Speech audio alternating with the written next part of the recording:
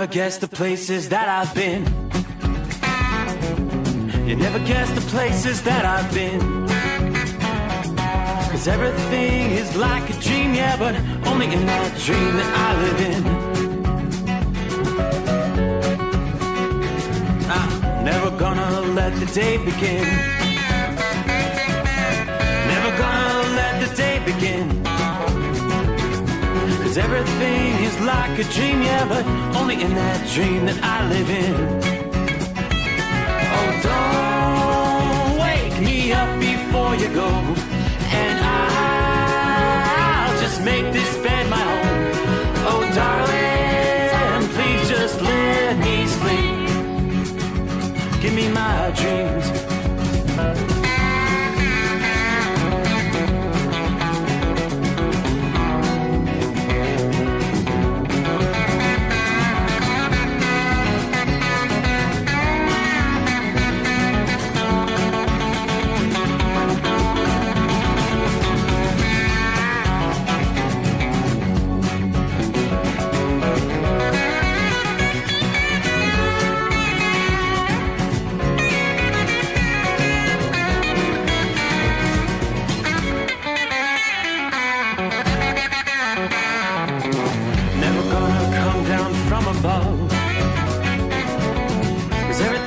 Better from above. Nothing's ever as it seems, yeah, except in that world that I dream of. Never gonna lose the ones I love. Never gonna lose the ones I love. 'Cause everything is like a dream, yeah, but only in that world that I dream of. Oh, don't before you go, 'cause I can't face this day alone. Oh, darling, please just let me sleep. Give me my dreams. Give me my dreams. Give me my dreams.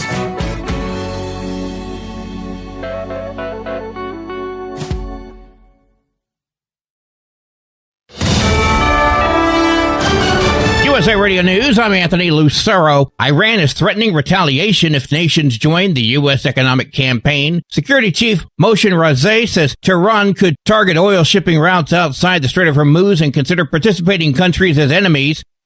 President Trump is backing Republican Senator Darlene Graham ahead of Tuesday's South Carolina Senate primary runoff. We're going to elect Senator Darlene Graham to fight for South Carolina and to always put America first. Graham faces Congressman Ralph Norman for the Republican nomination to succeed her late brother Lindsey Graham's Senate term.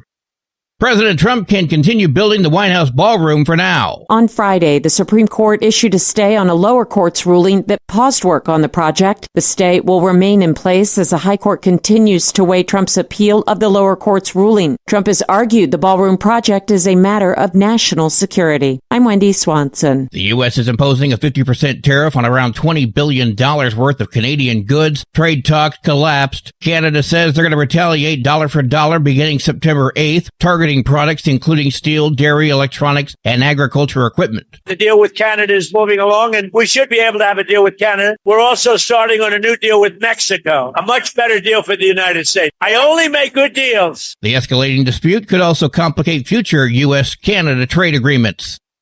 The FDA has authorized a first-of-its-kind robotic device designed to draw blood from patients without manual human intervention. Called Aletta, the machine uses infrared light and Doppler ultrasound to locate veins. Health officials say the robot achieved success rates matching human phlebotomists and will help combat critical laboratory staffing shortages. I'm Matt Mattinson. West Texas Intermediate, the domestic crude price is trading at $86 a barrel, while Brent crude, the foreign market benchmark's at $94. From America's News Network USA Radio News. Business owners, are you paying high phone bills for old school systems and lousy service? StrongTel cuts your phone bills in half and turns every phone you own into a feature-rich business system. Sean Roddy, CEO of Hennings Brothers Drilling, had this to say: "We've been a StrongTel customer for over 10 years. It's great. It even includes an intercom with video to our equipment yard. I can watch live from anywhere with my smartphone. I'd recommend StrongTel to anyone. Never miss a customer call again with your StrongTel business system. StrongTel is a proud iTex partner and always welcomes your iTex dollars. You'll get award-winning StrongTel service, a business-class phone system, and cut your phone bill in half. Visit strongtel.com. That's StrongTel, StrongTel.com. It's StrongTel. New research says the San Andreas Fault may be slipping faster than originally believed. Professor Kim Blisniak, an earthquake geologist at San Jose State University, conducted the research for a new paper. She told the San Francisco Chronicle that she looked at 10,000 years of data in her work, while previous research only examined 1,000 years. The movement specifically applies to a portion of the San Andreas Fault in Northern California. Higher slip rates can often mean more earthquakes. Her study is not yet published. I'm Rich Cassone. The Lindsay Clancy murder trial is entering its final phase in Massachusetts. Prosecutors are expected to finish rebuttal testimony tomorrow before closing arguments, which could begin as early as Tuesday. Clancy admits strangling her 3 children back in 2023, but argues postpartum psychosis left her not criminally responsible. Gold's trading at $46.11 an ounce, while silver's around $69 an ounce. Democrats are deciding between Boston, Denver, and Philly for the 2028 DNC. Democratic National Committee Chair Ken Martin discussed the decision on his X platform, saying each city presented a strong bid. Atlanta and Chicago were trimmed off the final list of potential sites. The 3 selected cities could offer some insight into what the party is looking to find in the next presidential election. Denver has been the site of a growing progressive movement within the party, and Boston has a strong Democratic donor base. Philadelphia is in a key swing state that President Trump won in the last election. I'm Tammy Trujillo. And I'm Anthony Lucero, USA Radio News. iLocal.net is offering a free website analysis to improve the online presence of your business. Business owners across the U.S. turn to iLocal.net to improve their search engine rankings. Search engines are constantly changing their algorithms. You need the professionals who know how to use those changes to benefit your business. Don't hope for new customers. Get found and be chosen. Visit iLocal.net/go for your free website analysis. iLocal.net/go.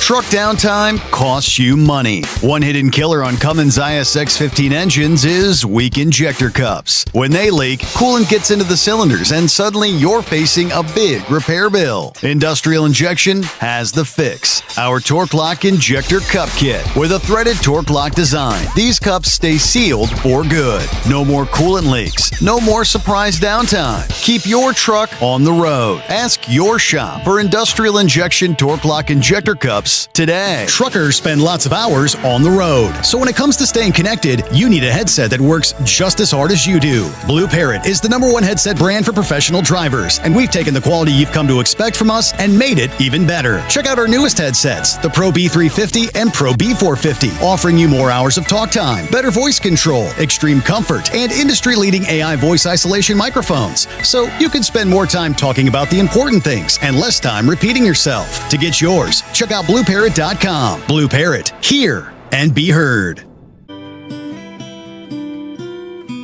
Under the dark night on the interstate, another 100 miles in the pouring rain. These are worth all the time I've spent away. Under the dark night on the interstate. I'm driving through the year, trying to make it right. My baby's at home, hope she's doing alright. Miss my dogs and I miss my girls. I'm 1,000 miles away from my old world.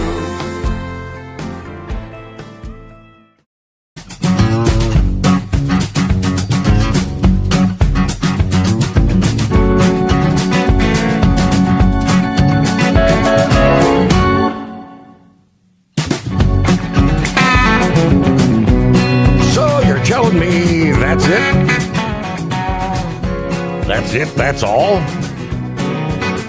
Weekend over? No. Just like that? Yeah, well, and once they said all good things come to an end. I don't know. But that's it. We wrap up another weekend. Here we go. Kick off our final week in the month of August here, as we shall turn the page on the calendar. Time zone to time zone, 24th. Summertime getting behind us awfully quick, isn't it? So trust you had a good weekend. And away we go. Back in the saddle again.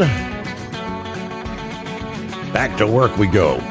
The Steve Sommers Overnight Drive, live from the Hot Shot Secret Studios. Definitely a cool night outside the secret bunker. You had that frontal system come through over the weekend.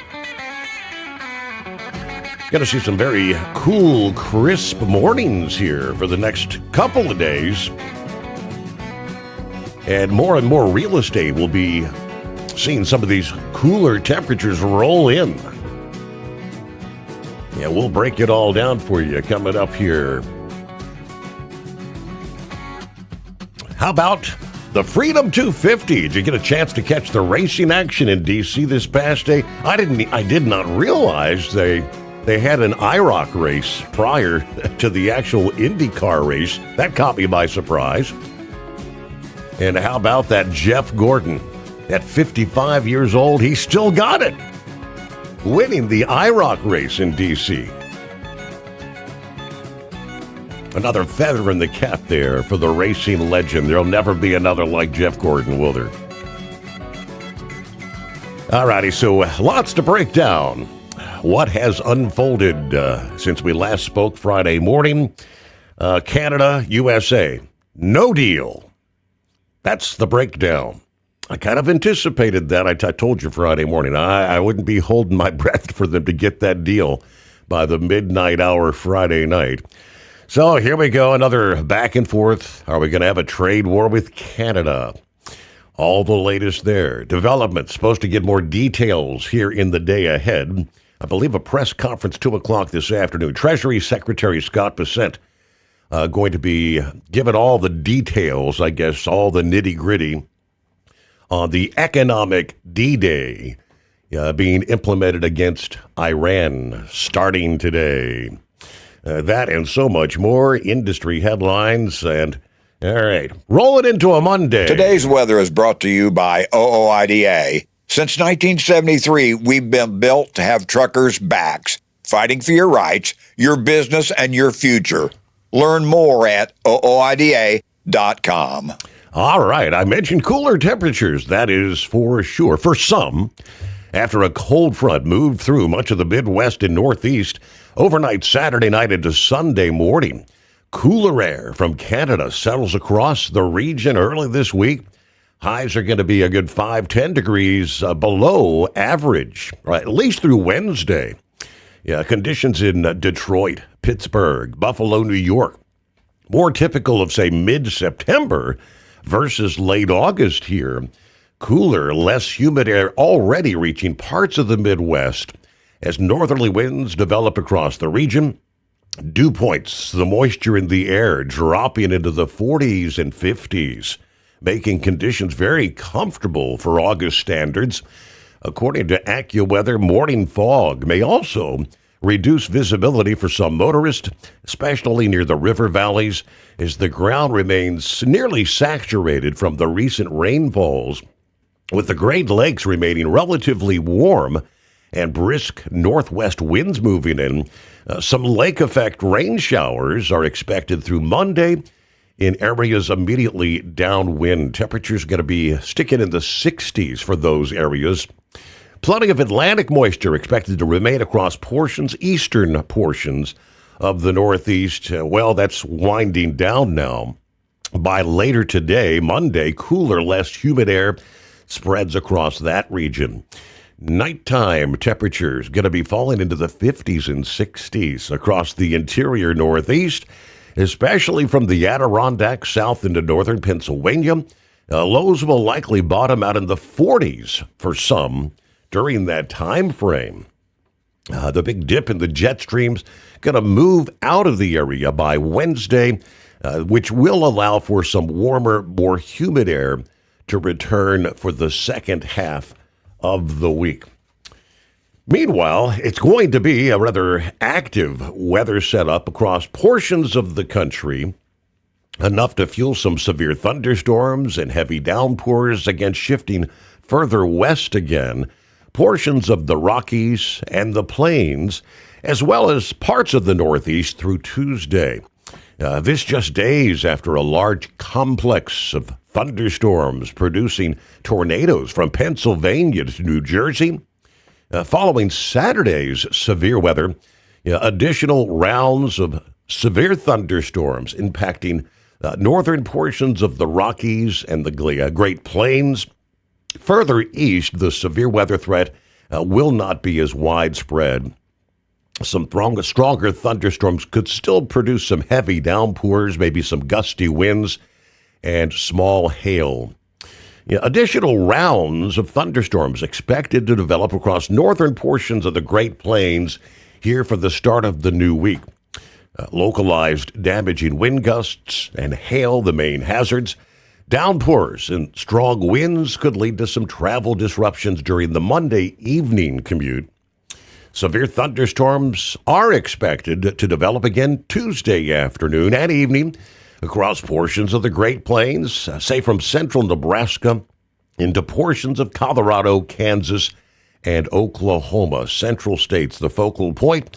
Flash flooding, hail, localized damaging wind gusts, the main hazards there again Tuesday. Heavy downpours could lead to some travel disruptions, especially along the Interstate 70 corridor, they tell us.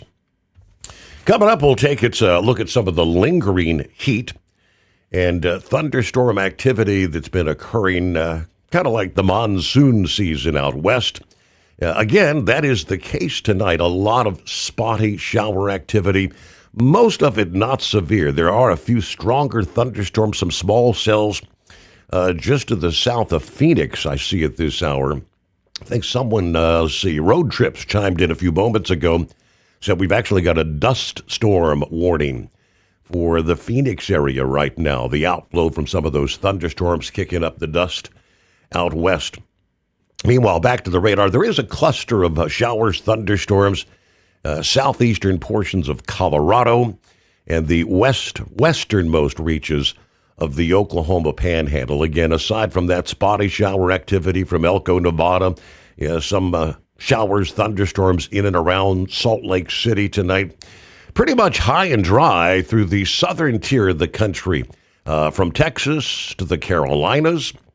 A few spotty showers in the southeasternmost reaches of Ohio, moving through northernmost West Virginia over into western Pennsylvania. We do see a cluster there in northwestern Pennsylvania, rolling up towards, say, Jamestown, New York tonight. Showery activity. I guess that's that lake effect rain they were talking about, right? Coming off of Lake Erie.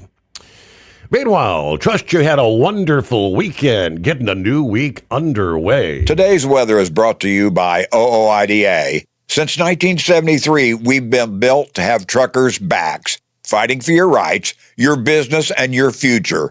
Learn more at OOIDA.com. Truck downtime costs you money. One hidden killer on Cummins ISX15 engines is weak injector cups. When they leak, coolant gets into the cylinders and suddenly you're facing a big repair bill. Industrial Injection has the fix. Our Torque Lock Injector Cup Kit with a threaded Torque Lock design. These cups stay sealed for good. No more coolant leaks. No more surprise downtime. Keep your truck on the road. Ask your shop for Industrial Injection Torque Lock Injector Cups Sommers today. Ready to beat the heat this summer? Keep your long haul, short haul, off-road adventure, or just stay cool while on site with Be Cool. Designed with on or off-the-road vehicles in mind, Be Cool offers you DC-powered cooling, low voltage protection, easy installation, and more. Beat the heat with Be Cool. It's the cooler way to go. With air conditioners for semi-trucks starting at $888. Get yours today. Visit b-coolaircon.com or call 778-590-5000. That's 778-590-5000. Truckers spend lots of hours on the road. So when it comes to staying connected, you need a headset that works just as hard as you do. Blue Parrot is the #1 headset brand for professional drivers, and we've taken the quality you've come to expect from us and made it even better. Check out our newest headsets, the Pro B350 and Pro B450, offering you more hours of talk time, better voice control, extreme comfort, and industry-leading AI voice isolation microphones. So you can spend more time talking about the important things and less time repeating yourself. To get yours, check out blueparrot.com. Blue Parrot, hear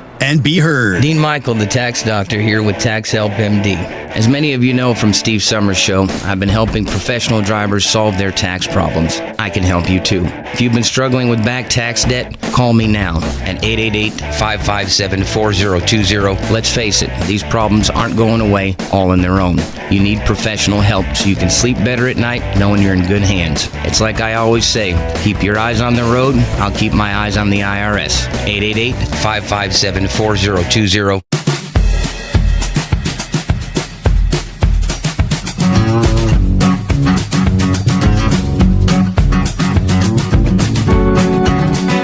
Well, good morning to the Guardian of Chaos, where it is after the midnight hour in the former Constitution State.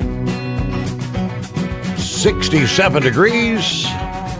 Forecast high says 80 here for Monday. The next few days supposed to be beautiful. Everybody stay safe, and thanks for the ride. You got it, John Ferguson. Well, here we are again. Happy Monday, everybody. Had a productive weekend, doing some things around the shop. Doing some cleaning, need a truck out before it gets cold. Otherwise, we're a cool 60 degrees here in East Central Iowa tonight. All right, we'll deliver in Sioux City. First stop in the morning. Yeah, we'll head on down to Omaha. A couple of other deliveries after that, who knows? Everyone, please continue to pray for this nation. We are under a full-fledged attack. Yeah, from Islam and everything that has to do with it. Everybody stay safe. Have a good, productive evening. So, good afternoon. Hello, Larry. 73 in White Plains, New York tonight. Headed to Hartford, Connecticut as we get the new week underway. Hello, Mary Ann. Morning, all the overnight listening family. Did some trimming with the weed eater until the battery died. All right, raking the yard. Have some more yard work to do. Everybody have a blessed day. Hello, Brain Dead. Morning, Steve. Happy Monday, everybody. Well, it's Friday, part 1 for me. Rolling back from a Paducah run. A very comfortable 74 here at the West Memphis Airport. Just giving everybody a heads up, Memphis had some pretty nasty storms roll through Saturday afternoon. Yeah, following the storms, 125,000 without power. That's down to just under 66,000 as of 9 o'clock this past evening Central Time, a few hours ago. A lot of damage, power outages in the airport and the southeastern parts of Memphis. So, yeah, just a heads up if you have a delivery in the area today. I might not hurt to give a call. Make sure they're open because they may not have power. Also, northern Mississippi wasn't hit that hard, but there are a few minor power outages and some storm damage there. Oh, and before I forget, anybody heard from Pepe? I heard he went to Alabama on a mission to guard a broke-down donut truck over the weekend. I saw that post you shared there. Big Duncan truck on the hook. Look forward to your call there later, Brain Dead. Tony, hello, Steve, and the entire Hot Shots Nation from southern Illinois along the banks of the Ohio River. We are at 70 degrees. Very nice this hour. Looks like a beautiful night in store. For a lot of folks are saying, throw open those windows. Good sleeping weather. Get some fresh air in the house. James, can you believe 34 years ago at this hour, Hurricane Andrew was bearing down on southern Florida as a Category 5 hurricane. Wow, 34 years. Yeah, I remember when Andrew rolled through. Absolutely. All right, Gary Montgomery. Hello, Steve, and all the overnight crew. There's Michael. Morning, good evening. Got done early. Should be home shortly to start my crazy time off. Later, we're going to take the 14-year-old pup to the vet, do some dental work. They're going to do some blood work as well, make sure the weight loss is because of her teeth. We all know the pain of bad teeth. Plus, my wife's best friend left her abusive boyfriend, and I agreed to let her stay at our place till she can get back on her feet. So we got to help remove her stuff. Between the stress of hoping the dog's teeth are the only issue and life with two women in their early 60s, oh boy. 57 degrees here, though, at the Homeworth, Ohio. Partly cloudy skies, some spotty showers. Off to my version of the weekend here. Hope everybody has a blessed, safe day out there. Iron Duck, what do you say? Morning overnight crew checking in from Fort Stockton, Texas tonight. Got a load of lumber that I picked up out of Ontario, California, delivering to Huntsville, Texas.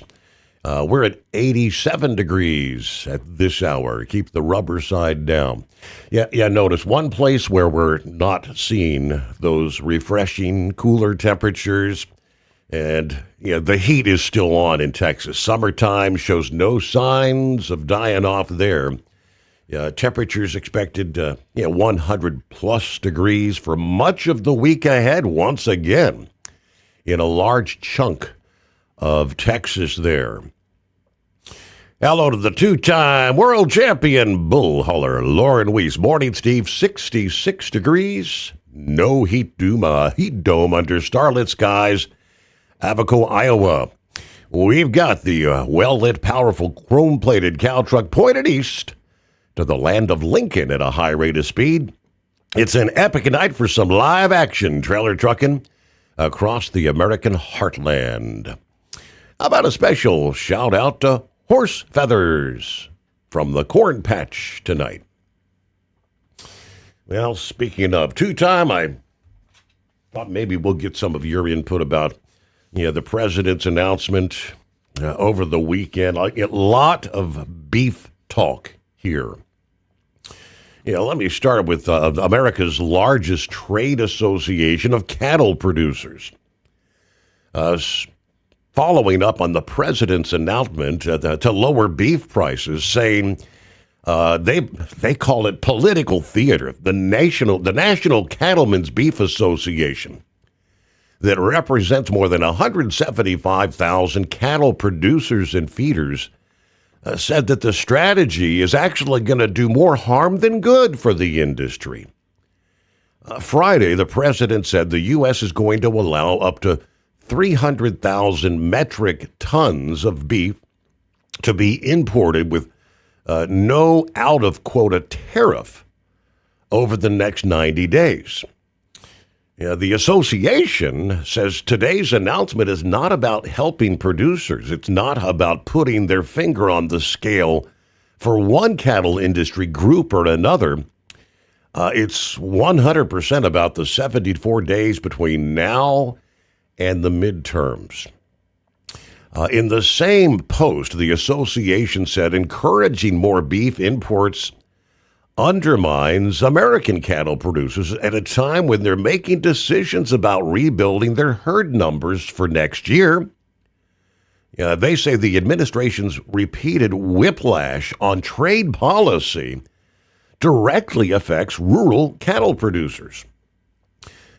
U.S. farmers and ranchers, we need stability, they say. Now, unlike spur-of-the-moment trade decisions based on White House social media posts, the decisions and investments ranchers make in their herds are made years in advance, not days or weeks.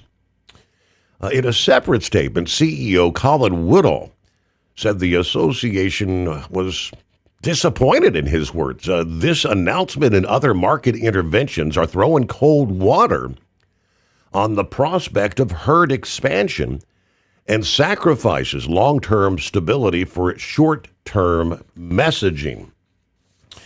In recent years, the industry, as we know, has been bogged down by the high costs associated with raising cattle, the shrinking national cattle inventory, and land constraints due to drought conditions. As a result, yes, beef's got very pricey for everyday Americans. Yeah, that's not good news for the president, who made reducing costs and tempering inflation a pillar of his presidential campaign. Many people say they're still struggling to stay afloat. The gas prices, the stagnant real estate market, that frustration could indeed bubble up at the polls come November. This month, a report published by research marketplace CINT said over half the respondents ranked the cost of living as top issues influencing their vote for the midterms. Surprise, surprise. But all right, let's get a news update. A service of industrial injection. Heavy-duty diesel parts and solutions, from injectors and pumps to turbochargers and engines, built for the trucks that can't afford downtime. Learn more at industrialinjection.com. USA Radio News, I'm Anthony Lucero. Iran is promising a devastating response to new U.S. economic sanctions. This after the Trump administration said it plans to impose the toughest sanctions in history on Iran and economic consequences for any country that assists Iran. The chief of staff of Iran's armed forces said that Iran's armed forces will respond to the enemy's new threats with crushing, punishing, and devastating responses. I'm Michael Kastner. The U.S. is pausing higher tariffs on ground beef imports for 90 days in order to lower the cost for consumers. President Trump made the announcement on Truth Social, saying the nation will allow up to 300,000 metric tons of ground beef to be imported without the higher rate. He said the White House is making the move as it works to, quote, reduce prices for Americans while giving space for our great American beef herd to grow again. I'm Monica Nelson. From America's News Network USA Radio News. So your next 5 minutes could be your most productive 5 minutes in years, at least when it comes to your finances anyway. That's all it takes to find out exactly how much you'll save joining MediShare versus what you're paying now for healthcare. It's very typical for people to find out they can save hundreds a month, thousands a year. The typical family saves up to $500 a month. And healthcare sharing is different. It's refreshing different. We know from member surveys, people love saving the money, of course, but they also just like MediShare more than what they were doing before for healthcare costs. And it's not a new thing. It's been proven for more than 30 years. Hundreds of thousands of Americans are part of this. So call them now. They are great to talk to. And very quickly, you'll find out what you can save. You can get your questions answered. Your next 5 minutes could mean saving hundreds a month, month after month. And here is the number. Call 855-SHARE-40. That's 855-SHARE 40. 855-SHARE-40.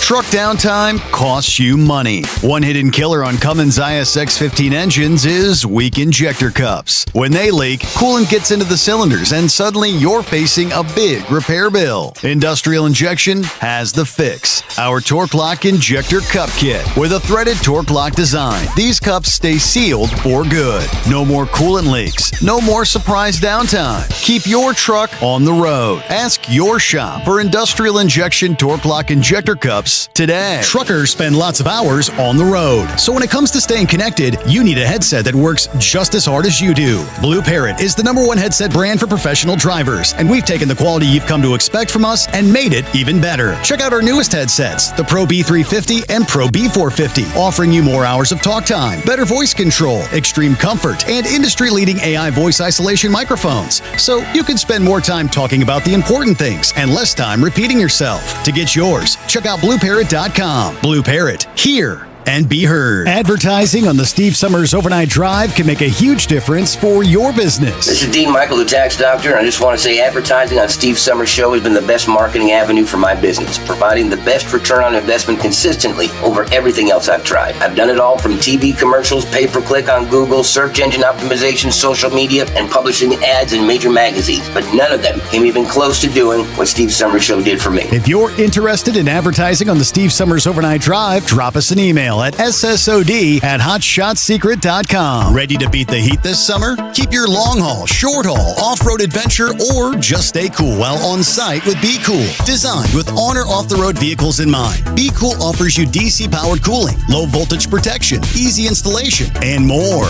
Beat the heat with Be Cool. It's the cooler way to go. With air conditioners for semi-trucks starting at $888. Get yours today. Visit b-coolaircon.com or call 778-590-5000.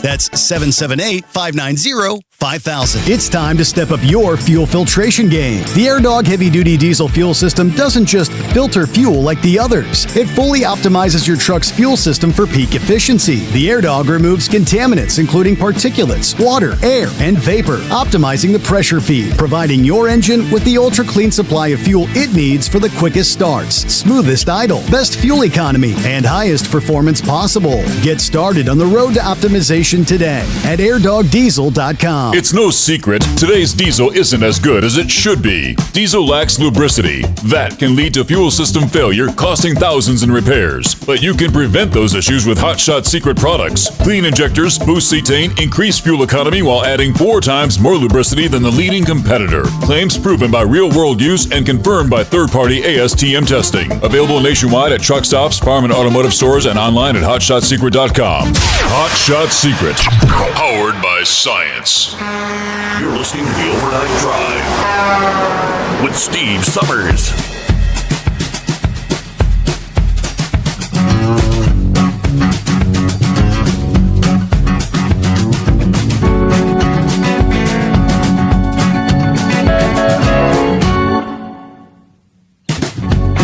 Hi, shout out to Jason. Good morning, Steve. Passing through Carthage, Texas. 84 degrees, partly cloudy skies, dry roads. Headed toward Beaumont, Texas with a load of steel tonight. Hey, listening family, be safe out there. Hey, Norman, checking in from north central Kansas. Nice evening, 70 degrees. Some clouds with the moon shining through. Everybody have a great morning.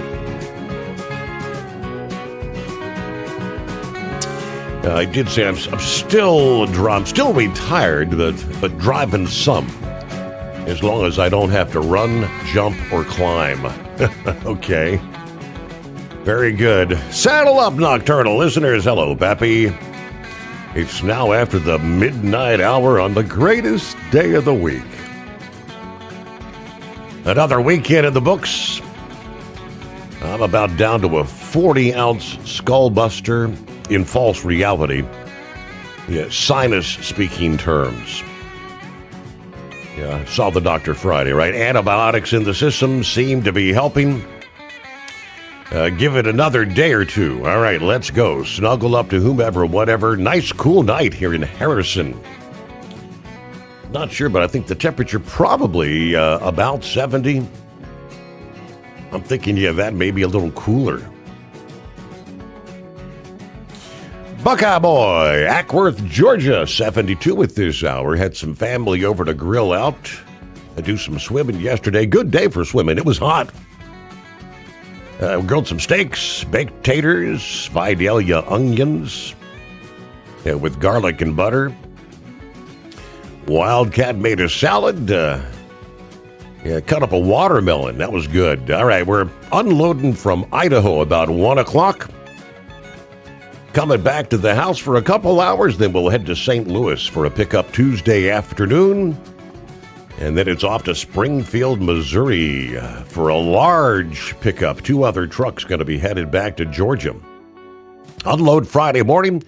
We'll process the units for the recycling center and another customer. And then we'll be headed out next Sunday for Youngstown, Ohio, and Toledo for some more pickups. I got to catch the last 35 laps or so of the Freedom 250 race. That was a pretty exciting race. What an accomplishment for Trump to pull it off with all the scumbag Democrats against it. Have a great night. Everybody be careful out there.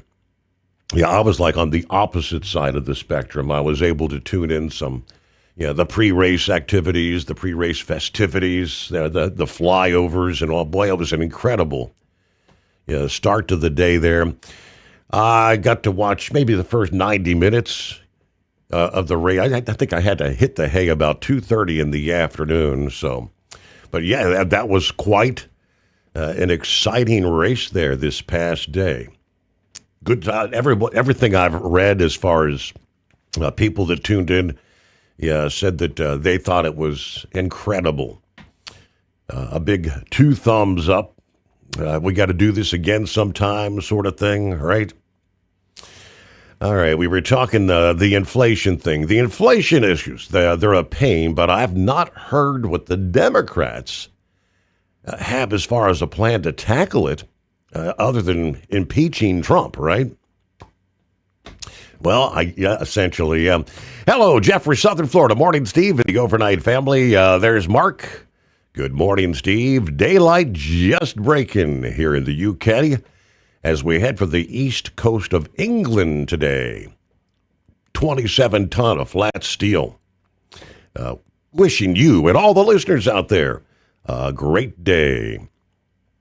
Santa Claus, top of the morning, Steve, 84, Elk Grove, California tonight. I see Highway 395 is closed north of Reno due to the Hawk fire. Tonight, Mrs. Claus and I making Nicaraguan tamales. Imagine a tamale larger than a softball with all kinds of great ingredients not found in traditional Mexican tamale. Yeah, I'll send you a picture, all right? Nicaraguan tamales. Sounds different. All right, so back real quick to the beef talk here. A separate story says, while it is well-intentioned, the president's plan to temporarily permit more foreign beef imports in without paying the higher tariffs will ultimately just kind of exacerbate the long-term stock shortage in the cattle industry, which could ultimately directly lead to higher long-term beef prices. Beef is a very cyclical industry, largely driven by the fact that it takes 9 months to create a new calf and another year or 2 at minimum to bring it to market and process it. Because of the difficulty of predicting demand that far out, plus the difficulty of matching supply to that demand, we end up with big swings in prices every 5 to 10 years. That's a cycle. Right now, we're at the price peak in a cycle. The only way to bring prices back down is to increase supply. That can only happen when farmers choose to retain cows to breed and grow the stock instead of selling them today. That is called heifer retention. When prices are high, farmers want to sell stock. When they're low, farmers want to hold back the stock. That's the revenue side. Then there's the cost side. Beef costs are driven by the 3 F's: feed, fertilizer, and fuel. Right now, the cost of all 3 are way up. Drought has driven up the costs of hay and corn, so both raising and finishing cattle is more expensive. Fertilizer costs have been high for years, due in part to the war in Ukraine. And of course, gas prices have been nuts because of Iran. When costs are high, it makes more sense to sell a heifer than to retain it and breed it. Now imagine what happens when you're at a cyclical peak, leading to high prices at the same time that costs are sky high. Stock gets sold off instead of being bred, and the supply shrinks. Not good, they say. So wouldn't that mean imports are a great way to fill the gap? Yeah, well, not at all, they say. I can't help but wonder who's advising the president on this. Because he's, touting this as a great way for the American consumer. We're going to begin seeing prices come down, right? Now, a sudden surge of foreign imports means a short-term and only short-term dip in prices at best. But that's going to lead domestic producers to sell more of their stock right now, trying to get ahead of the dip, they're saying. But it's even worse than that. As stocks dwindle, processors are going to reduce capacity. They can't afford to run 7 days a week long-term if the long-term supply is dwindling and only providing, say, 4 or 5 days worth of cattle to process. So not only will imports not fix the long-term supply problem, they will actually result in long-term, perhaps even permanent production capacity reductions. This is not a theoretical problem constrained to an economics textbook. This is already happening in the United States, as we've just seen recently. Tyson, one of the biggest beef processors, announcing the shuttering of a massive facility in Utah due to a lack of supply to process. Closing another facility in Illinois and selling off a third in Washington.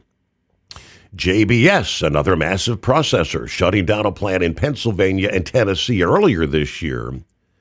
The biggest domestic processors are radically reducing their processing capacity because the long-term stock is too low to support it. And if you want to know what happens when domestic industrial capacity shutdowns are paired with foreign imports, look no further than the American timber industry. After Canada started dumping their subsidized lumber into our markets, prices for domestic lumber were artificially pushed down. Lumber processing capacity cratered, and within a matter of years, America's lumber industry was destroyed, even though we had more than enough raw timber. All because of short-sighted trade policy that ignored the obvious long-term effects of imports on supply and production capacity.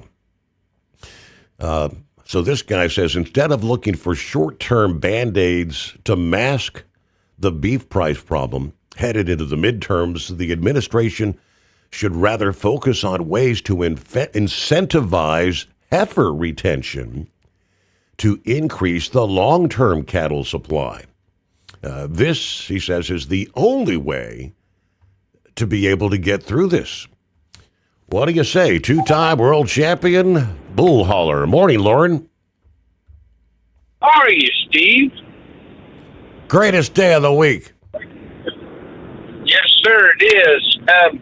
Hey, there's several things here. First off, I'm going to start by saying that the NCBA is, they represent producers, but they're also on the side of the big packing houses. And that's where our organization, U.S. Cattlemen's Association, came out of, is that we're a absolute producer-driven organization. And, I've talked about it in the past. When I was out in Washington, D.C. in 2019 to do that lobbying for our hours of service and our ELD exemption, I had to sit through meetings with producers. They always did the transportation stuff last. And one of the things that I really got alerted to was several of the things they're not talking about. Tyson, JBS, and Cargill are all heavily invested in the alternative protein industry, meaning that the fake meat and the lab-grown stuff. And I didn't really pay a lot of attention to that because it initially died out when they tried to get those Impossible Whoppers and that. But now, all these years later, when you travel like the Midwest, especially in Illinois and Indiana, you're seeing 1,000-acre fields that are all solar panels now. And we're talking what used to be corn and soybean ground, and it's not wind towers you can farm around. So I think part of what's happening is, there's a drop back in the herds, but I think Tyson is kind of playing into trying to get that more to a lab-grown meat deal, to be honest with you. Now, the other thing that's not being really discussed in any industry that's going to start happening, and we're seeing it, especially in farming and ranching, is that all of your baby boomer ranchers are retiring. They're getting out of it because a majority of your ranchers and farmers are over 60 years old now. We've talked about it before, Steve. You and I are the bottom generation. All of us are going to be 62 this year, and the oldest ones are going to be 80. And that's been addressed a little bit in some of the things I've seen about this. But the whole importing beef thing, they would use stock from Mexico for a lot of years to fill feedlots as a way to cover some of that, and that got cut back, and then Trump put these tariffs on stuff, so some of that import that was coming in to help alleviate the strain has been reduced also. So there's a number of things. But you also, if you look it up, you'll see where last year actual beef consumption was up 12% too, even with the price being up. So there's many factors involved in this, and whereas with a hog, a sow will have several litters in a year of numerous babies. But they're right, it's hard because a cow will only have one calf, and then. I saw somewhere, too, that Amy Klobuchar and a Republican senator are putting together legislation that's going to allow ranchers to start using their land again. They're going to take this, because some of it, too, that they're not saying is that there's been restriction on some of this land for running cattle on it, too. And they're going to go in and put legislation out there where they're going to allow ranchers to use their own land again to start raising cattle to help eliminate it too. So there's a lot of factors that are involved in all of this, and that was a little bit touched on in what you read there. But there's a big it's a big situation, and I don't know that we're going to see, to be honest with you, the producers for the first time ever have been making money. And like you said, they're going to be selling a lot to make money.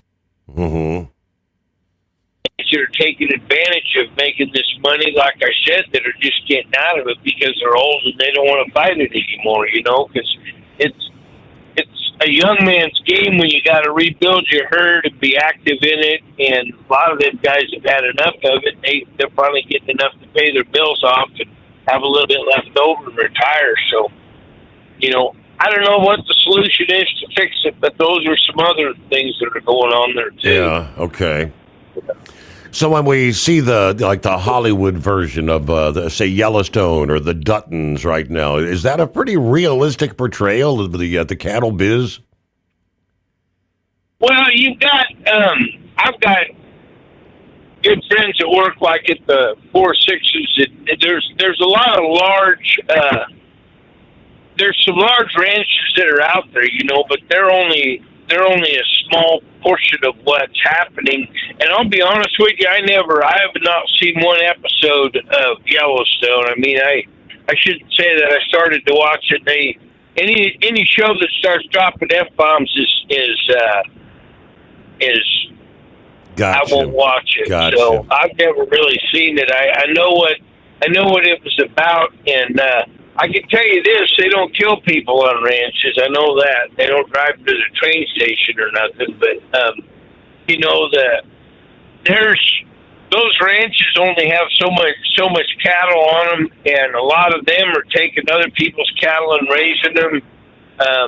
You know, or guys are shipping stuff. A lot of what we do in our business too is that we'll take cattle out of Florida and move them up to different grass, because a lot of your Florida grass isn't very nutritious for cattle. So a lot of that stuff will go to feedlots. But you know, another dynamic you'll have too, Steve, is that cattle from Georgia, if you haul them up to Missouri, they won't eat the grass. If they don't know what it is, they won't eat it. And so you got to kind of acclimate them into wanting to eat that grass. It's the same thing if you move stuff from up here to an area where they're foreign to what grass is there. That's why you got to supplement with hay quite a bit, you know, and until you get cattle that are acclimated to the land that they're in, they could be standing waist deep in grass, and if they're not familiar with it, they won't eat it. Wow. So yeah, there's a lot of things, and that's what when you hear us in our industry talking about doing pasture moves, that's one of the things that's going on. Is that a guy might have cattle on grass for moving to feedlot, but then we've also taken them from backgrounding lots where they're raising them up off their mamas and moving them into a different pasture, or you've got them, you know, in one part of the country to move them to another part of the country, and then they're doing that to acclimate them into grass. I used to work for an outfit that we serviced a bunch of ranches out in Nevada and Oregon, and those cowboys there, that guy, when he bought those ranches, they didn't have any cattle on them, so you're buying grass cattle up out of Montana, and you're bringing bred heifers down there, and those cowboys got to work with them to get them acclimated to being out and foraging on the desert, learning how to eat out there. But if they drop the calf and the calf doesn't know any better, then, you know, the calf will survive. But, you know, it's all those different scenarios, and that's a little off track of what we're talking about. But I don't know how long it's going to take, and if they will fully rebuild our numbers on our cattle herd, because right now there's producers that are making good money, and so I think that it's going to take a while. But I don't know that importing anything is going to be beneficial or not. And it seems to me like Donald Trump's following a lot of Joe Biden's policies when it comes to the cattle business. So we'll see what happens. All right. Well, I appreciate the input there. I figured if anybody would have some take on that, it would be you. I know a little bit. There's probably guys out there know a lot more about it than I do. I mean, I'm just basically a driver. I'm not a cattleman. But I did, like I said, I did sit through all those meetings and learned quite a bit by just keeping my mouth shut and listening to producers talk, to the representatives, and about all the different issues that are out there. And a lot of what you addressed right there had been talked about. But you know, there's also, you got to remember, they put a lot of restriction on land out here too. These politicians do, just for environmental reasons, or you know, there's out in Nevada, it had something to do with prairie chickens or something, you know. And if there's a certain kind of a mouse, California went through that. They couldn't farm land out there, good fertile farmland, because of some kind of a silver-bellied mouse that a guy just dug up with his disc plow. And so they went and banned a lot of the farming on that for 5 years to let that mouse population build itself up again. So there's a lot of real sick-minded people in politics that pull this kind of stuff. Wow. Have a good evening, Steve. All right. Thank you for chiming in there. Have a great day. Thanks for being a part of the show. Two-time world champion bull hauler. So I guess aside from being an historic event in our nation's capital this past day, you did kind of watch history in the making. Kyle Kirkwood's 128 laps led at the Freedom 250, they say are the most ever in a non-oval IndyCar race. Yeah, the previous record was 112, set by Dan Gurney at Riverside International Raceway Road Course all the way back in 1968. So Kyle Kirkwood, domination, that was the word there in our nation's capital this past day. Pretty impressive. Congratulations. Great race. Meanwhile, all right, the greatest day of the week comes our way, ready or not. Rolling into a Monday around the country, it's 844-844-3388. All right. Buckeye Boy says, why don't they agree to hold the tariffs for 18 to 24 months to get prices down, and that gives the beef growers time to breed and raise the beef so they can start processing them at a time to keep the prices steady. Well, as Lauren said, I guess there's a lot more behind the scenes in that business, way above my pay grade. News and service of industrial injection.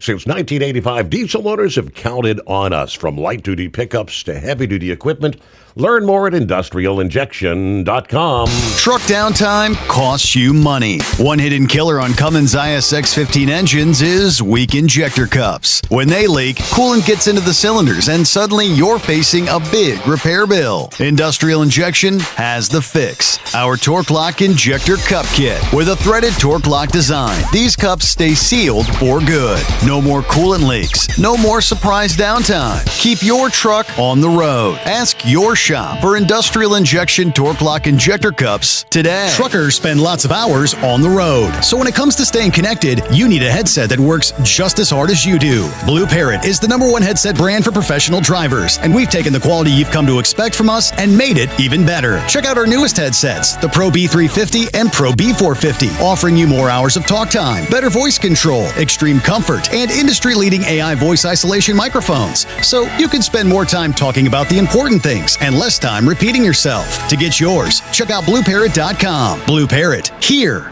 and be heard. It's time to step up your fuel filtration game. The AirDog heavy-duty diesel fuel system doesn't just filter fuel like the others. It fully optimizes your truck's fuel system for peak efficiency. The AirDog removes contaminants, including particulates, water, air, and vapor, optimizing the pressure feed, providing your engine with the ultra-clean supply of fuel it needs for the quickest starts, smoothest idle, best fuel economy, and highest performance possible. Get started on the road to optimization today at airdogdiesel.com. Winter is here. When the temperature drops, so does your truck's performance. Avoid fuel gelling by using Hot Shot Secret's EDT Plus Winter Defense, a 7-in-1 fuel booster and anti-gel that improves cold weather performance. The 7-point cetane boost decreases DPF regens and increases fuel economy. Be confident that your engine is running smoothly and trouble-free, even in the coldest temperatures. Hot Shot Secret EDT Plus Winter Defense, available at Pilot Flying J, Amazon, O'Reilly Auto Parts, and HotShotSecret.com. Hot Shot Secret, powered by science.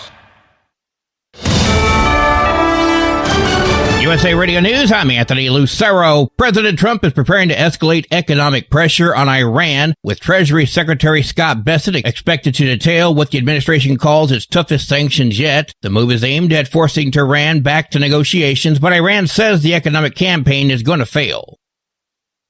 Nearly 6 months into the war with Iran, the Pentagon says 750 U.S. service members have been wounded. Vermont Democratic Senator Peter Welch. The president blew it on this war. He thought it would be over in a couple of days. He had no anticipation that Iran, by using drones, asymmetric warfare, would be able to close down the Strait of Hormuz. The prolonged conflict remains locked in a military and economic stalemate, with Iran claiming control of the Strait of Hormuz. The federal government is announcing a new initiative for better preparedness and response with individuals with autism reported missing. The Department of Health and Human Services says it will partner with the DOJ and FEMA to better coordinate with emergency management, law enforcement, first responders, and community partners across the nation. HHS says the program's called the National Autism Missing and Endangered Person Alert Initiative, reflecting, they say, a federal commitment to treating such missing cases with the appropriate urgency. In Washington, I'm Scott Car. Research shows physical activity is important in lowering the risk of dementia, but a new study says not all activity is equal. USC researchers say the reason for that activity actually makes a big difference. In a meta-analysis of 4.2 million people, leisure activities like walking, bike riding, running, swimming, or playing sports resulted in a substantially lower risk of dementia. Physical activity done as part of a job appeared to increase the risk. The findings were published in The Lancet Public Health. I'm Tammy Trujillo. AAA reports the national average price for a gallon of gas is $4.09 a gallon. Highest prices are in California, lowest in Indiana. From America's News Network USA, Radio News. This is Your Money Minute with Alan Johnson. 1 minute, your money, and here's what matters. Interest rates jumped this week. The 30-year Treasury hit its highest level since 2007, nearly 20 years. And this isn't just an American story. Borrowing costs are moving higher in Europe and Japan as well. Washington stepped in and tried to push those rates back down, and it worked for about a day. And gold noticed, and gold is up roughly 10% this month. And now here's what you and I are watching. Friday, the 28th, Federal Reserve Chairman Kevin Warsh speaks in Wyoming, less than 3 weeks before the Fed's next interest rate decision. Wall Street will be listening, so will I. I'm Alan Johnson, 40 years in finance, 28 years in precious metals. Your Money Minute is presented by Heritage Gold Partners. Call Alan Johnson at 833-577-4653. Mark Ruffalo is pushing back after Paramount Skydance accused him of using anti-Semitic tropes while criticizing its proposed Warner Brothers Discovery merger. Ruffalo says his criticism targets Israeli government policies, military contracts, and corporate executives, not the Jewish people. The late April freeze around New Jersey is coming back now to haunt all the people who generally look forward to picking their own apples at farms in September and October. The peaches were a no-go this summer. These are earlier peach trees that we had, and these just had nothing on them. But turns out the rows of apple trees are about 70% full at Demarest Farm in Hillsdale, which is good compared to other farms in the Garden State after the weather this spring killed a lot of crops. We had a week of 90-degree weather in March, and it caused all the trees to activate and say, hello, we're wakening up from our sleep. And then we had a freeze in April. So no pick your own options at many other farms this fall around New Jersey. The state did ask for $300 million in federal aid to help the farmers make up for this year's losses. I'm Levon Putney. Manhattan's legendary Carnegie Deli, known for its famous pastrami sandwiches, has been slated to reopen in September. The new Midtown location will be at 7th Avenue and 54th Street, just a block away from the old one. The New York Daily News reports it's bringing back not only its famous pastrami and corned beef sandwiches, but its original look. A representative says the goal was to keep its history intact by still providing waiter service and walk-in only seating as it introduces the iconic restaurant to the next generation. I'm Rob Martier. And I'm Anthony Lucero, USA Radio News. Would you know where to turn if you or a loved one became paralyzed? For thousands of families, the National Paralysis Resource Center has been that lifeline. But now federal funding's at risk. Sherman Gillums Jr., a partially paralyzed Marine veteran with the Christopher and Dana Reeve Foundation, explains why. This is about more than just a budget line. It's about veterans, caregivers, and families, real people who need these resources to live more productive and independent lives. Learn more at ChristopherReeve.org. Truck downtime costs you money. One hidden killer on Cummins ISX-15 engines is weak injector cups. When they leak, coolant gets into the cylinders and suddenly you're facing a big repair bill. Industrial Injection has the fix. Our Torque Lock Injector Cup Kit with a threaded Torque Lock design. These cups stay sealed for good. No more coolant leaks. No more surprise downtime. Keep your truck on the road. Ask your shop for Industrial Injection Torque Lock Injector Cups today. Like the men and women who power America, the people at Hot Shot Secret work hard and play harder. We're the fastest growing diesel and oil additive brand in the country. We solve problems. We protect engines. We save you money. And more importantly, time. Hot Shot Secret, powered by science. Keep the bugs off your glass and the smokies off your ass. This is the Overnight Drive with Steve Sommers.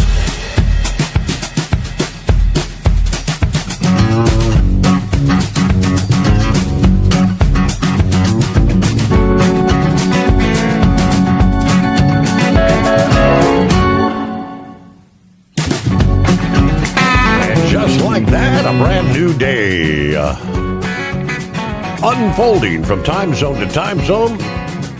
How about a Monday? Where did the weekend go?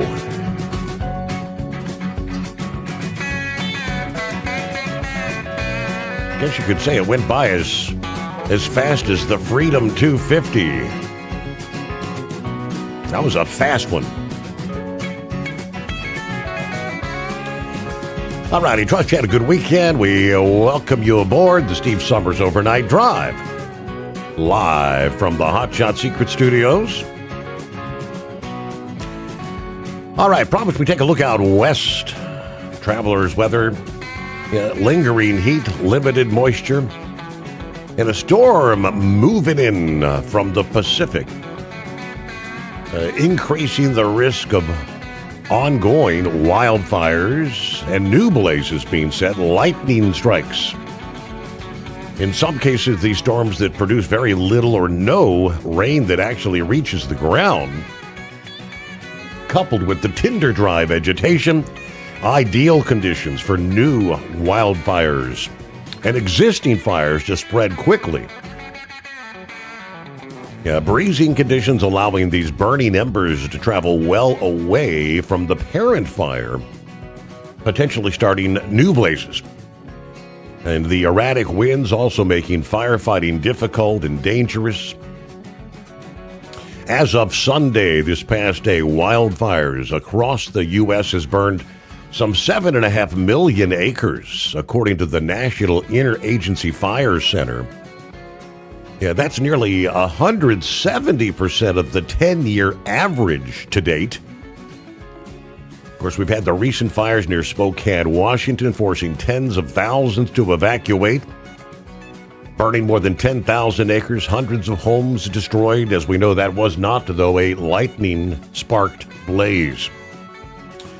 That was an arson blaze. Meanwhile, at this point, we know this particular fire, which is currently raging, a fast-moving wildfire that jumped the fire trucks and made it difficult for crews to reach hotspots, now destroying homes in northwest Reno, Nevada.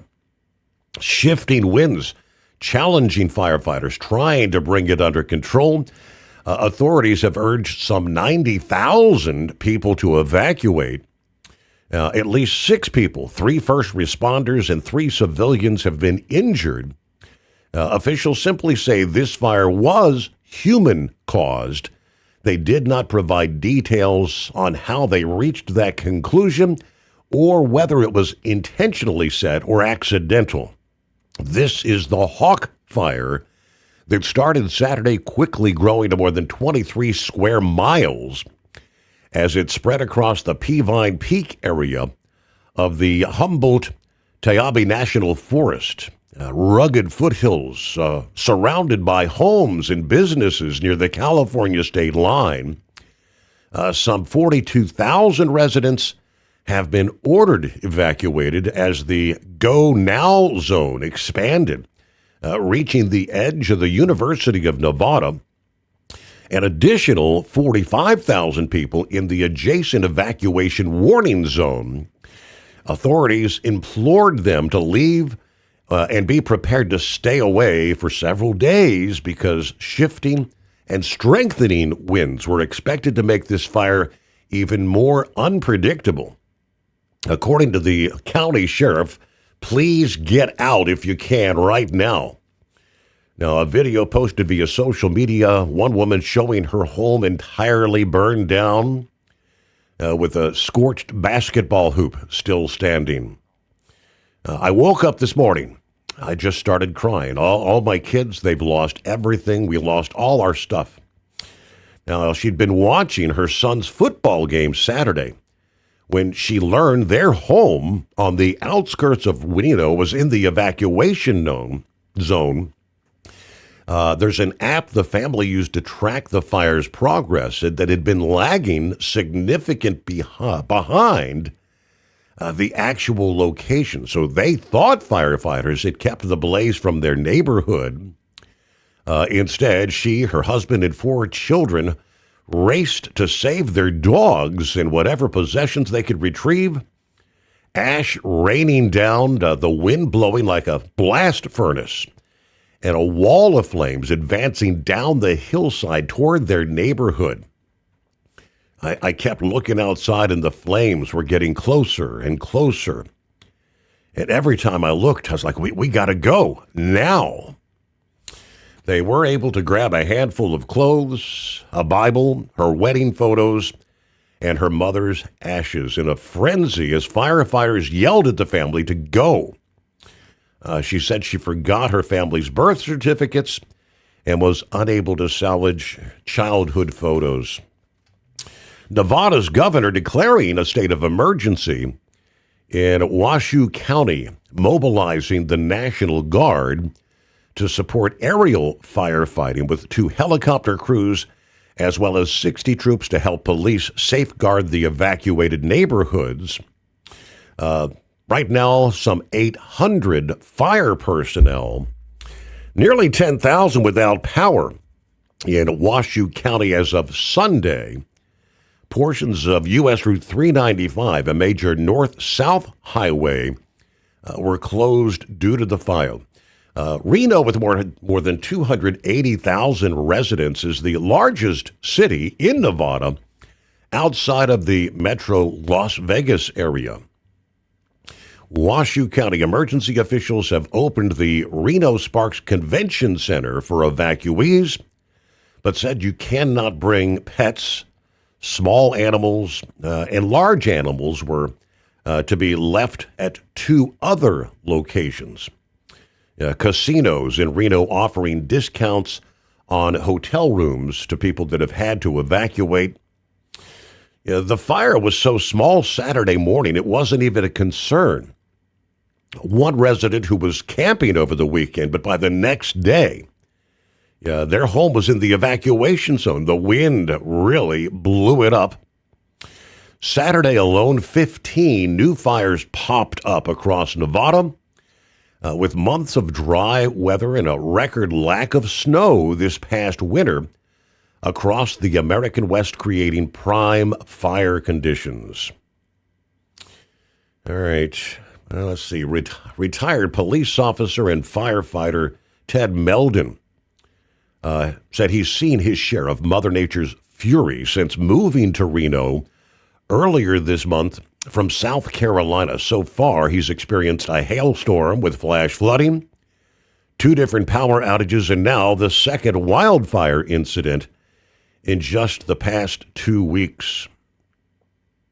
In the 2 years that he lived in South Carolina, Meldon said Hurricane Helene brought down trees in his yard while a tornado did some damage in his neighborhood. For the moment, he has not been ordered to leave, but the bags are packed, just in case.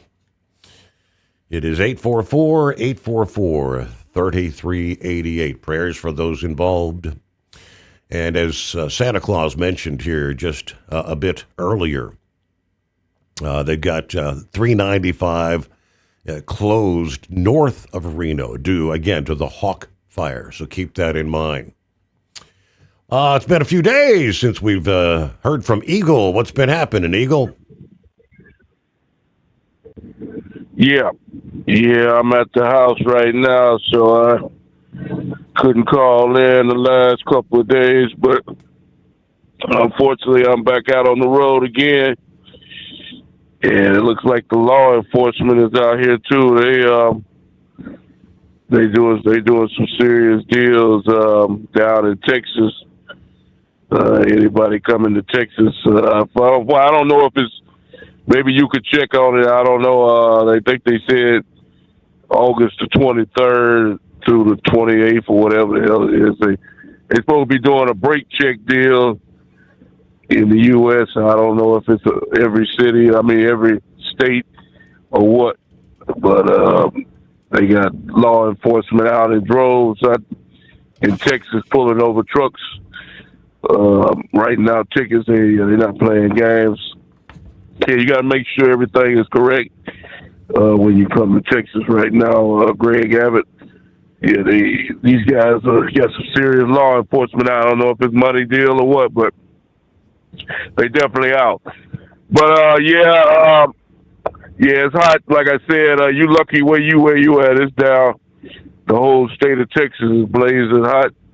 It's 100, 105, 107 in Dallas and Houston, San Antonio. All the major cities are well over 100 degrees. So it's real. You better make sure you got your air conditioner working too when you come to Texas. That's another thing you want to have working, because if you don't, you're going to regret it. You get down to Texas with no air conditioner. I promise you that. But yeah, a lot of events is taking place, over the weekend. Sports wise, I'll give a quick update, and then I'll get to the politics deal, with NASCAR. NASCAR ran today in New Hampshire at Blaney. Blaney won the race today, Ford driver. So, yeah, that's not good. I think Bubba Wallace came in second. I didn't get to see the action. I listened to a little bit of it on the radio, but seemed to be. But they got the good race coming up next week in Daytona. They'll be in Daytona next week. So that's gonna be some good action. I wish I could make it to the race, but I ain't gonna get there this time. But I'll definitely be watching Daytona to see what happens in that deal. It's always gonna be a big wreck or something more than likely. So I'll definitely be watching next Sunday for the race on Sunday. But yeah, some things are taking place, Steve, over the weekend. With this situation in Iran, I don't know what Donald Trump is talking about. I heard something about tomorrow he's supposed to announce some kind of big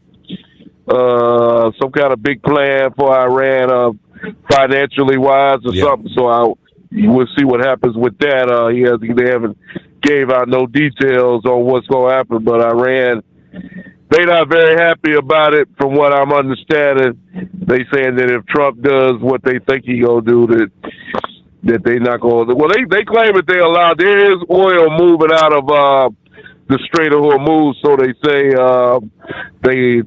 ships are getting out with oil, but Iran claim that they gonna put a stop to that if whatever Trump has to announce tomorrow. So we'll see what happens tomorrow with that situation, because Iran, like I say, these guys, they hurting, and they don't want to admit it, but they down on their luck. They can't pay their military people. I'm surprised those people ain't revolting. They can't pay the military. They can't pay a lot of the workers and the people that's associated with the government. They're financially being strained. We'll see how much longer they can hold out.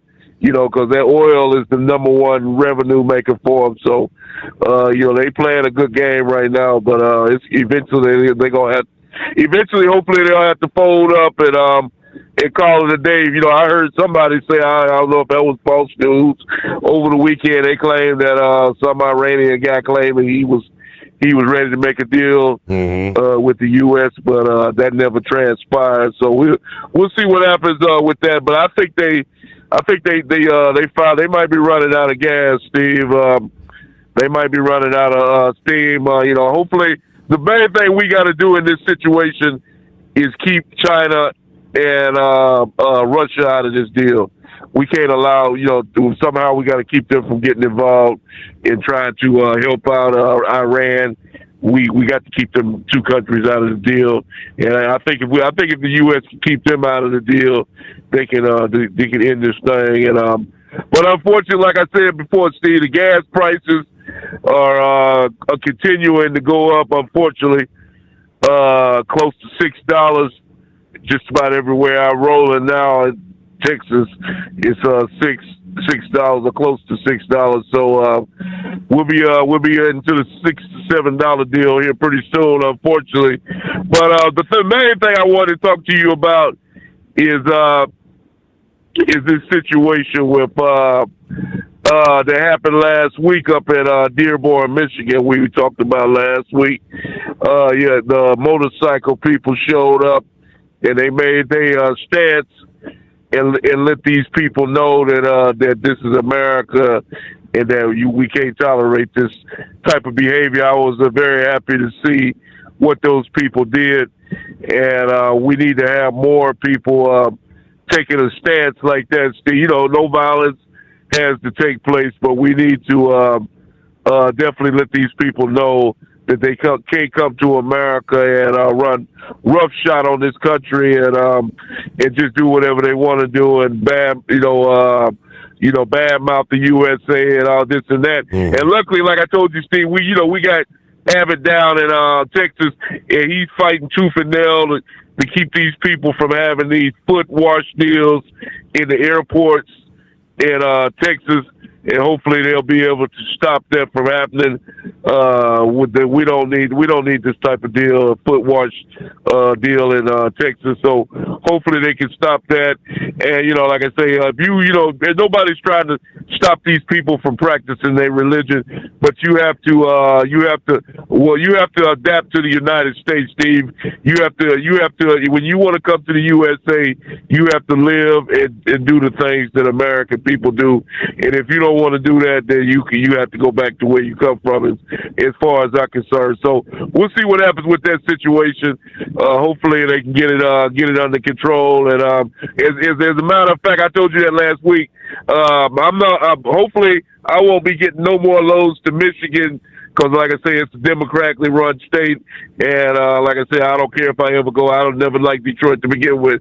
So hopefully my company, from what I've been told, we will no longer be doing business in Michigan, and that's a good thing, not a bad thing. And I thank you for taking my call. All right, thanks for checking in, Eagle. Safe travels out there as we get the new week underway. Yes, it's being referenced as Economic D-Day against Iran.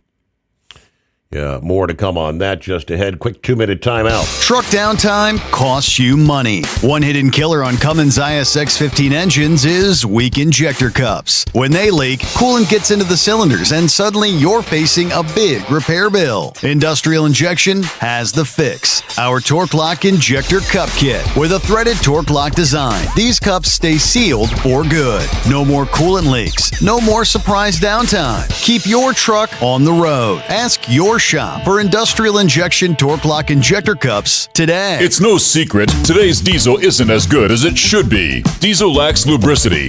That can lead to fuel system failure, costing thousands in repairs. But you can prevent those issues with Hotshot secret products. Clean injectors boost cetane, increase fuel economy while adding 4 times more lubricity than the leading competitor. Claims proven by real-world use and confirmed by third-party ASTM testing. Available nationwide at truck stops, farm and automotive stores, and online at hotshotsecret.com. Hot Shot Secret, powered by science. Dean Michael, the tax doctor here. Are you tired of those tax problems following you around like a dark cloud, always in the back of your mind, losing sleep at night? Call me now and get your life back. 888-557-4020 or go to mytaxhelpmd.com. Pretending they're not there won't make them go away. The IRS isn't going to forget. They will levy your bank account and garnish your wages. Don't wait for that to happen. I'm not telling you these things to scare you. I'm telling you so you can benefit from my years of experience. Now is the time to act. 888-557-4020. It's time to step up your fuel filtration game. The AirDog heavy-duty diesel fuel system doesn't just filter fuel like the others. It fully optimizes your truck's fuel system for peak efficiency. The AirDog removes contaminants, including particulates, water, air, and vapor, optimizing the pressure feed, providing your engine with the ultra-clean supply of fuel it needs for the quickest starts, smoothest idle, best fuel economy, and highest performance possible. Get started on the road to optimization today at airdogdiesel.com.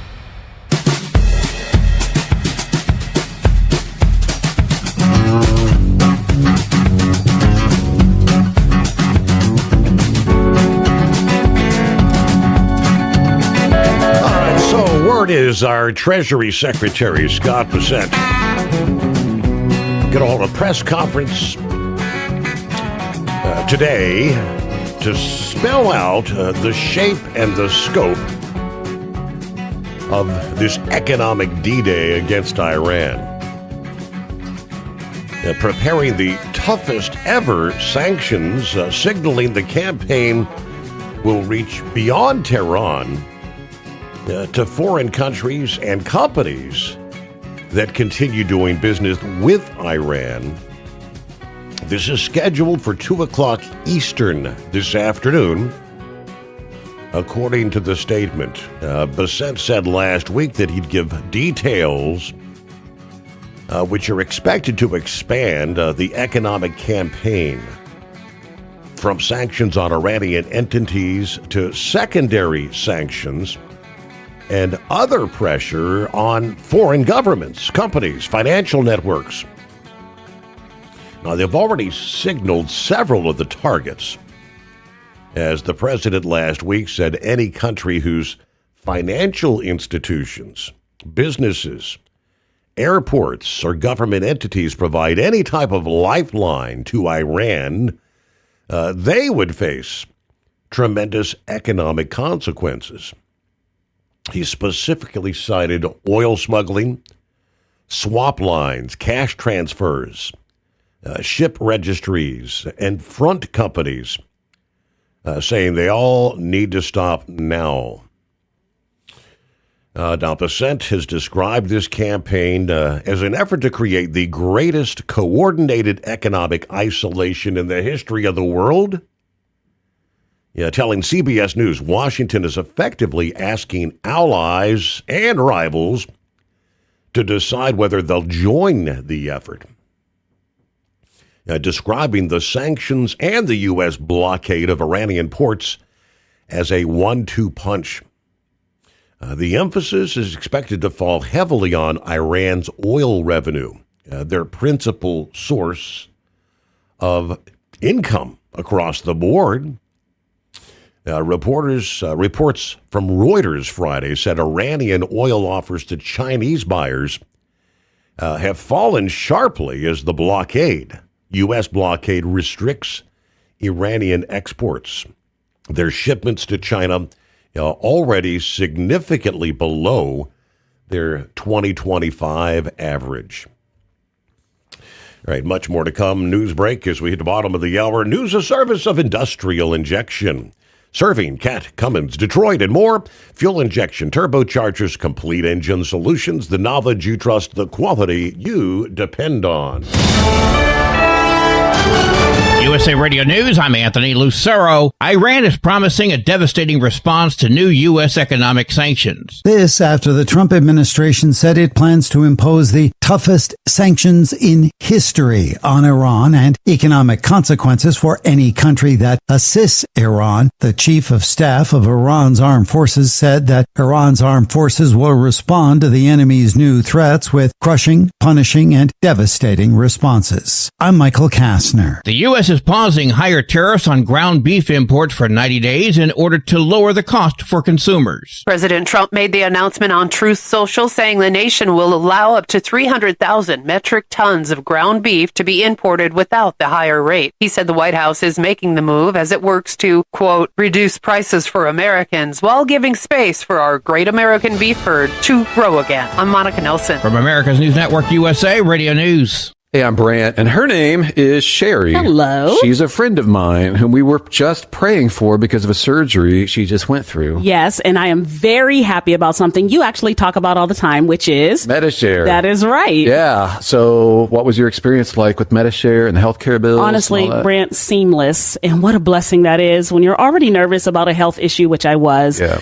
Members shared my expenses. There were zero problems. And let me tell you, having people pray with you when you call in with your need, that is just... It is refreshing. Yes, that's what it is. What I keep telling people love MediShare, and they love saving tons of money, too. The typical family can save $500 a month. I am very thankful for MediShare. It is so different, and I mean different in a very, very good way. Good different. Call now. They're easy to talk to, and you can get a price within 2 minutes. Call 855-SHARE-40. That's 855-SHARE-40. 855-SHARE-40. Truck downtime costs you money. One hidden killer on Cummins ISX-15 engines is weak injector cups. When they leak, coolant gets into the cylinders and suddenly you're facing a big repair bill. Industrial Injection has the fix. Our Torque Lock Injector Cup Kit with a threaded Torque Lock design. These cups stay sealed for good. No more coolant leaks. No more surprise downtime. Keep your truck on the road. Ask your shop for Industrial Injection Torque Lock Injector Cups today. Truckers spend lots of hours on the road. So when it comes to staying connected, you need a headset that works just as hard as you do. Blue Parrot is the #1 headset brand for professional drivers, and we've taken the quality you've come to expect from us and made it even better. Check out our newest headsets, the Pro B350 and Pro B450, offering you more hours of talk time, better voice control, extreme comfort, and industry-leading AI voice isolation microphones. So you can spend more time talking about the important things and less time repeating yourself. To get yours, check out BlueParrot.com.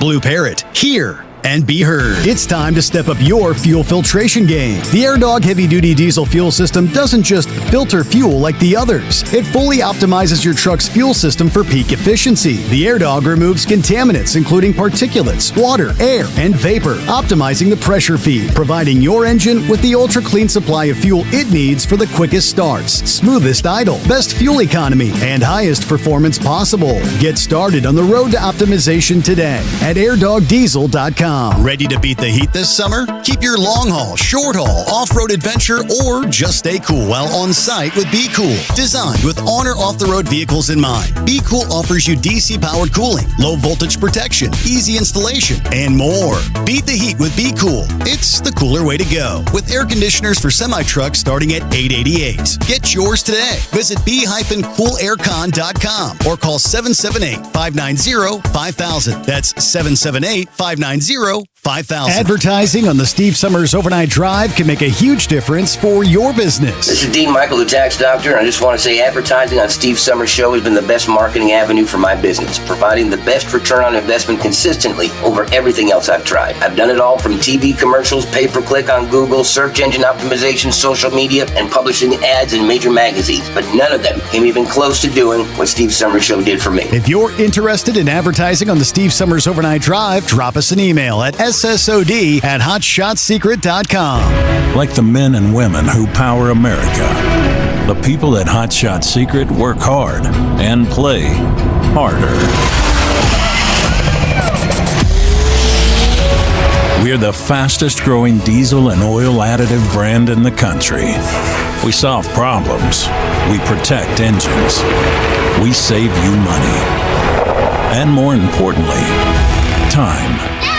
Hot Shot Secret, powered by science. And now, back to the Steve Sommers Overnight Drive, live from the Hot Shot Secret Studios.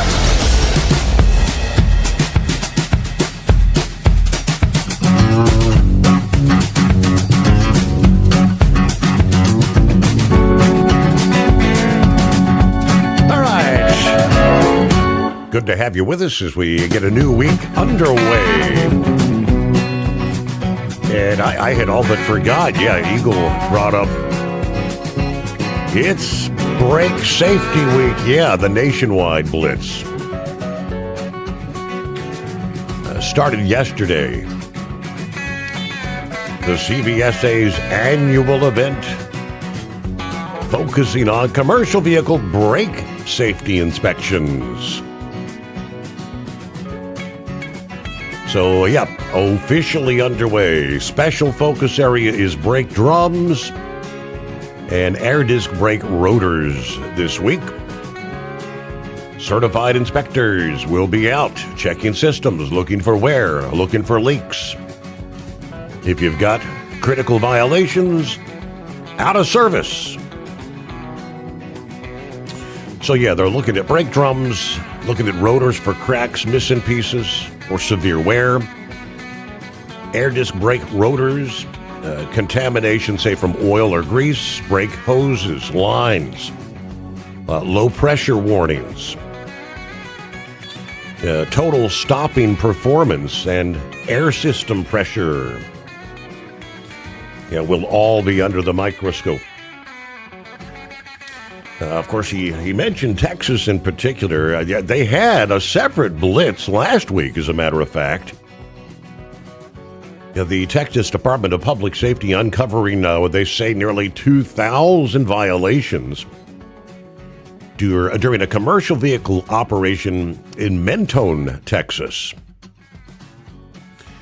351 inspections, 1,935 total violations. It's 5.5 violations per inspection. 167 vehicles placed out of service. 34 drivers placed out of service. More than 1,500 equipment violations, 138 weight violations, 97 registration violations, and a handful of others. So Texas hammered down on commercial vehicle enforcement. All right, I hope you're ready for Brake Safety Week. It's here. Back to economic D-Day, as it's being referenced. Bassett said the ultimate objective is to put enough economic pressure on Tehran to collapse the Iranian government. He also argued that maximum economic pressure could reduce the need for a return to large-scale military action. If we are doing the maximum economic pressure, that means likely there will not be a large-scale kinetic restart, as he put it. Of course, we're hearing the reports Iran is promising to fight back. The Armed Forces Chief of Staff saying Friday that their response would be crushing, punishing, devastating. According to Reuters, which reported that he said Iranian forces were prepared to respond across land, sea, air, and cyberspace. I think the one definitive threat would be concerns about cyberspace. We know that, I guess they haven't confirmed, but they've been trying to get into water treatment facilities around the country for weeks now. And the warning last week to numerous other systems, including the likes of the power grid. I don't know if this cyber warfare, if they have the technical capabilities to bring that off, but I would be fully anticipating something of that nature.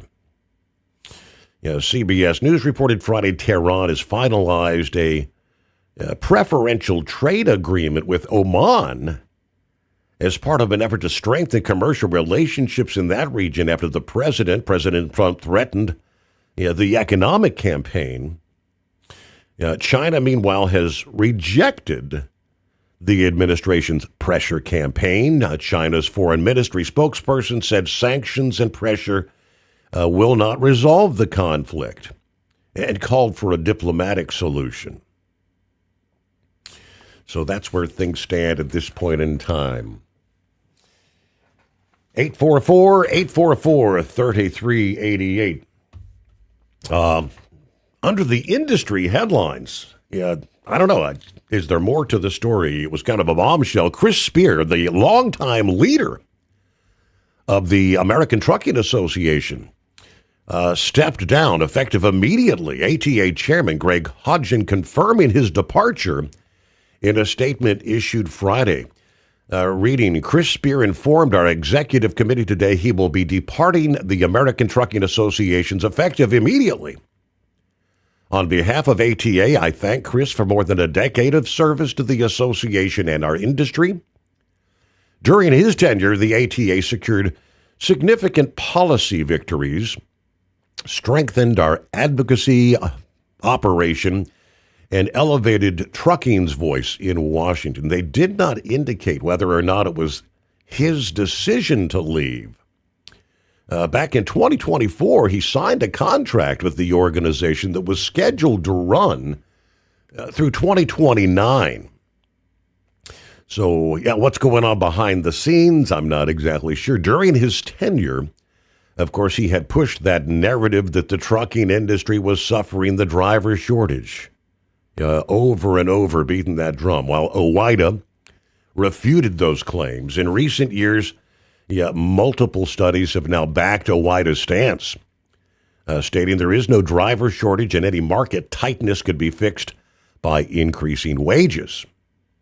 Even so, Speer and the ATA continued to claim a driver shortage to push for those policies like lowering the interstate driving age to 18, bigger trucks, heavier trucks, streamlining the CDL process. July of last year, at a Senate Surface Transportation Committee hearing, Speer kept that driver shortage narrative going.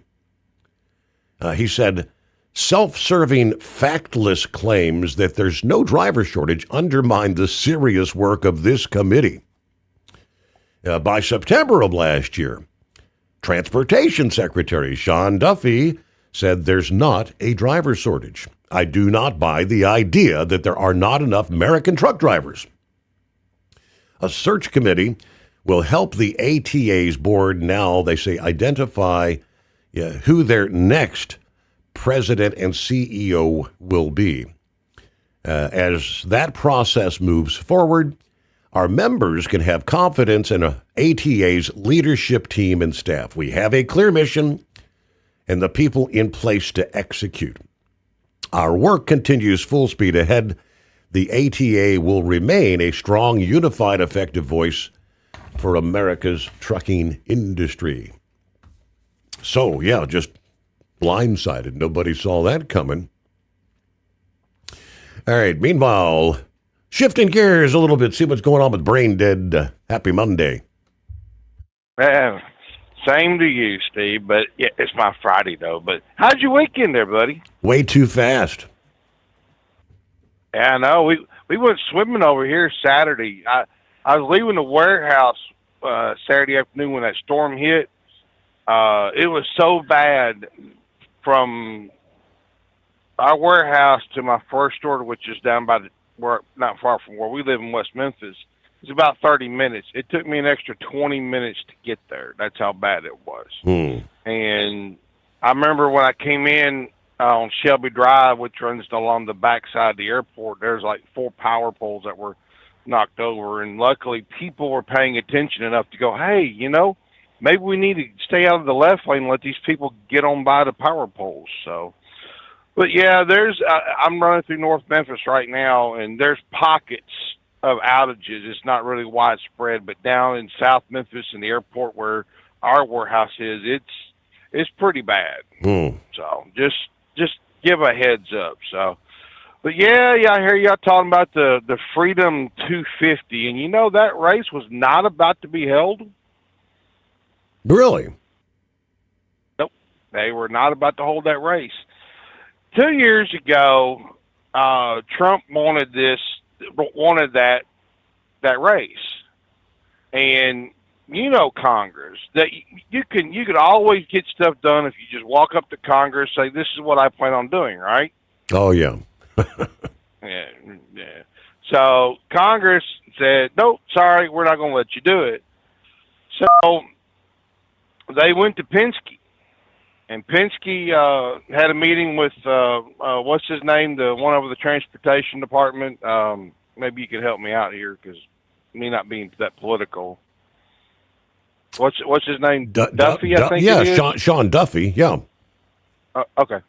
Anyway, they had a meeting and they walked the course and the track, and they were still trying to push through to get this whole race done. And finally, Penske said, "Look, we'll pay for the race. We'll pay for everything together. Just get us the order." And I can't remember who it was at Penske. One of Roger Penske's lieutenants got the text message saying, "We got the order. Let's start putting things together." So they spent $35 million. Now, I remember that quote you were talking about, Jeff Gordon. He wanted to see NASCAR and IndyCar do a combo race there. So here's a bigger question. How well did it perform? Because the one thing you got to look at is the ratings.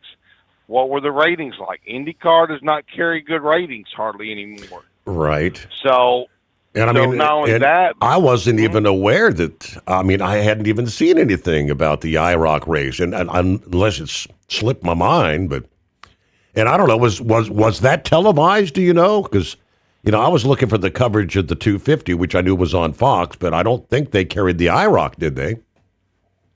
no, I don't. I didn't even. That kind of threw me off guard too, myself. But it's really neat to see all those original IROC cars still running. Ray Everingham has gone out into the vast unknown to find these cars, restore them, and put them back together. And he told those guys, he told Bill Elliott and Jeff Gordon and, the Kurt Busch, and we can carry on with names, don't wreck the cars. Don't. Just, and NASCAR drivers, they're one of the hardest ones to say, hey, don't wreck a race car, right? Yeah, right. But anyway, yeah, and did you see what they gave him for winning both races? No, sir. It was, I think it was a really, really, really high-end watch. It's not a Rolex, but it's just to the left of a Rolex. And, go look at it and the trophy that they gave away for, what's his name? I can't think of his name right now. But, yeah, that was a pretty cool race. But now, like I was saying, though, are they going to come back in? They said, I heard a report that just on Saturday alone, they sold $1 million in merchandise. They had 100,000 people out there. Mm-hmm. And literally all the free tickets were gone, and they still sold another, I think it was 14,000, 15,000 more tickets. So, it was very popular and whatnot. But will they go back next year, or is this going to be a novelty race? This is the thing to keep an eye on, because NASCAR schedule is already set for next year, and I really haven't seen anything coming out as far as IndyCar on their schedule just yet. So, but did you see the Today Show's little interview with Kurt Busch? I did not. That was really interesting and intriguing of how he was there when his brother died. He was there, if I remember right, listening to some of the interview, that he was there when Kyle died. Wow. Kyle was in the bathroom throwing up blood that Wednesday morning, and when that happened, they were already preparing to not go to the Charlotte race. They were looking ahead. So, mm-hmm. And it is sad what happened, and can't go back and change time. But yes, Ryan Blaney won the NASCAR race in Loudon today, and to me it was a snore fest. Really nothing really major. And I know Eagle just said he was going to watch the Daytona race on Sunday. I don't know what race it's going to be, because he needs to check the schedule one more time. But Bubba Wallace did get a second, and Ryan Blaney did finish. Josh Berry finished third. I'm sorry. I'll get it right here in a minute, Steve. Josh Berry did finish third, and this is what Josh Berry needs. Josh Berry's auditioning here for his next ride. He's got no ride next year. And like we said before, Austin Hill is in contract negotiations. It's not going well. So throw Josh Berry in the car and, let it ride. Because most of the time, the Wood brothers, if you ever follow in NASCAR history, their drivers are normally only there for a couple of years, and then they send them down the road.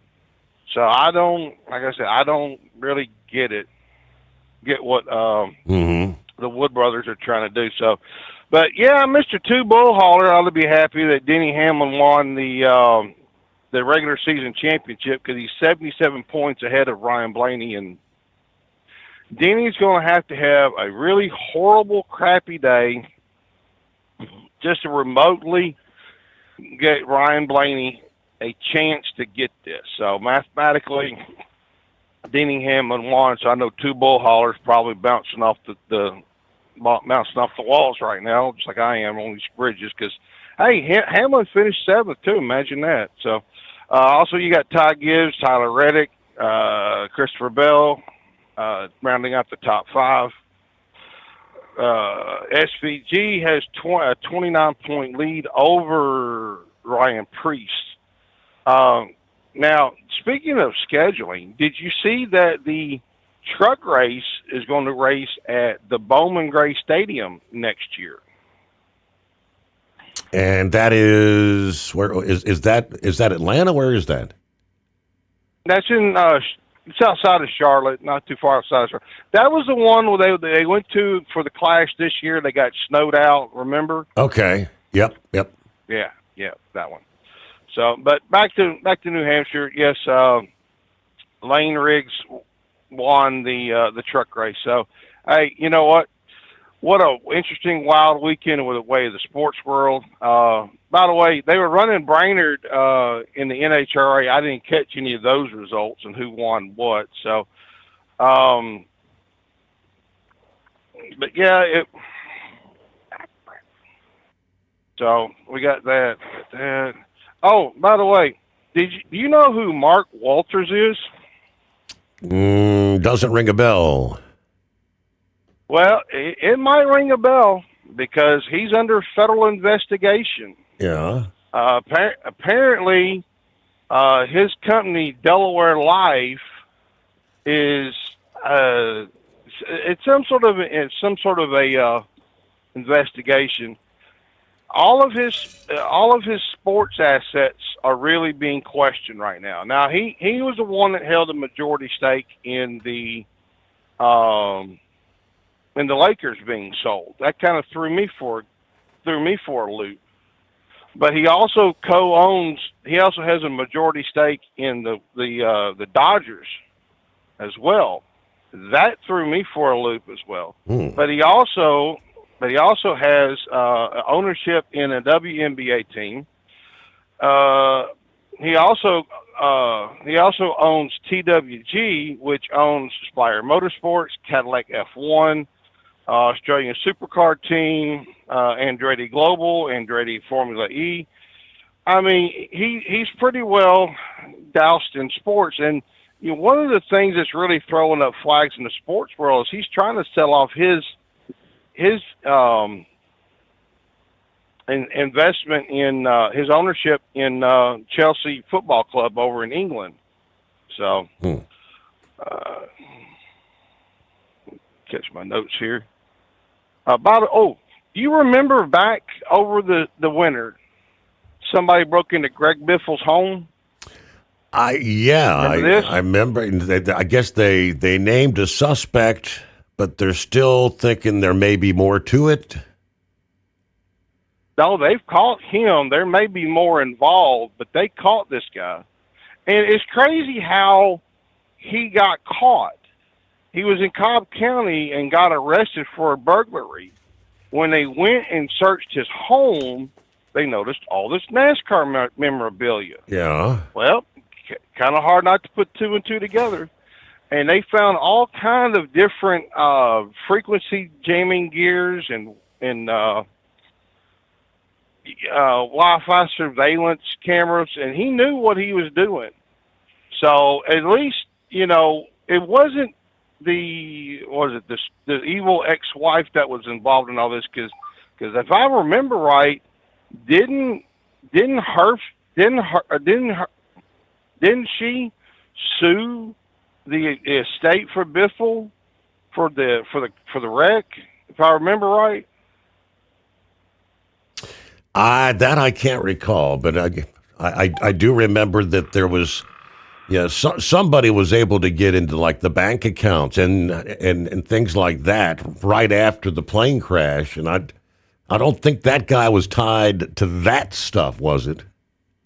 No. Okay. No, that's not what they're saying. But by the way, too, also Dover, Delaware, right? The Dover Speedway over there. They had a report of a tornado touchdown over there Thursday evening, and there's no damage to the track or any of the properties there. So Steve, speaking of tornadoes, I think we went through one here. So you have a good morning. We'll catch you later on. All right. Safe travels out there. Thanks for checking in. Yeah, so way back in the day, when we went to the Brickyard in the early years of the NASCAR racing in Indianapolis, it was actually one of our sponsors at the time at Delphi who had hooked us up with, actually, we had a suite there in Indy. I got an opportunity that we spent the weekend with Jerry Nadeau, that was the racer sponsored by Delphi at the time, and actually got to have a stop-by visit from Scott Dixon, who was participating in yesterday's race. But yeah, Scott Dixon was one of the Delphi drivers back then. And I also, they had an IROC race that weekend all those years back in Indianapolis. And one of the drivers was none other than Dale Earnhardt Sr. at the time. Got to see Dale in an IROC race. But yesterday's race, pretty cool. There were only 8 cars that were in this, but you had some of the legends out there. Bobby starting the race for race 1 was Bobby Labonte on the pole with Bill Elliott on the outside. Row 2, Tommy Kendall and Tony Kanaan. Row 3, Kurt Busch and Helio Castroneves. Row number 4 was Jeff Gordon and the legendary Rusty Wallace. How about that? Race number 2, they inverted the field completely from race 1. Jeff Gordon wins both. How about that? News of service of industrial injection, fuel injectors, fuel pumps, turbochargers, complete diesel engine kits for the heavy-duty world. If it burns diesel, we can help keep it working. Truck downtime costs you money. One hidden killer on Cummins ISX-15 engines is weak injector cups. When they leak, coolant gets into the cylinders and suddenly you're facing a big repair bill. Industrial Injection has the fix. Our Torque Lock Injector Cup Kit with a threaded Torque Lock design. These cups stay sealed for good. No more coolant leaks. No more surprise downtime. Keep your truck on the road. Ask your shop for Industrial Injection Torque Lock Injector Cups today. Ready to beat the heat this summer? Keep your long haul, short haul, off-road adventure, or just stay cool while on site with Be Cool. Designed with on or off-the-road vehicles in mind, Be Cool offers you DC-powered cooling, low voltage protection, easy installation, and more. Beat the heat with Be Cool. It's the cooler way to go. With air conditioners for semi-trucks starting at $888. Get yours today. Visit b-coolaircon.com or call 778-590-5000. That's 778-590-5000.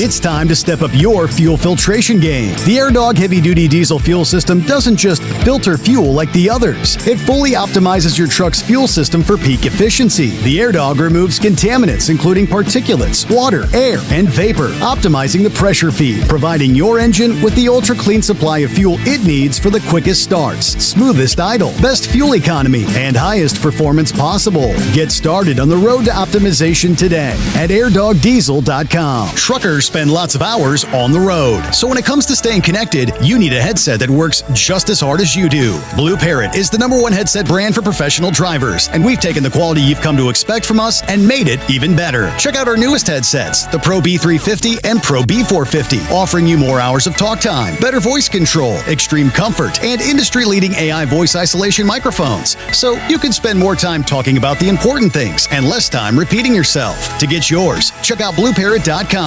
Blue Parrot, hear and be heard.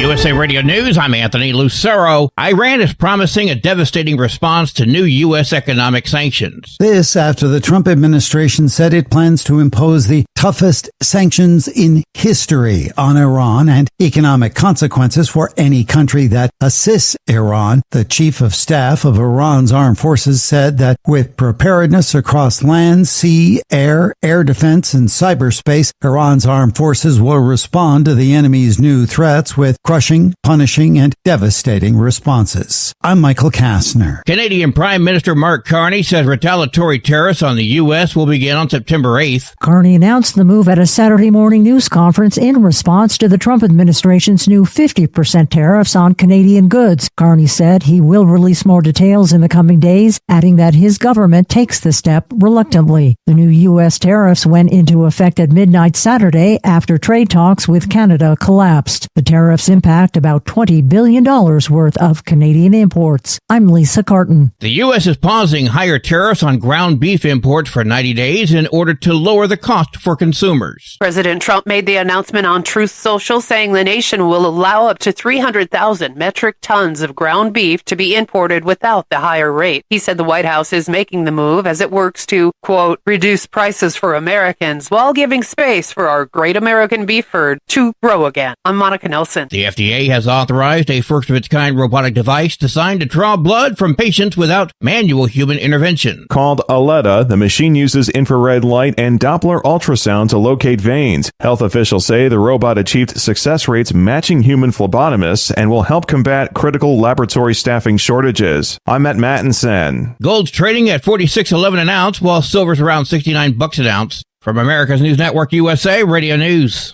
Hey, I'm Brant, and her name is Sherry. Hello. She's a friend of mine whom we were just praying for because of a surgery she just went through. Yes, and I am very happy about something you actually talk about all the time, which is Medishare. That is right. Yeah. So what was your experience like with Medishare and the healthcare bills? Honestly, Brant, seamless. And what a blessing that is when you're already nervous about a health issue, which I was. Yeah. Members shared my expenses. There were zero problems. And let me tell you, having people pray with you when you call in with your need, that is just it is refreshing. Yes, that's what it is. What I keep telling people love Medishare, and they love saving tons of money too. The typical family can save $500 a month. I am very thankful for Medishare. It is so different, and I mean different in a very, very good way. Good different. Call now. They're easy to talk to, and you can get a price within 2 minutes. Call 855-SHARE-40. That's 855-SHARE-40. 855-SHARE-40.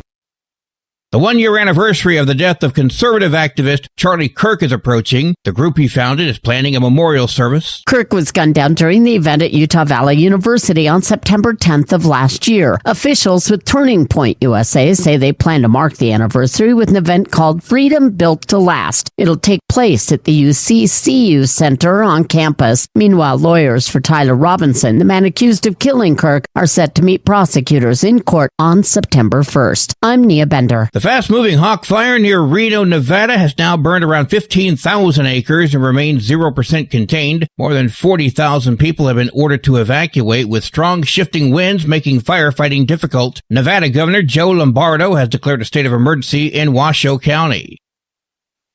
An eye expert is alerting parents of what signs show a possible vision problem with children. Margene Culp is a professor of optometry at The Ohio State University. She says difficulty keeping place when reading, problems seeing things clearly, trouble paying attention, and an eye turning in or out all indicate a possible vision problem. It's really critical to identify vision problems early and address them early to lessen their negative impact and be sure that the child can perform to their best potential in school. Studies show children who get screenings and glasses have a better chance of passing their state proficiency exam. I'm Scott Pringle. And I'm Anthony Lucero, USA Radio News.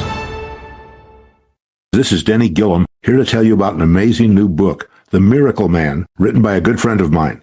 It's a remarkable, true account of faith, healing, and restoration in the face of impossible odds. Through a harrowing series of events and miraculous answers to prayer, Bill receives a donor's heart with only hours left to live. His rapid recovery and return to normal life is a story that shows God's power to heal and his faithfulness in answering prayers. The Miracle Man is available online through Amazon, Barnes & Noble, and other booksellers.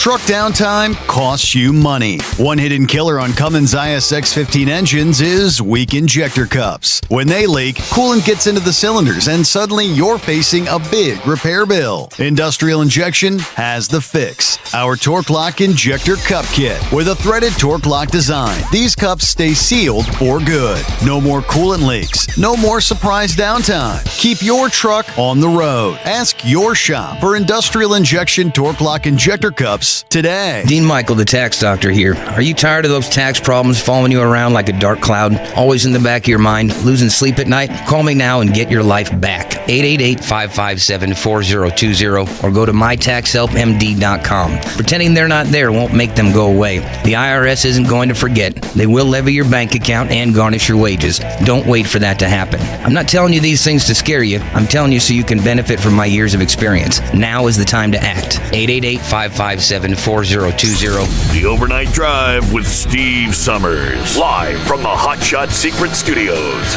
Call Steve now. 844-844-3388. That's 844-844-3388.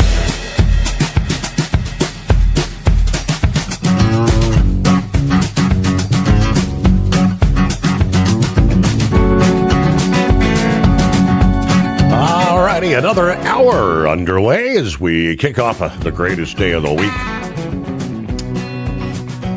Here comes a Monday. What are some of the drivers and carriers saying about the English proficiency in the industry? The comments are still being accepted. And drivers are speaking out in support to place violators of the English proficiency regulations out of service. Earlier this month, the FMCSA published that notice of proposed rulemaking that would require law enforcement across the board to place English proficiency violators out of service. Of course, the current administration has already called for an English violation to trigger out-of-service orders. But this would make the decision more permanent, I guess you'd say, although the agency is accepting comments. Through October 9th, dozens have already responded via the regulations.gov website. A large majority of these commenters telling the agency the English proficiency rule is about safety. Violators should indeed be placed out of service. Danielle Chafin writes, English proficiency is necessary so drivers can communicate with law enforcement, and because electronic road signs with digital messages are becoming more and more common.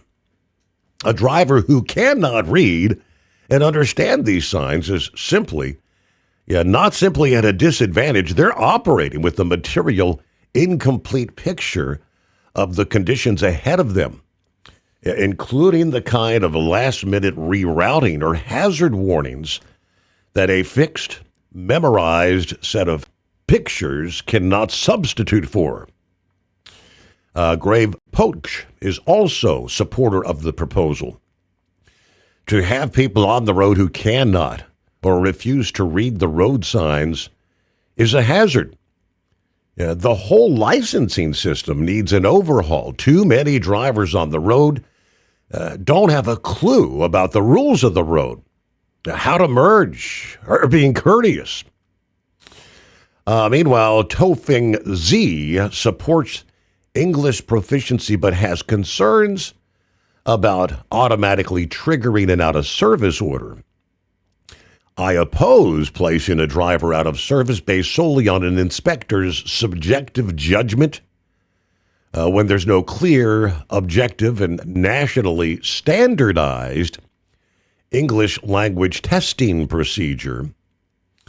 Now, he writes, speaking English with an accent, making grammatical mistakes, speaking slowly, or becoming nervous during a roadside inspection doesn't necessarily mean a driver lacks the English ability required for safe operation.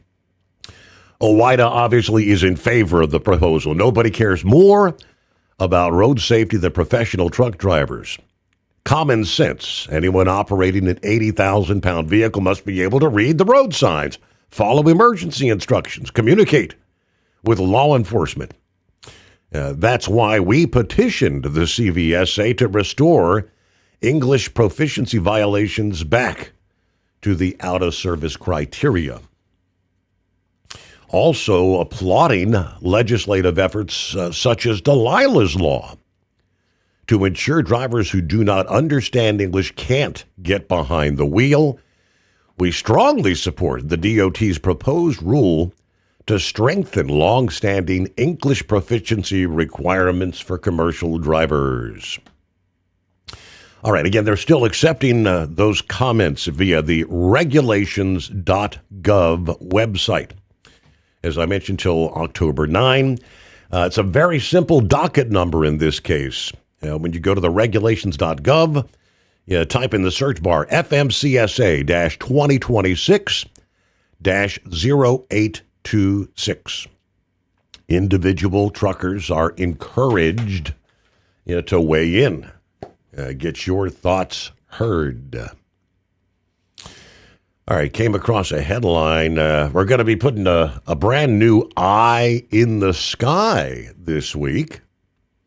Is scheduled to launch August 30 from a SpaceX Falcon Heavy rocket from the Kennedy Space Center, known as the Nancy Grace Roman Space Telescope, NASA's next flagship infrared observatory, investigating the 95% of the universe that's mysterious or unseen by tracking cosmic acceleration and galaxy distribution.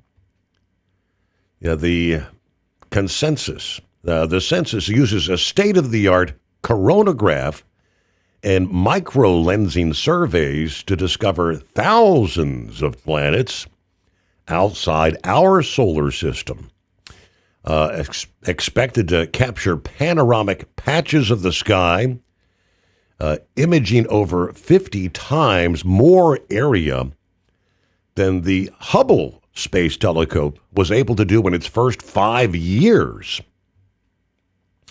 This will operate at the Sun-Earth Lagrange Point 2, roughly 1.5 million kilometers from Earth, essentially joining the James Webb Space Telescope in deep space observation.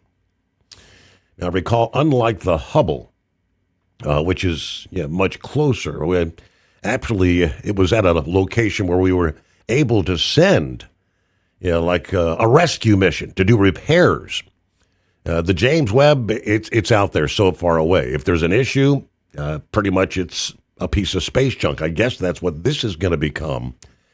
The name honors the Dr. Nancy Grace Roman, NASA's first chief of astronomy, they say, widely celebrated as the mother of Hubble. So, very interesting. I guess that's one of a handful of launches coming our way this week as SpaceX continues to do their thing. What's going on, Philip? Oh, nothing much, man. Just listening to you talk about telescopes. That's kind of cool. That James Webb one, that one is on the other side of the moon. That's how far out it is, Steve. And that one there where you're talking about, that one's going to be way out there too as well. I mean, it's quite a ways out there. Found out some interesting stuff over the weekend, and hasn't really been out in the news that much, but our buddies Ukraine are messing with us a little bit. Do you know that, Steve? In what way? No. Okay, so there's only two ways to get to the International Space Station. One of them being SpaceX and a Falcon 9 Dragon crew capsule. Yeah. And the other one is a Soyuz rocket from Russia. They wanted to bomb a Soyuz rocket factory in Samara. So that might put a little damper on some of our space station stuff, if you know what I mean. What do you think, buddy? Well, I would presume that this administration would say, hey, no, hands off. I mean, of all things, don't be messing with space. Well, they sure did. That happened over a week ago, buddy. Okay. And the facility they hit is the company who builds the rockets, and they build the capsules too, but they're under a different name. but a lot of people got the name mixed up. It was RPK is the word that makes the rocket, Yeah. and the other company is called Progress. And they hit the building where they build the rocket engines at. And it hasn't been really leaked out into the press that much. But dude, if you're gonna play with stuff, better play with stuff. But I mean, it isn't. It's one of those things. I mean, it's part of the deal. They're in war with Russia. They're going to do what they have to keep them from doing what they have to do. Supposedly, this facility also made missile parts and engines.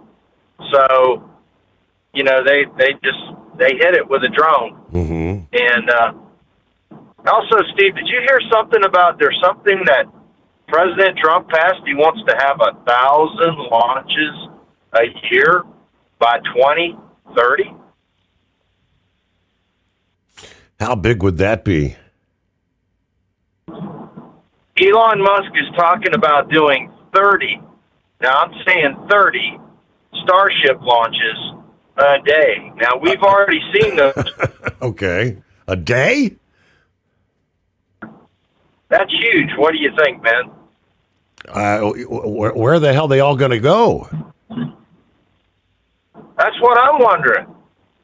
And, I mean, it's crazy. I mean, this telescope you're just talking about is on a Falcon Heavy. Yeah. That thing is not even, I mean, it's big. Trust me, it's 3 Falcon 9 rockets strapped together going off. But this Starship is a lot bigger than that. You got the boosters alone, the 33 engines on that alone. Yeah. That's a big piece of hardware.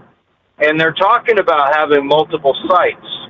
Now, I do know that SpaceX is looking at Louisiana. They are looking around in that area to put another place like Boca Chica. And I think that's what's going to end up happening. SpaceX is going to have these places all over the world to launch these Starships from. And that's the only way you can do 30 launches a day. I mean, heck, we're already doing, 2 to 3 launches a day with the Falcon 9 if we play that right. I mean, that's a lot of stuff flying through the air all the time. I mean, that could put some serious repercussions for our atmosphere on top of it. I mean, you think about all that stuff going through it. I mean, that's a lot of stuff, I don't know. What's your take on it, buddy? Boy, modern technology, I don't know. It's beyond comprehension, isn't it? It is beyond comprehension. Did you ever think they would replace a phlebotomist? They just talked about that on your news segment there. Can you think about how many phlebotomists there are in the United States alone that take people's blood for, obviously, when you're in the emergency room and you're in different hospital situations? Not to mention the people that take the blood draws for when you're donating blood. And you got a machine that can trace down a vein and do it all with sonograms and all the technology that they have now. Who would think that? I mean, they would have to knock me out and put me underneath that machine, because I'm telling you what, man, if I can't see what's going on, I got a problem. You know what I mean? Yes, sir. And,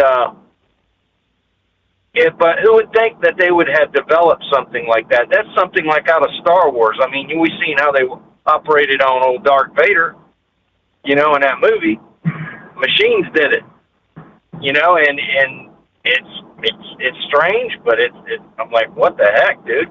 And by the way, Steve, did you ever think you would see a 50-plus-year-old Jeff Gordon out there racing around the Capitol area in a Trans Am? How about that? Yeah, and I guess Rusty Wallace is he 70? I think they said he was out there too. Rusty Wallace was out there. Bill Elliott. I mean, it was a cool race. Jeff won both of them. Kurt Busch came in second in both of them. Tony Kanaan came in third, I think, in the second one. I'm not sure who came in third on the other one. But, I mean, it's like, what the heck, dude? I mean, that's big, and, I mean, it was cool, don't get me wrong. It was a neat race. I watched the 250 yesterday. That was cool. But I'll tell you what, man, I've been getting into golf a little bit here lately, and I'm gonna tell you what, the golf one is just about done. They're getting ready to play their next one next week over there. I believe it's going to be a FedEx one. And I'll tell you what, to see some of these guys and what they put into it, man, it's crazy, man. Mm-hmm. I would never think that Scotty Scheffler would be behind right now compared to what, all through the year has been. He's had the last couple of years has been kind of crazy from being on top of the pillar and to he's still staying up there, but he's got to start working on that beginning of the tournament instead of working on the end of it. I mean, him and Rory both, but it's cool. Been watching a lot of sports here lately, and Rambler, good sermon last night. If anybody goes and wants to see a good church service, go to Terman Ministries. You can follow them on Facebook. You can watch the replay. And that's pretty much all I got today, buddy. And by the way, it's going to be hot out west today. You out west, make sure you got that air conditioner going. You got plenty of water because it's going to be nuts out there out west. And we're kind of in and out of it. We're going to have some rain. And then they're talking about us got a tropical thing building down there by Africa that we're looking at. So it is what it is. So that's all I got today, buddy. You have a good one. Thank you. All right. Always good to hear. Thank you for checking in there, Philip. Have a great morning. Truck downtime costs you money. One hidden killer on Cummins ISX 15 engines is weak injector cups. When they leak, coolant gets into the cylinders and suddenly you're facing a big repair bill. Industrial Injection has the fix. Our Torque Lock Injector Cup Kit with a threaded Torque Lock design. These cups stay sealed for good. No more coolant leaks. No more surprise downtime. Keep your truck on the road. Ask your shop for Industrial Injection Torque Lock Injector Cups today. Ready to beat the heat this summer? Keep your long haul, short haul, off-road adventure, or just stay cool while on site with Be Cool. Designed with on or off-the-road vehicles in mind, Be Cool offers you DC-powered cooling, low voltage protection, easy installation, and more. Beat the heat with Be Cool. It's the cooler way to go. With air conditioners for semi-trucks starting at $888. Get yours today. Visit b-coolaircon.com or call 778-590-5000. That's 778-590-5000. It's time to step up your fuel filtration game. The AirDog heavy-duty diesel fuel system doesn't just filter fuel like the others. It fully optimizes your truck's fuel system for peak efficiency. The AirDog removes contaminants, including particulates, water, air, and vapor, optimizing the pressure feed, providing your engine with the ultra-clean supply of fuel it needs for the quickest starts, smoothest idle, best fuel economy, and highest performance possible. Get started on the road to optimization today at airdogdiesel.com. Truckers spend lots of hours on the road. So when it comes to staying connected, you need a headset that works just as hard as you do. Blue Parrot is the #1 headset brand for professional drivers, and we've taken the quality you've come to expect from us and made it even better. Check out our newest headsets, the Pro B350 and Pro B450, offering you more hours of talk time, better voice control, extreme comfort, and industry-leading AI voice isolation microphones. So you can spend more time talking about the important things and less time repeating yourself. To get yours, check out BlueParrot.com. Blue Parrot, hear and be heard.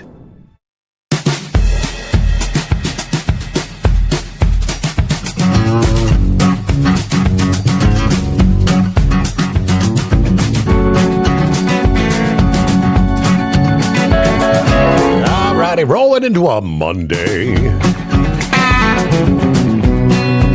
Somebody say the greatest day of the week.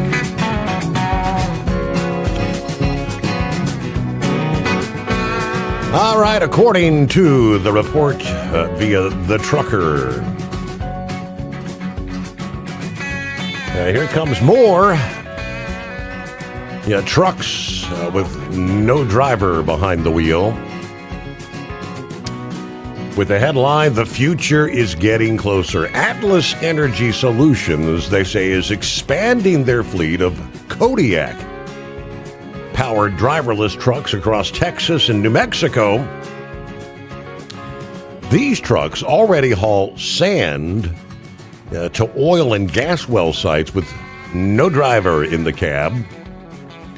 Atlas and Kodiak planning to grow the fleet from 28 trucks to 100 trucks by the middle of next year.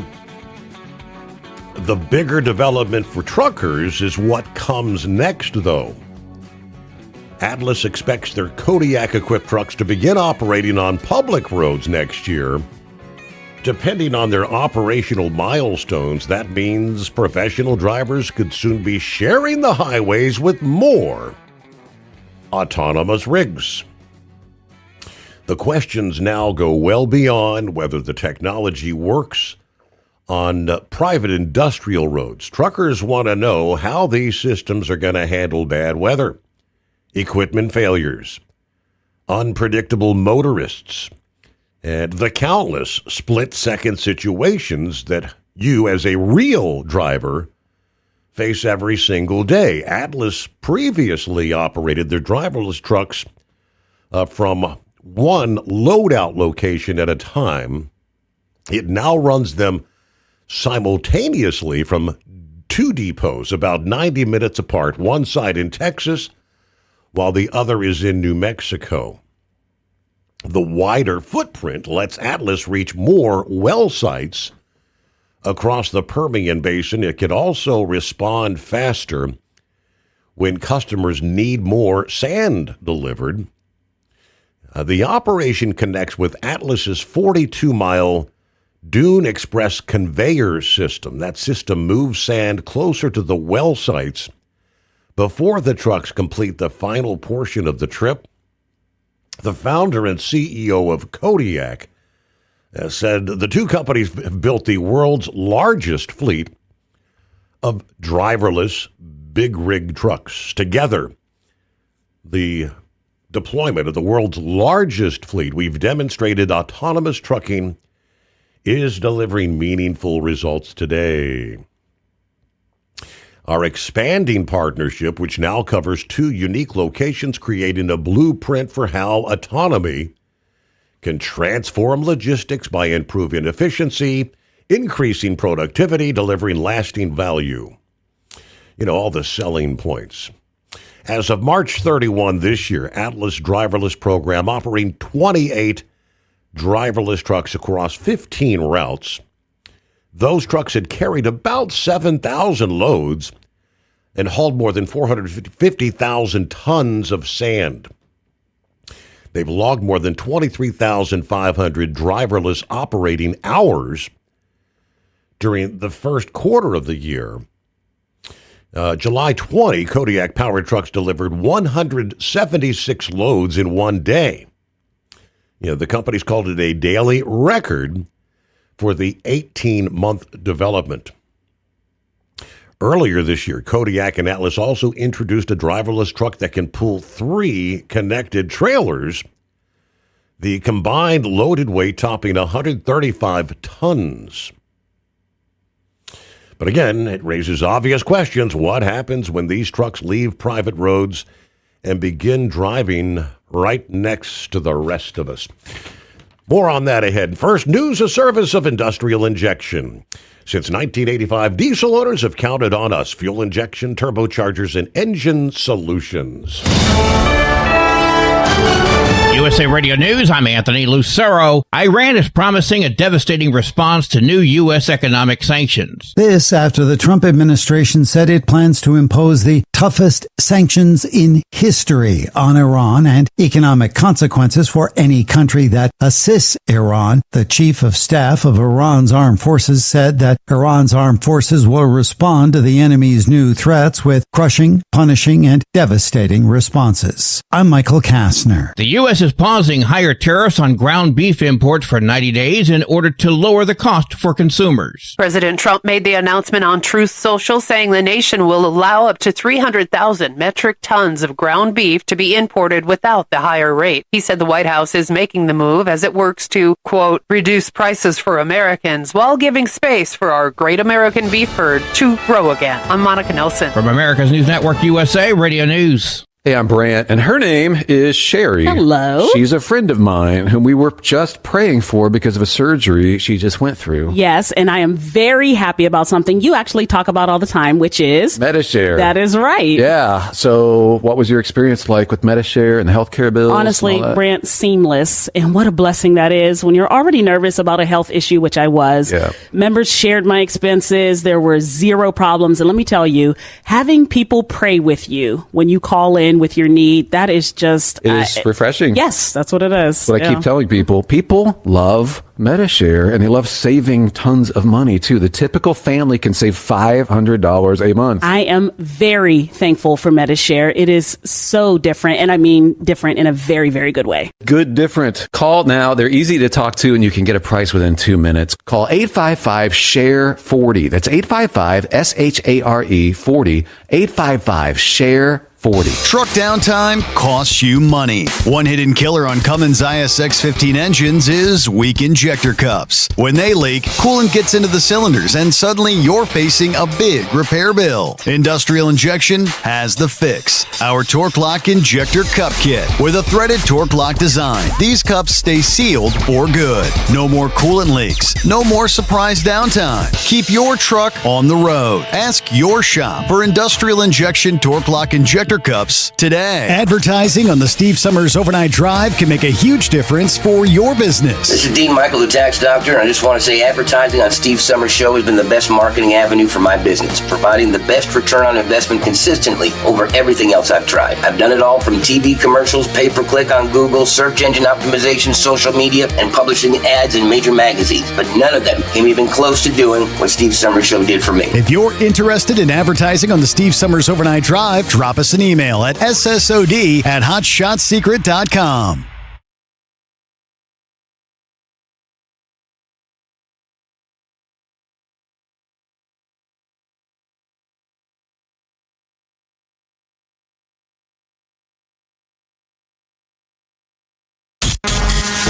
And now, back to the Steve Summers Overnight Drive, live from the Hot Shot Secret Studios.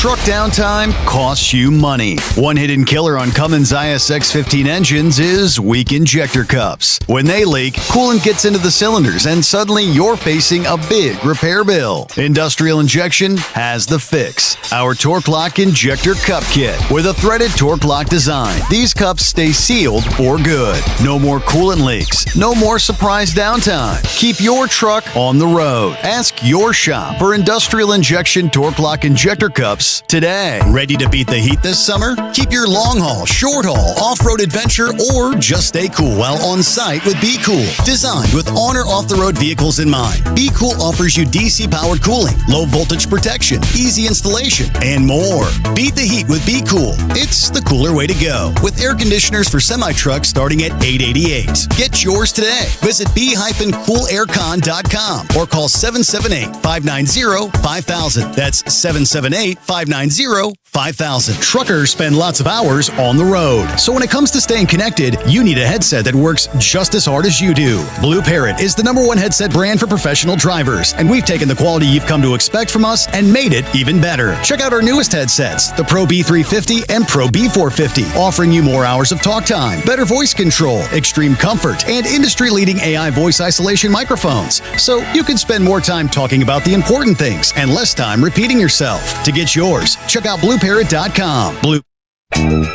We know you'd like to be cuddled up real tight with a sweet little thing all night. But instead, you've got Steve Summers. It's the Overnight Drive.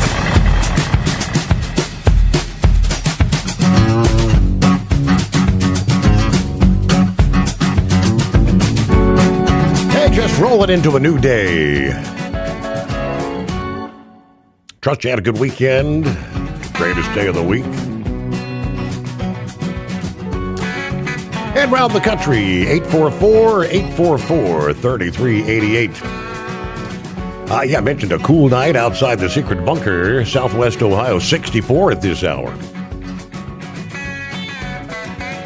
Yeah, where do you think the water temperature in the pools are going to go this week? down, down, down.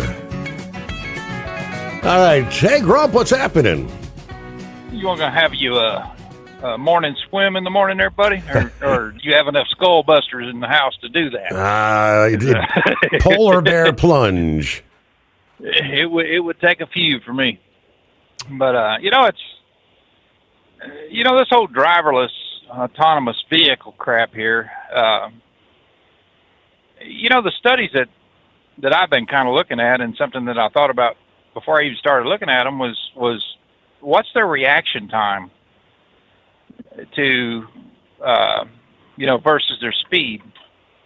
And one thing that I saw on some of the studies and stuff was there's approximately 224 non-injury accidents per every 100,000 miles, and that's with with drivers present. Okay.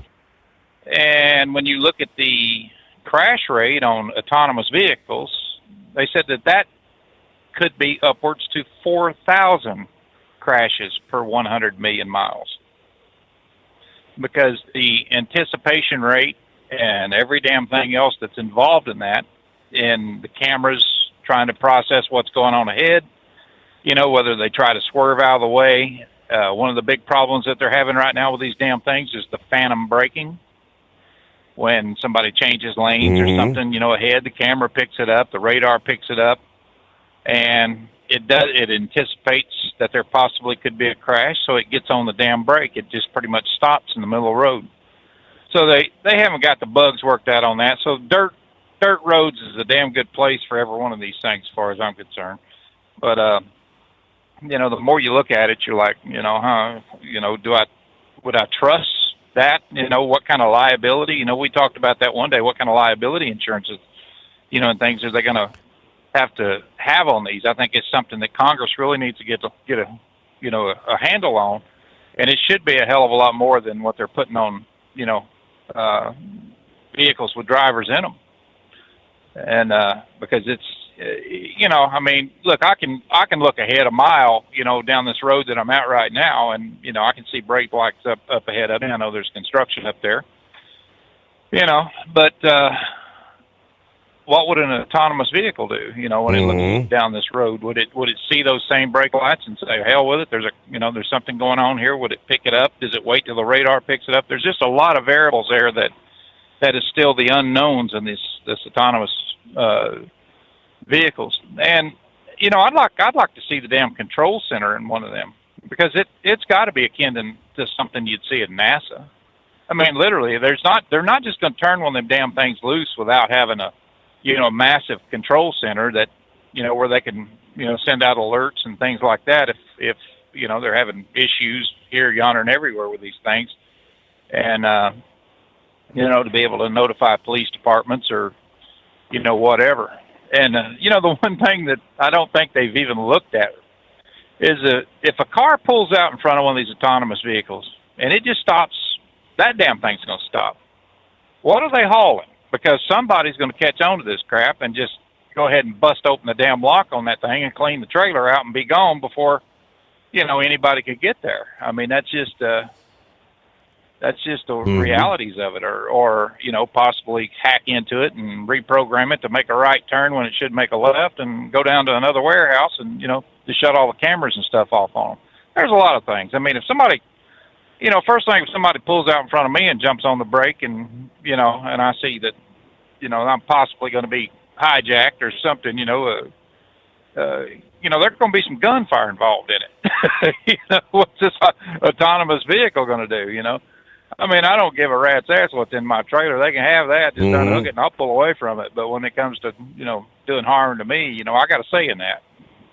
So I don't know, man. We'll have to see what all's going to happen with these things. But I think it's nuts, that they would want to put, like they said, like I said there, what was it, 30,000 or something like these things on the road, in the next 10 years.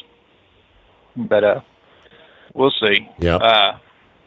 I'm kind of wondering what the hell happened to Chris Spears. I know he welcomed, he had a big deal there about Sean Duffy there. He welcomed him, but, behind the scenes, I know they were arguing quite a bit. I wonder, about different stuff there. I just wonder, if he's not going to become something in government, and just abruptly, somewhere, I don't know where, but you don't just up and after 10 years he was right. And just say the hell with it. I'm done. Tomorrow I got other things to do unless there's something on the pretty hastily on the books there. I'm just kind of curious what the hell it is, because they didn't leave. I read several articles there, and they didn't leave anything open, that you would even consider anything. I mean, he's gone. So he was the one that's pushed this, the narrative on e-logs, how safe they were. I mean, that was with his constituents, and his all his members and everything. They and they pushed it, in fairness. We just want a level playing field. Well, hell, when they control, 60% of the freight out here anyway, what, the rest of us are like a level playing field. But, I don't know what the hell's going on with it, but it's going to be interesting over the next couple of days and see, if something comes out about it. If he's selected for any kind of slot in government there, because Elaine Chao wanted him as there in FMCSA at one time because of their close ties, and they were close. I mean, she couldn't say enough good about Chris Spear. And they had worked together previously in a couple of different capacities, but it's going to be interesting. But other than that, man, I don't know. I kind of listen a little bit here about the beef, and lifting the tariffs and stuff on the beef, and a lot of things that's going on right now. It's I still think a lot of the beef shortage that we look at is beef that is going to more of the grass-fed, the smaller operations. We've got one that's building close to the town where I'm at, where we kill, in one plant. Where I pull out of about every day, they're killing 5,000 head a day in that one plant. Here we got one that's going to do good to do 100 a week. And, but it's all special orders, and it's, this and that. And, we're seeing more of that pop up, more of those smaller operations pop up. I'm sure Lauren, knows probably more about that than I do, as far as, people that's hauling to them and some of the stuff. But Steve, when you sit and you think about the price of beef, and you look at all the people that touches that, that beef, look at the grower, the rancher, I mean, he's got to get paid, for his cattle that he sends up. That truck driver that picks them up is going to get paid. They're taking them to a feedlot. The feedlot's going to get paid, for the finish on them. If they put on another 30 pounds while they're at the feedlot or whatever, hell, there's all that feed and stuff. Then another truck's going to pick them up. They got to get paid. Go to the slaughterhouse. People in the slaughterhouse is going to get paid. And then, another truck's going to pick it up and take it to a retailer or a wholesaler or whatever, wherever the case may be, a food distribution center. They're going to get paid. And that place there is going to get paid because they're going to sell it out to the damn stores. And then the truck that picks it up is going to get paid. There is just a massive amount of money that's involved in this. The tax revenues that government has pulled in off of our food, number one, is just a phenomenal amount. And then, we get this shortage stuff here, and they're saying, well, we got a beef shortage, we got this, we got that, let's bring in more, imported beef and stuff. Man, I don't know. I don't know if they're really counting the cattle the way they're counting. I know they're getting a lot of farmers, and I have family that's cattle ranchers, and they're getting a better rate by sending it to smaller operations than they are to some of these bigger ones, and there's less people touching it. It's going, they're paying or they're hauling it themselves. A lot of people's hauling it straight to the slaughterhouse, and then it's going from there. It's being packed into individual, buyers. So I don't know what's going on with it, but they're looking for a lot cheaper rates. And, when the farmers or the ranchers are getting more money on the hoof, and, going to these smaller operations and then sending it out to a feedlot or something like that. Well, hell, they're going to do it. Mm-hmm. How do they count those? I'm not sure how they count those. I'd like to hear from Lauren or something, and see how if he knows anything about it. But, like I said, I deal with big operation stuff, and I haul beef every day. I don't haul, live cows. I haul the dead ones. But, it is what it is. But, it's going to be interesting to see on that also exactly, what's going to happen when they lift these tariffs up and how much, we're actually going to bring in, that we know of. So I don't know. It's this crazy ass world right now.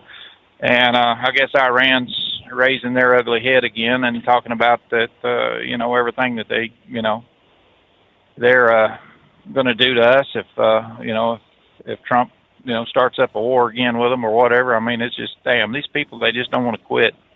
And as far as, the Ukrainians hitting that factory there, I'd read one article that they were the producers, that factory was the producers of the hypersonic missiles that has been, or some of them had been traced back to the engines or something like that, that's traced back to that company. So I would venture to say that you're probably not going to hear a hell of a lot about it, and you're probably going to hear more hits on those type of facilities, by the Ukrainians. I know the drones that they're creating right now, they reach a hell of a lot further into Russia, and they have something kind of akin to our Global Hawk, I guess, that can get up there in the altitude with a damn good camera and see where what's going on in Russia. So I don't know. It's kind of crazy how a small a country like that was ruled with an iron fist under the Soviet way of life, and then they're fairly new to being a free nation. I mean, when you think about it, they're fairly new at that. How far they've came in just such a short period of time on building the weapon systems and stuff that they're building. Right now, maybe if they'd hadn't been so damn crooked. I mean, that country right there, the billions and billions and billions of dollars that flowed into that country as in the form of aid and everything else to the people and everything, like that. And then you get all these damn oligarchs that are building these massive villas and stuff on the French Riviera that never had a damn dime to their name. I don't know some of those or not. I know in the first administration, Trump was pretty leery about doing anything for Ukraine. Mm-hmm. And, he started, funding them a little bit more, but I thought they were kind of looking at going after a lot of the wealth there and finding out exactly where in the hell our money's going.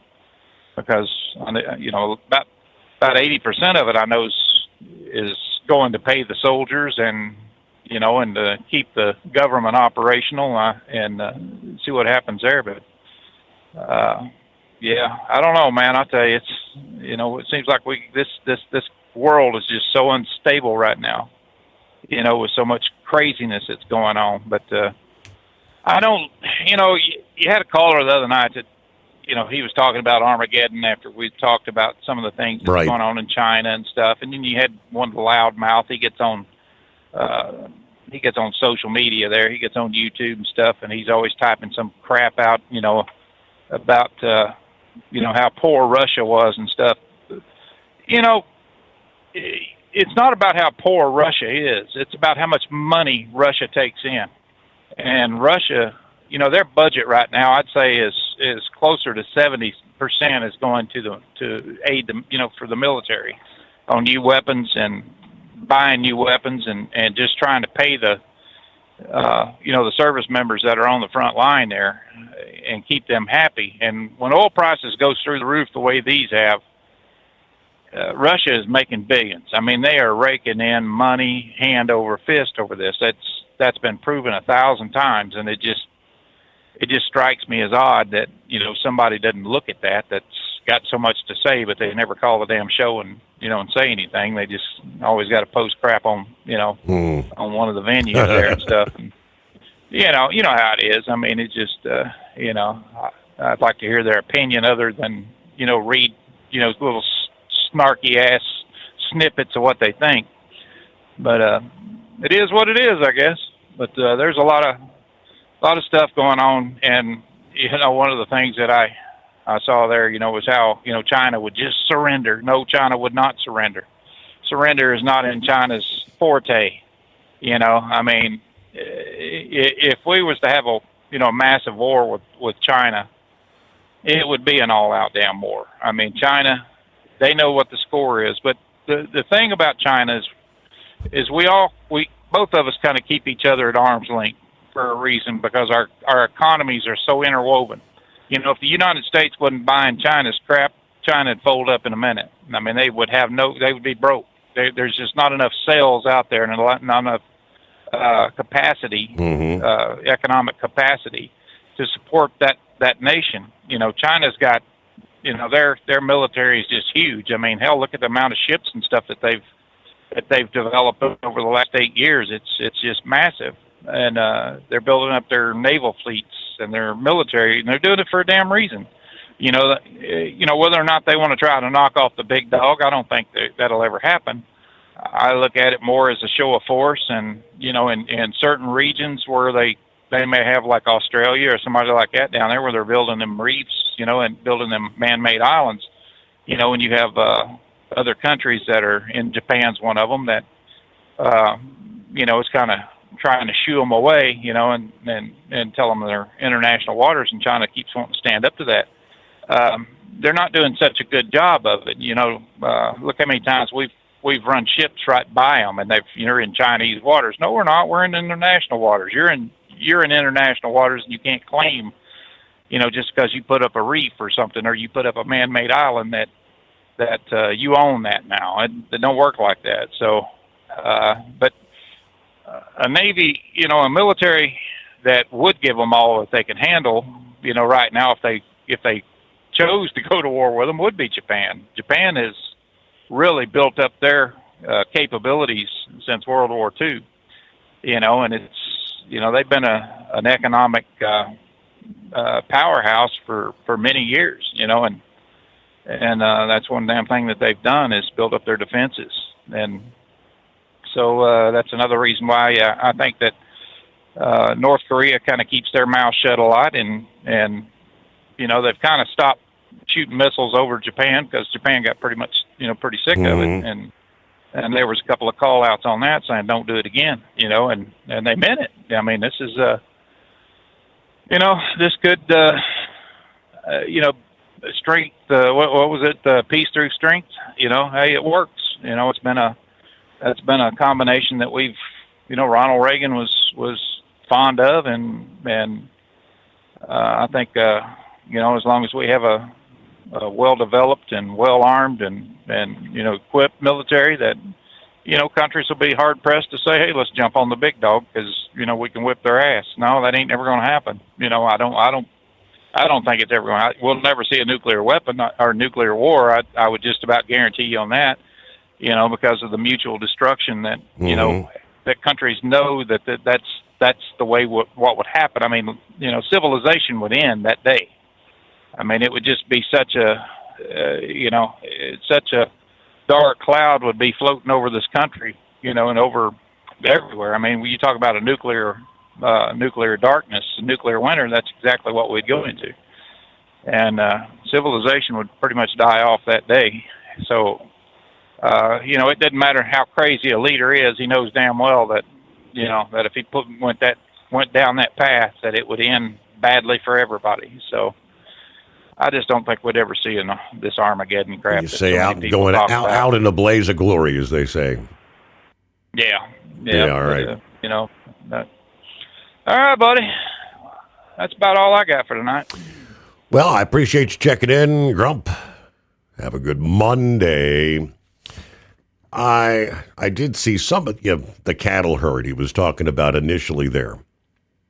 The government figures, they say, confirmed that the cattle supplies are tight, to say the least. The Department of Agriculture in July said the nation had 28.5 million beef cows. That's down like 1% from a year ago, while the estimated 2026 calf crop declined 2%. Yeah, so we were talking much of last year. The numbers down exponentially, but continue to go the wrong direction. The Kansas City Federal Reserve said this month that strong consumer demand combined with limited domestic supplies has pushed the beef prices higher, while high costs and uncertainty have discouraged ranchers from significantly expanding their herds. Now, Trump's already taken steps trying to increase beef supply. They said back in February he authorized an additional 80,000 metric tons annually of lean beef trimmings from Argentina to come into the country tariff-free. White House said the average price of ground beef hit a record $6.69 per pound. That was December of last year. And they recently announced plans to resume cattle imports from Mexico after that year-long restriction because of the New World screwworm threat.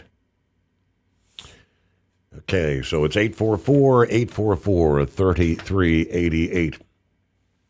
About a minute for a news break. Looks like Philip wanted to chime in once again. If you got time to hold through the news break there. Eagle has some additional thoughts going back to the debate with Canada.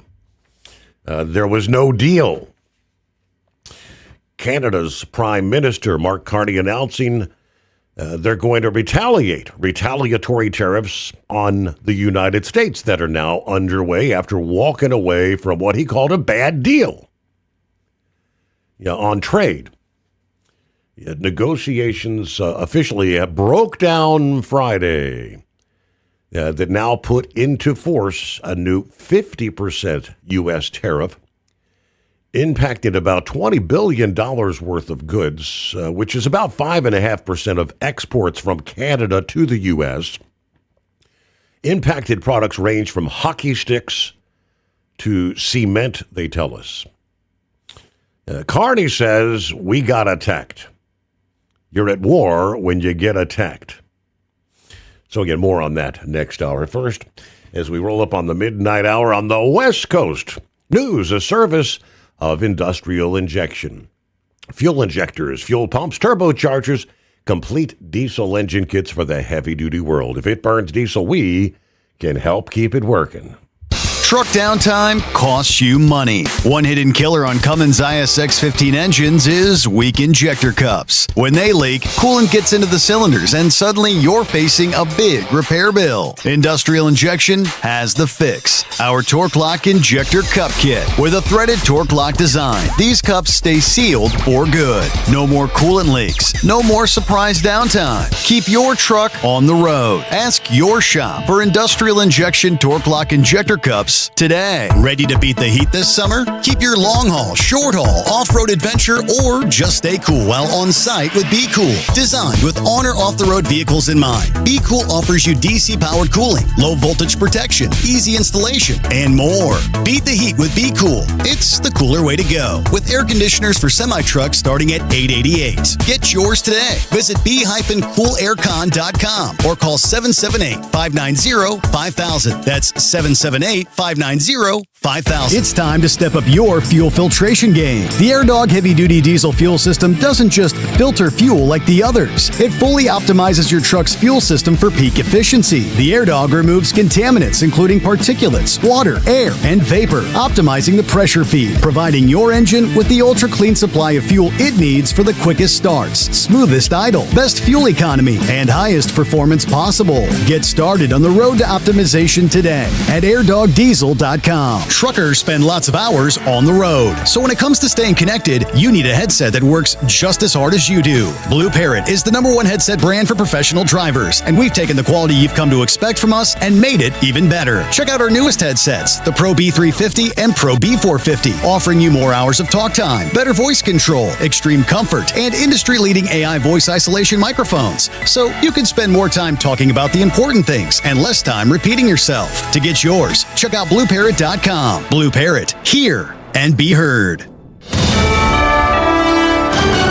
USA Radio News, I'm Anthony Lucero. Iran is promising a devastating response to new U.S. economic sanctions. This after the Trump administration said it plans to impose the toughest sanctions in history on Iran and economic consequences for any country that assists Iran. The chief of staff of Iran's armed forces said that with preparedness across land, sea, air defense, and cyberspace, Iran's armed forces will respond to the enemy's new threats with crushing, punishing, and devastating responses. I'm Michael Kastner. Canadian Prime Minister Mark Carney says retaliatory tariffs on the U.S. will begin on September 8th. Carney announced the move at a Saturday morning news conference in response to the Trump administration's new 50% tariffs on Canadian goods. Carney said he will release more details in the coming days, adding that his government takes the step reluctantly. The new U.S. tariffs went into effect at midnight Saturday after trade talks with Canada collapsed. The tariffs impact about $20 billion worth of Canadian imports. I'm Lisa Carton. The U.S. is pausing higher tariffs on ground beef imports for 90 days in order to lower the cost for consumers. President Trump made the announcement on Truth Social, saying the nation will allow up to 300,000 metric tons of ground beef to be imported without the higher rate. He said the White House is making the move as it works to, quote, reduce prices for Americans while giving space for our great American beef herd to grow again. I'm Monica Nelson. The FDA has authorized a first-of-its-kind robotic device designed to draw blood from patients without manual human intervention. Called Aletta, the machine uses infrared light and Doppler ultrasound to locate veins. Health officials say the robot achieved success rates matching human phlebotomists and will help combat critical laboratory staffing shortages. I'm Matt Mattinson. Gold's trading at $46.11 an ounce, while silver's around $69 an ounce. From America's News Network USA Radio News. Hey, I'm Brant, and her name is Sherry. Hello. She's a friend of mine whom we were just praying for because of a surgery she just went through. Yes, and I am very happy about something you actually talk about all the time, which is Medishare. That is right. Yeah. So what was your experience like with Medishare and the healthcare bills? Honestly, Brant, seamless. And what a blessing that is when you're already nervous about a health issue, which I was. Yeah.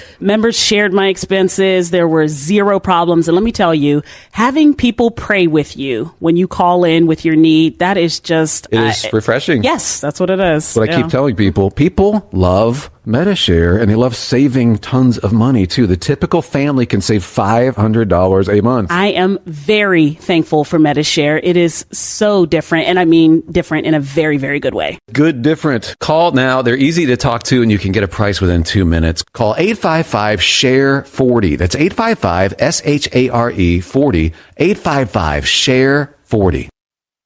The one-year anniversary of the death of conservative activist Charlie Kirk is approaching. The group he founded is planning a memorial service. Kirk was gunned down during the event at Utah Valley University on September 10th of last year. Officials with Turning Point USA say they plan to mark the anniversary with an event called Freedom Built to Last. It'll take place at the UCCU Center on campus. Meanwhile, lawyers for Tyler Robinson, the man accused of killing Kirk, are set to meet prosecutors in court on September 1st. I'm Nia Bender. The fast-moving Hawk Fire near Reno, Nevada has now burned around 15,000 acres and remains 0% contained. More than 40,000 people have been ordered to evacuate, with strong shifting winds making firefighting difficult. Nevada Governor Joe Lombardo has declared a state of emergency in Washoe County.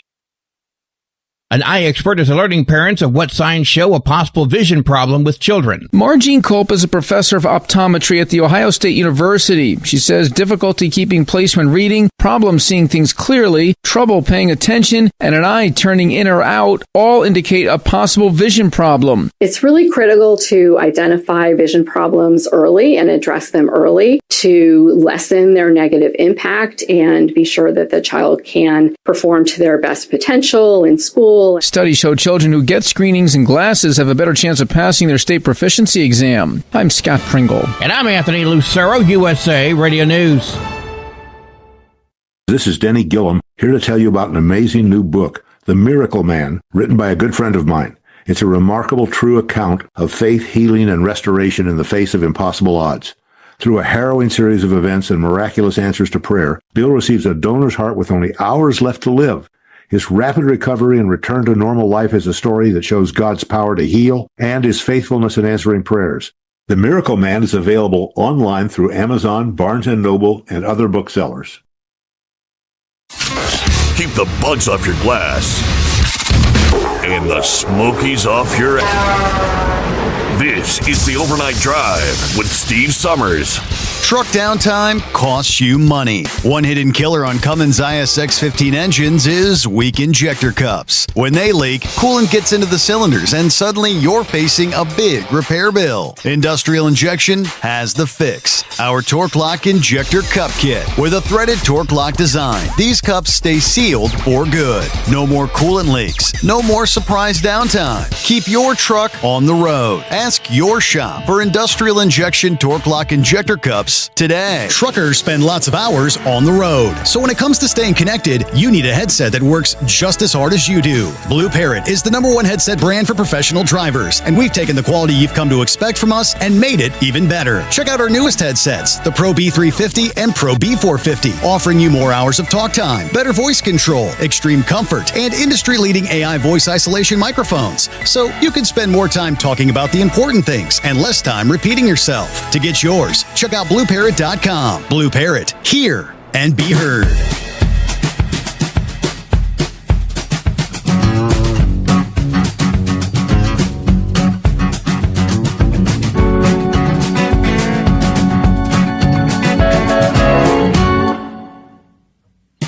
All right, a new day comes our way. Monday. Hey, welcome back, Philip. Hey, buddy, how you doing? Hanging with them. Hey, I want to chime in a little bit about this autonomous stuff that Grump was just talking about. A lot of people don't understand how that stuff works with reaction time and whatnot. But the way it works is the computer's analyzing what's up ahead of it, and then it makes the adjustments for what it needs to do to get around it or to break it. And the truck will actually have a computer that will control the braking rate of the truck and how fast it brakes or it doesn't brake. Does that make sense, bud? Okay, it does. And that's what it's about. The Tesla cars out there, what they're doing is they're using camera assist with it, whereas the camera is analyzing what's ahead of it, giving that information to the computer. Then the computer going to the mechanical systems and saying, hey, do I need to steer, or do I need to brake, or do I need to accelerate, or what do I need to do? Uh-huh. And one of the biggest things that people can't fathom about this autonomous stuff is the difference between going autonomous and manual. Okay? So one of the big things is, well, this just happened recently. I don't know. You remember Butch and Sonny in the Starliner? They had an interview with Butch not too long ago that he sat down and talked to him. The biggest problem that he had with that capsule was he couldn't fly it manually because the way they had the system set up in the thing, it had so much stuff going on to make all these little adjustments that the human hand could not make these adjustments. And that's the reason why that they had the problem with the thrusters and all that stuff with the Starliner, is because they couldn't do it manually and set things. Everything had to be set through a software package to make the thing work. And that's one of the biggest hurdles they're going to have to come over with the autonomous vehicles. You know, there's going to come a point where a truck is going to break down on the side of the road, and the computer's going to have to be bypassed, and that truck's got to be brought back to the terminal. The only way it's going to be brought back to the terminal is either on a hook, or somebody is going to have to make it to the point where they can drive it and get it back to the terminal. Mm-hmm. And that's going to be the big challenge. You know, they're going to have a lot of trucks that are going to be breaking down. I know it's going to happen. It's what happens when you have any kind of new stuff going on. But I just wanted to let Trump and a lot of guys, or Grump, excuse me. A lot of guys don't understand about the reaction time. And what it does is, Steve, when you were learning how to drive, your driving instructor or the person who taught you how to drive told you had to learn what they call rate of closure, which is the amount of time from you to the vehicle ahead of you. Okay? The computer does that automatically, and it does it in milliseconds. That's how these rockets fly. You know, the average person could not control one of these rockets in the way they launch. Okay? You couldn't control it because there's so many minute adjustments that have to be made for different things going on that we can't comprehend it fast enough. But a computer can. A computer can comprehend it. And what happens is they put the data in the computer to understand, or the know-how in the computer to understand how to make these minute adjustments. And that's where people can't understand with autonomous stuff and all this kind of stuff that's coming out like that. You know, who would think that they would have a machine that could draw blood from you? I mean, who would think that? I wouldn't think that would ever happen, you know? And it's something that we got to look at, you know? And that's where, when the machine makes the mistake. Now, how's it going to do that in fog, Steve? Is that a question that a lot of you guys have that, right? 100%, yeah. I mean, because, even my Subaru has, you know, it has the cameras, the eyesight, and if you've got sometimes rain or a fog, the eyesight is disabled. Absolutely. Now, let me tell you how that's going to work. How many times, Steve, have you walked through a metal detector? Have you walked through a metal detector a bunch when you went to the airport? Quite a few, yes. Okay. So and I'm going to bring up that word everybody doesn't want to hear, with AI and infrared and heat sensing cameras, they have the ability to see what's on you in a metal detector now. Okay? That same technology is going to be put into autonomous vehicles to where they can look in a fog and not see. You can't, by the human eye, you can't see nothing. But by the heat sensing camera and all the data that's programmed into the system, they can tell what is ahead of them, if it's metal, plastic, or human flesh. Okay, so like, take for instance, you're driving down the road, this thing is driving autonomously, and somebody steps out in front of you. The camera will know that is a human being and try to avoid it, if that makes sense. Mm-hmm. I know a lot of people think it's crazy, but that technology is out there. We have facial recognition software. So if the camera looks into it and it sees a human being on the side of the road and it says, oh, wow, that's a human face, that's not a car or a piece of metal, it adjusts its movements to get away from it. I'm just trying to explain how this stuff is going to work. I'm not for it or against it because I kind of work with it a little bit. But here it is. Okay, this is how the computer works. We have all this technology around us, guys. It's everywhere. It's in everything. You know, facial software. They could track you, Steve, from one point to another any day. The government can do that. I know they can by the amount of cameras that are out there. Yep. But what hits it up is when you go into rural places like out in the middle of Wyoming and places like that, that's when it gets a little tricky. But they still can do that. Even think about that telescope that you were talking about earlier. The overlays of the land, it can look at that. It's the same technology that we had back in the day when we were checking out what Russia had going on with their missile systems with the SR-71 and the U-2s. They would take these big pictures that when you looked at the actual picture with the human eye, you were like, man, that looks like a bunch of junk. But when you took a computer or you took a reticle and you stopped down on it, you could see every little nook and cranny of anything. You can read a license plate on a car. And that satellites are doing that today. We got satellites up there right now. They're flying over top of us that can actually read the license plate on your car as you're going down the street. Who cares about flock? We can throw a satellite over top of you and take a lot more different stuff than the flock will ever do. You know, and that's what's scary about all these constellations of satellites and all this stuff going on with the satellites we talked about earlier with all these launches. I mean, look at how many launches have just recently happened with SpaceX that the United States Space Force has launched reconnaissance equipment. Check it out. Go and look at the list of launches that SpaceX has done within the last 2 weeks. And look at some of the launches that have went up, and look and see who's launching what, where, when, and how. Mm-hmm. Our Space Force is building it up, and that's what President Trump is talking about, this 1,000 launches of a year thing.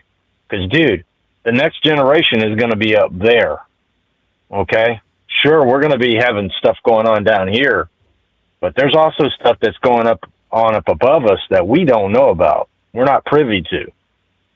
And I'm not being a conspiracist. It's the truth. If you look at it, what's going on. So just wanted to chime in about the autonomous stuff, kind of explain it a little bit, because a lot of people, you know, they want to beat it down, which I understand why people want to beat it down. Get me? And you were talking about Kodiak. Let me tell you something, buddy. Kodiak is already doing interstate stuff. So they're going from state to state with stuff already, and they're making money on it. So, and it's on the private property, but it's also, Kodiak is one of those guys down in Texas playing. They were talking about going from Texas to Atlanta with an autonomous truck with a guy sitting behind the wheel. Okay. That's already in play. So I don't know if y'all heard about that or not, but it is what it is. And I appreciate your time. Thanks for having me. All right. Yes, indeed. And I mean, that's pretty much what you were just saying there, Philip. They try to explain how driverless trucks handle extreme weather. The Permian Basin, they say, can be brutal on vehicles. Trucks can face triple-digit temperatures, dust storms, sudden flooding, high crosswinds. Dense morning fog can make visibility difficult. Kodiak equips its trucks with a sensor suite built around cameras with radar and LiDAR support. Those systems give the truck a detailed view of the surrounding environment, they say. More sensors can't make every condition safe, though. Burnett said the truck will stop instead of pushing through dangerous weather. If conditions are not safe, the truck will not keep driving, he said. It slows down and safely pulls over. Kodiak says their system responds to construction zones and emergency vehicles as part of normal driving. It also adjusts to changing road conditions. Severe fog or other hazardous weather can still stop an autonomous trip. Burnett says Kodiak-powered vehicles will remain parked when conditions become unsafe. And then, as so many have said, what about a breakdown? A damaged component or communications failure can create a serious problem in any large truck. The stakes may feel much higher when nobody's sitting in the cab. Burnett said the Kodiak driver checks both the truck and its autonomous system while it operates. The Kodiak driver continuously monitors the trucks and its autonomous driving system. If it detects a critical problem, such as a mechanical, sensor, communications failure, it can execute a fallback maneuver that safely pulls the truck out of traffic and brings it to a stop in a safe location. Now, I said the safety and the health of all trucks are overseen by Kodiak's command center, and a human can remotely provide assistance should a truck need additional help. Sounds reassuring, right? It's 844-844-3388. All right. See, Eagle, you're hanging in there. I think you had some thoughts about the Canada situation, right? Yeah. Yeah, I'm still here.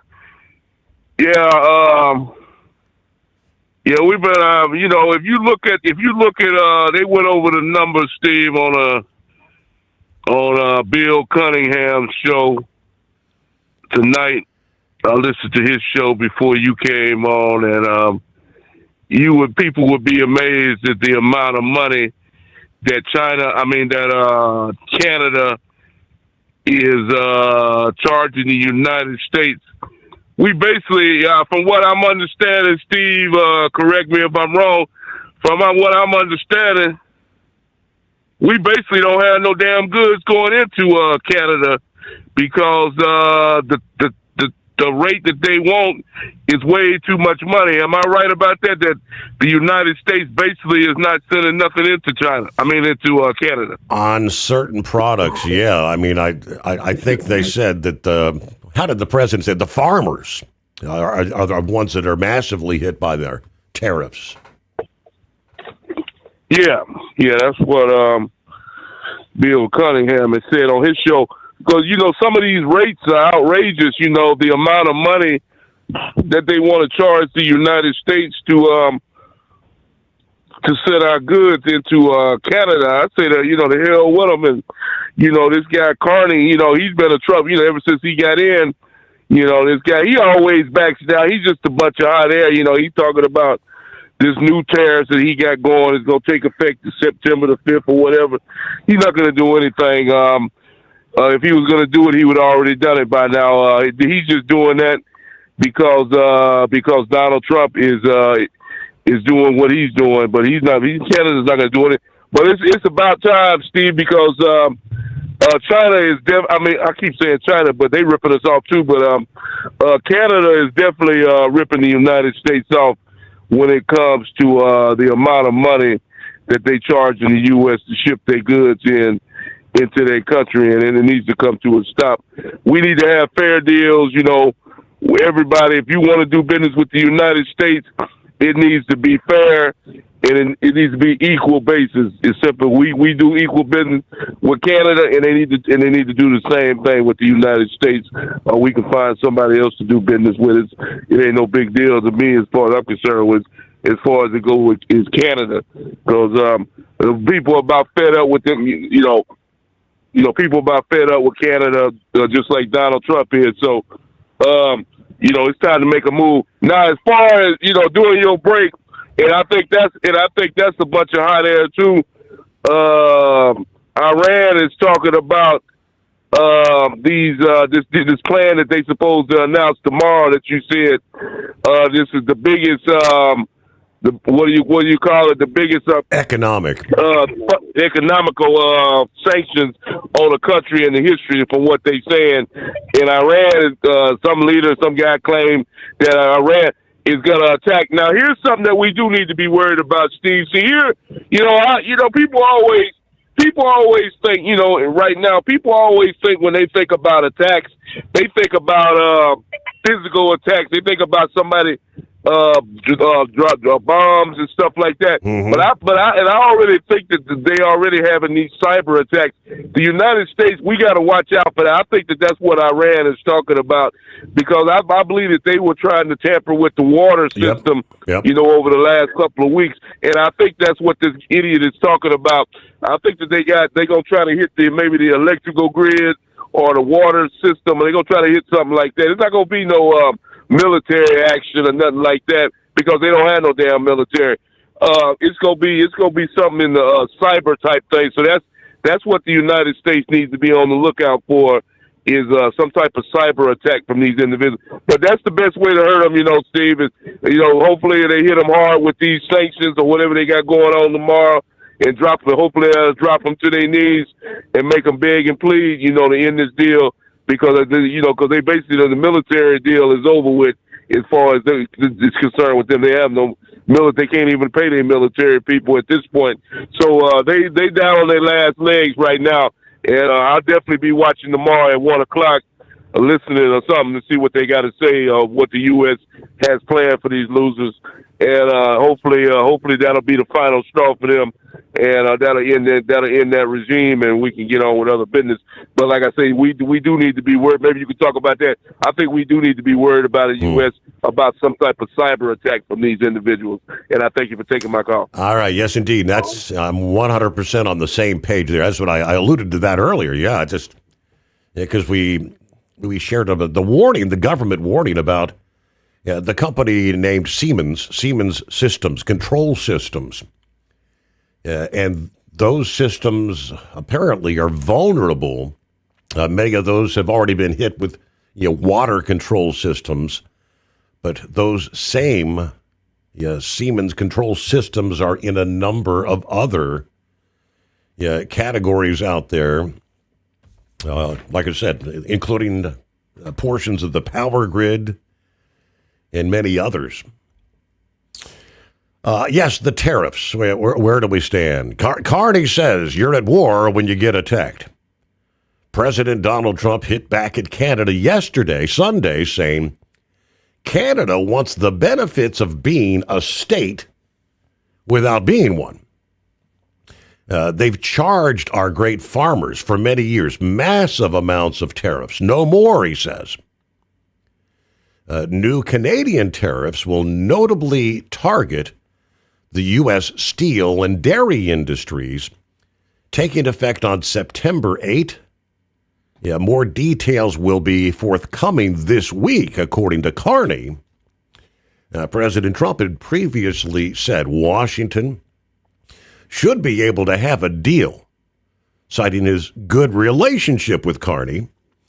But, of course, that all came crashing down. But on Saturday, Canada's prime minister said Trump set conditions that were ultimately unacceptable, even though some of the earlier talks had been positive.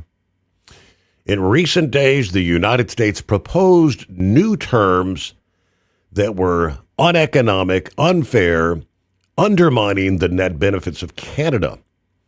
And he called into question the reliability of any deal.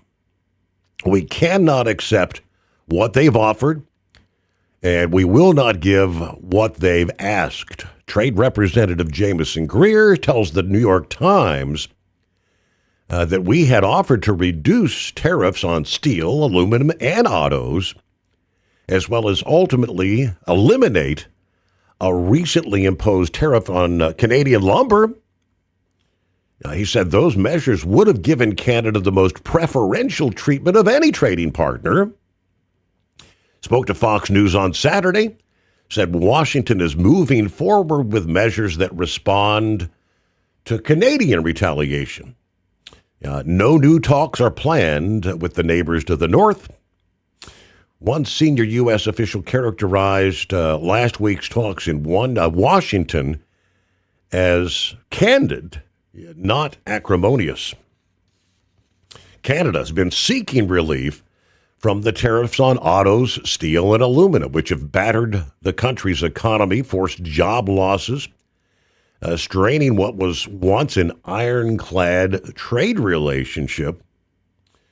The White House had alleged discriminatory treatment by Canada against U.S. alcohol, automobile, dairy products when they introduced the duties. They were originally set to take effect last Wednesday, but there was that 3-day reprieve as the talks continued. Carney said one reason the deal collapsed was U.S. negotiators at the 11th hour introduced restrictions on Canadian trade deals with other countries. He said negotiators made unacceptable threats to the French language and Quebec culture, referring to the French-speaking province there in eastern Canada. News, a service of industrial injection. Fuel injectors, fuel pumps, turbochargers, complete diesel engine kits for the heavy-duty world. USA Radio News. I'm John Sommers. Former Vice President Mike Pence says a trade war with Canada is the last thing the U.S. needs.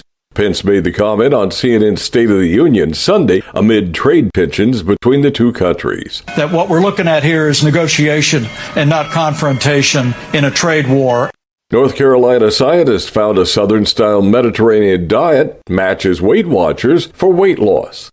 The U.S. and Iran ramped up the hostile messaging over the weekend ahead of today's scheduled announcement of new U.S. sanctions on Tehran. 2 strong earthquakes struck Japan over the weekend. A fast-moving wildfire near Reno, Nevada exploded over 10,500 acres in one day. It sits at 0% containment. From America's News Network, USA Radio News. This is Denny Gillum, host of Frontlines of Freedom, here to tell you about an amazing new book, The Miracle Man, written by a good friend of mine. It's a remarkable true account of faith, healing, and restoration in the face of impossible odds. Through a harrowing series of events and miraculous answers to prayer, Bill receives a donor's heart with only hours left to live. His rapid recovery and return to normal life is a story that shows God's power to heal and his faithfulness in answering prayers. The Miracle Man is available online through Amazon, Barnes & Noble, and other booksellers. Lisa Wolf here to tell you about our newest website for old-time radio lovers. It's 100radioshows.com. At this site, there are 5 old-time radio shows waiting for you to download free as our gift to you. And be sure to browse the additional 700 old-time radio shows available to you for 70% off by using the promo code RADIO at checkout. This is a limited-time offer, so log on to 100radioshows.com. That's 100radioshows.com. Truck downtime costs you money. One hidden killer on Cummins ISX-15 engines is weak injector cups. When they leak, coolant gets into the cylinders and suddenly you're facing a big repair bill. Industrial Injection has the fix. Our Torque Lock Injector Cup Kit with a threaded Torque Lock design. These cups stay sealed for good. No more coolant leaks. No more surprise downtime. Keep your truck on the road. Ask your shop for Industrial Injection Torque Lock Injector Cups today. Like the men and women who power America, the people at Hot Shot Secret work hard and play harder. We're the fastest growing diesel and oil additive brand in the country. We solve problems. We protect engines. We save you money. And more importantly, time. Hot Shot Secret. Powered by science. It's time to step up your fuel filtration game. The AirDog heavy-duty diesel fuel system doesn't just filter fuel like the others. It fully optimizes your truck's fuel system for peak efficiency. The AirDog removes contaminants, including particulates, water, air, and vapor, optimizing the pressure feed, providing your engine with the ultra-clean supply of fuel it needs for the quickest starts, smoothest idle, best fuel economy, and highest performance possible. Get started on the road to optimization today at AirDogDiesel.com. Truckers spend lots of hours on the road. So when it comes to staying connected, you need a headset that works just as hard as you do. Blue Parrot is the #1 headset brand for professional drivers, and we've taken the quality you've come to expect from us and made it even better. Check out our newest headsets, the Pro B350 and Pro B450, offering you more hours of talk time, better voice control, extreme comfort, and industry-leading AI voice isolation microphones. So you can spend more time talking about the important things and less time repeating yourself. To get yours, check out BlueParrot.com. Blue Parrot, hear and be heard. Dean Michael, the tax doctor, here with Tax Help MD. As many of you know from Steve Sommers' show, I've been helping professional drivers solve their tax problems. I can help you too. If you've been struggling with back tax debt, call me now at 888-557-4020. Let's face it, these problems aren't going away all on their own. You need professional help so you can sleep better at night knowing you're in good hands. It's like I always say, keep your eyes on the road, I'll keep my eyes on the IRS. 888-557-4020. So you missed an episode of the Steve Sommers Overnight Drive, and now you're suffering night sweats and panic attacks. Well, don't worry, we've got the cure. Never miss a broadcast of the Steve Sommers Overnight Drive. Consistently ranked as one of the top podcasts and radio shows in America, we've made it easy for you to catch up on past shows. Find the Steve Sommers Overnight Drive wherever you get your podcasts or at overnightdriveradio.com. And never miss an episode of the Steve Sommers Overnight Drive. The Overnight Drive with Steve Summers. Live from the Hot Shot Secret Studios. Call Steve now. 844-844-3388. That's 844-844-3388.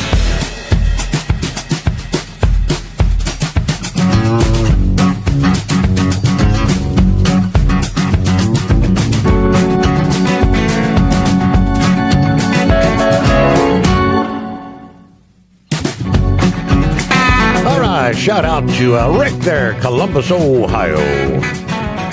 Trust you had a good weekend.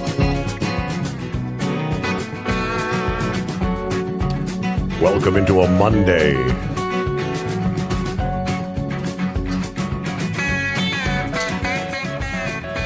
Back to other industry headlines.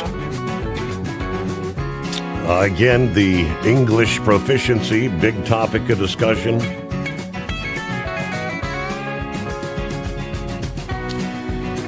Meanwhile, in recent months, several companies have told federal regulators that the hours of service doesn't work for them, asking the FMCSA to grant their truckers an exemption, saying they'll be able to meet an equivalent level of safety with more flexibility.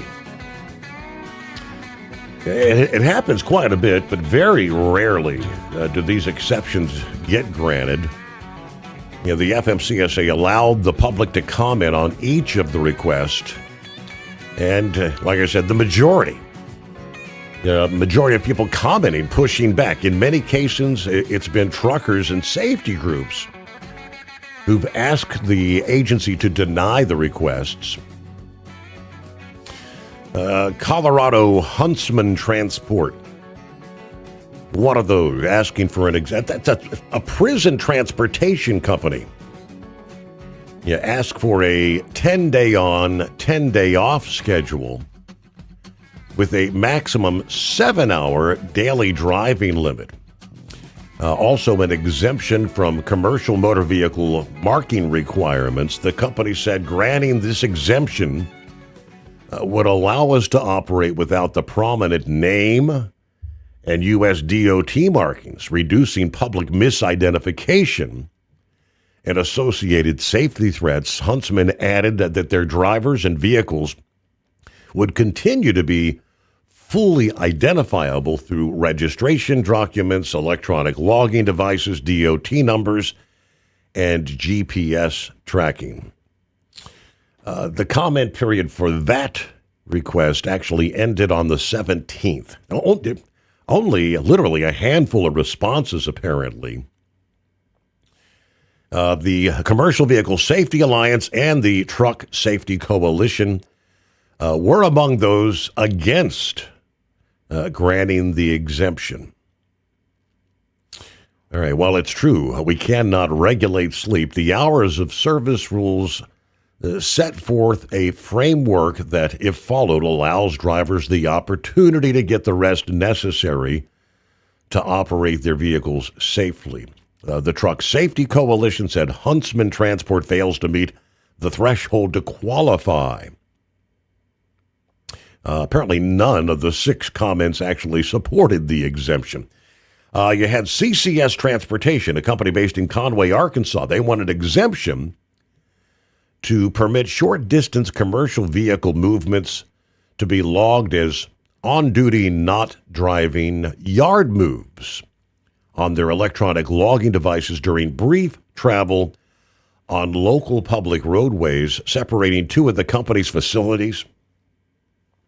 Company told the FMCSA the 2 facilities are only 1.3 miles apart, and they're used for low-speed equipment repositioning, trailer spotting, and tractor transfers.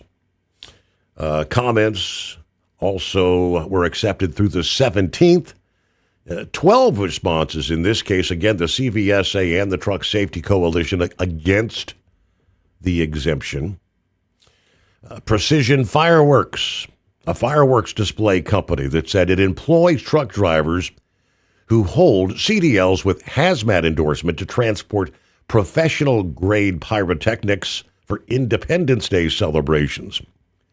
They were seeking an exemption from the 14-hour rule, so drivers would be able to execute off-duty and sleeper berth time of any length from the calculation of the 14 hours. If granted, the exemption would apply to about 5 drivers during a time period, June 28 to July 8 for the next 5 years. I mean, that's the gangbuster time of year, right?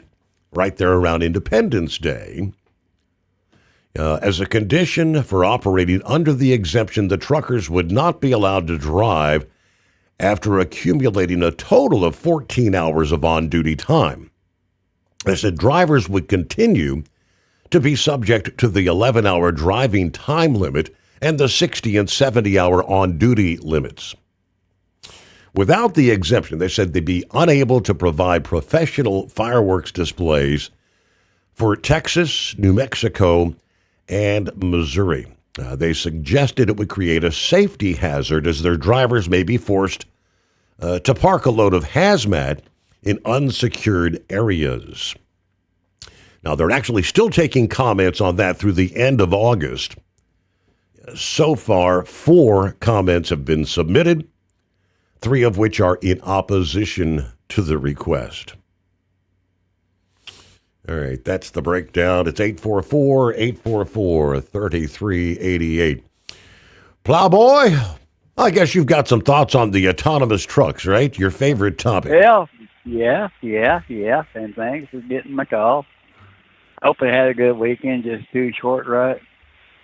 Pretty much, yes, sir. Steve, first, let's go with your last story. Your last story that you were talking about. I don't think your fireworks company is going to get it off the ground. Remember this past year? How many fireworks incidents did we have along the highways? Tennessee, I know at least had several of them. Yeah. Every damn time you went to Facebook, you were seeing something. Somebody blew up the bang bang before, even during the broad damn daylight. Okay, let's go to Minnesota.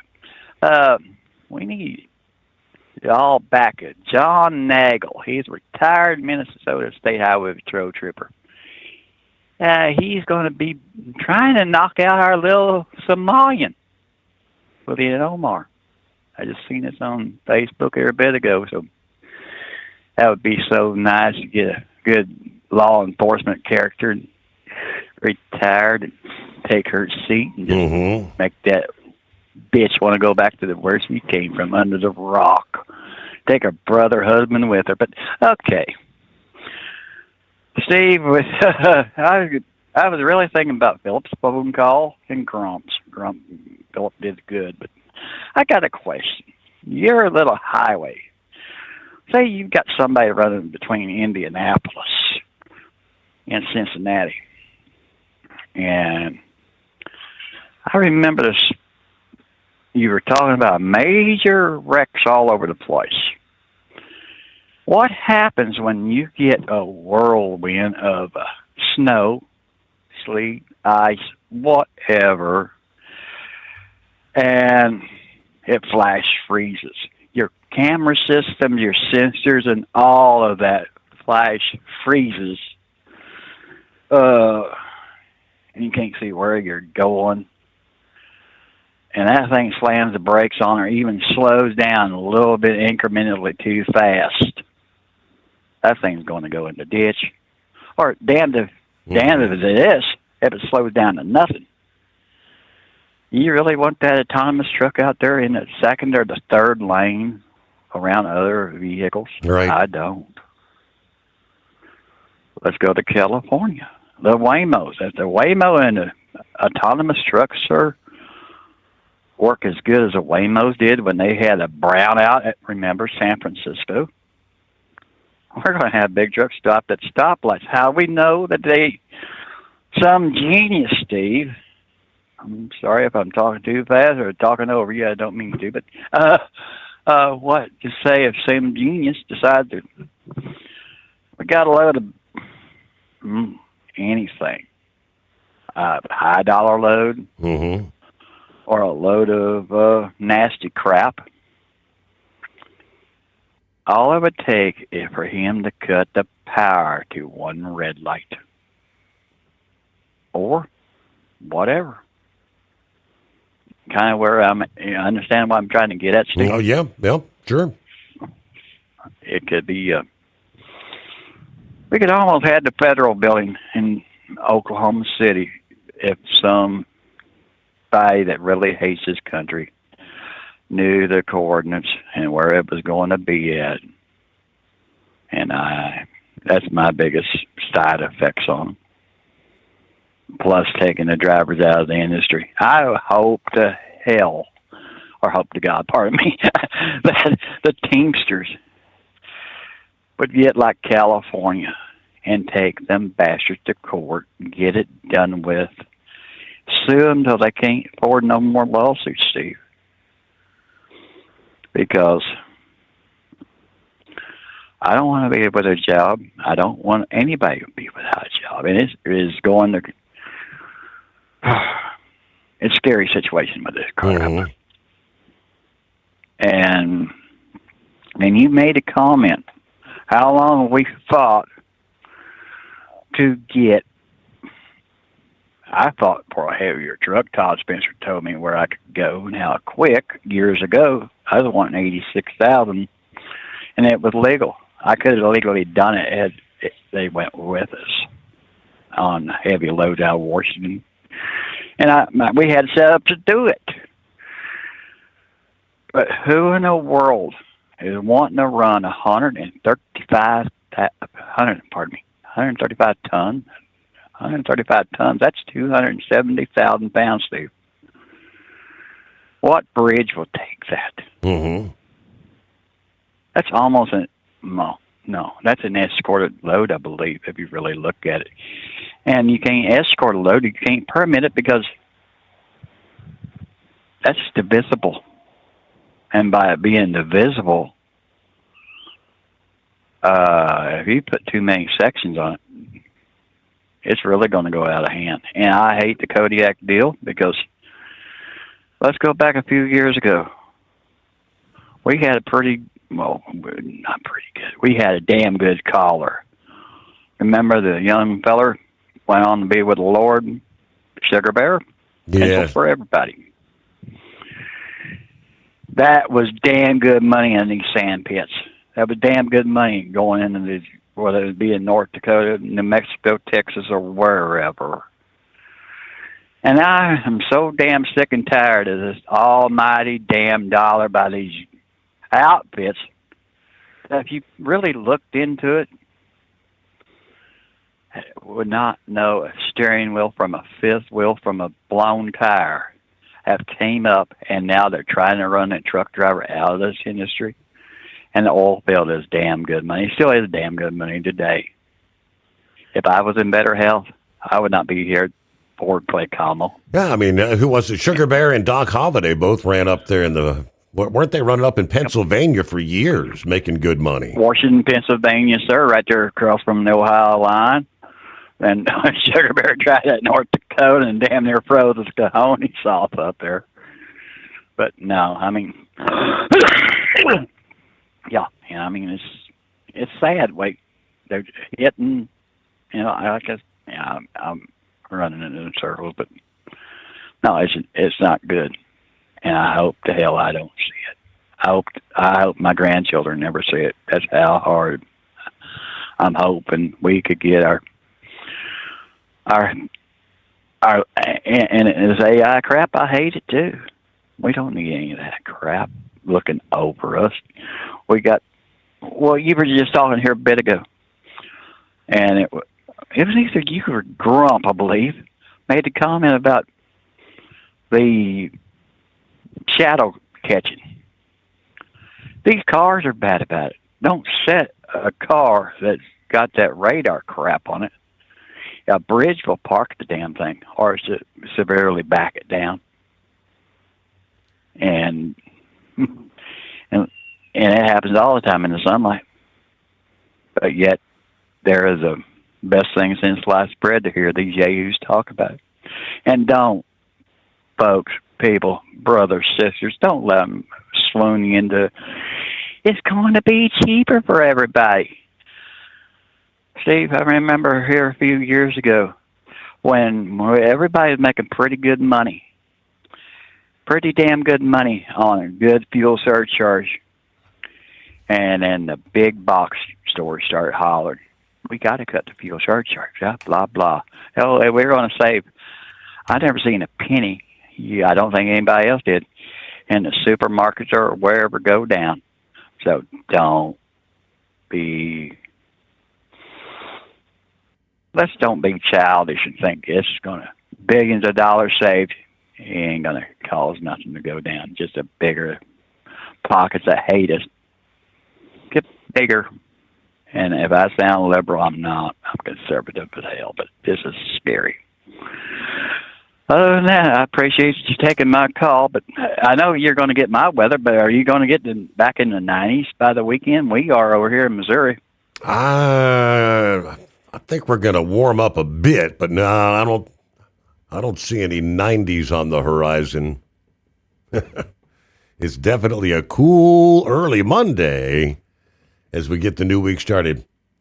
All right, clear lines, 844-844-3388. Truck downtime costs you money. One hidden killer on Cummins ISX 15 engines is weak injector cups. When they leak, coolant gets into the cylinders and suddenly you're facing a big repair bill. Industrial Injection has the fix. Our Torque Lock Injector Cup Kit with a threaded Torque Lock design. These cups stay sealed for good. No more coolant leaks. No more surprise downtime. Keep your truck on the road. Ask your shop for Industrial Injection Torque Lock Injector Cups today. Dean Michael, the tax doctor here. Are you tired of those tax problems following you around like a dark cloud? Always in the back of your mind, losing sleep at night? Call me now and get your life back. 888-557-4020 or go to mytaxhelpmd.com. Pretending they're not there won't make them go away. The IRS isn't going to forget. They will levy your bank account and garnish your wages. Don't wait for that to happen. I'm not telling you these things to scare you. I'm telling you so you can benefit from my years of experience. Now is the time to act. 888-557-4020. Truckers spend lots of hours on the road. So when it comes to staying connected, you need a headset that works just as hard as you do. Blue Parrot is the #1 headset brand for professional drivers, and we've taken the quality you've come to expect from us and made it even better. Check out our newest headsets, the Pro B350 and Pro B450, offering you more hours of talk time, better voice control, extreme comfort, and industry-leading AI voice isolation microphones. So you can spend more time talking about the important things and less time repeating yourself. To get yours, check out BlueParrot.com. Blue Parrot, hear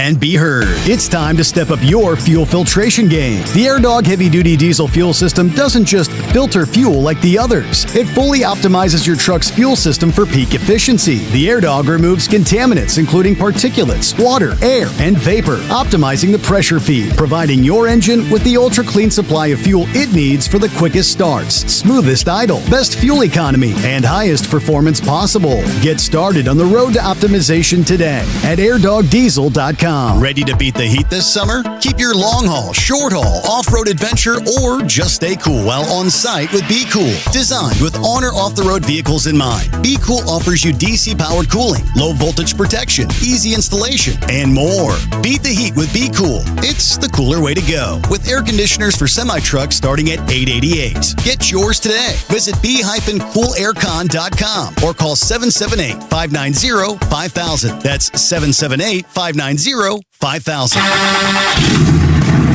Want to advertise your brand on the Steve Sommers Overnight Drive and help grow your business through one of the hottest radio shows and podcasts in America? We would love to hear from you. Rates have never been better to put your brand on our show, or maybe you just want to kick the tires. Email us at ssod@hotshotsecret.com and take the first steps towards taking your brand to the next level through advertising on the Steve Sommers Overnight Drive.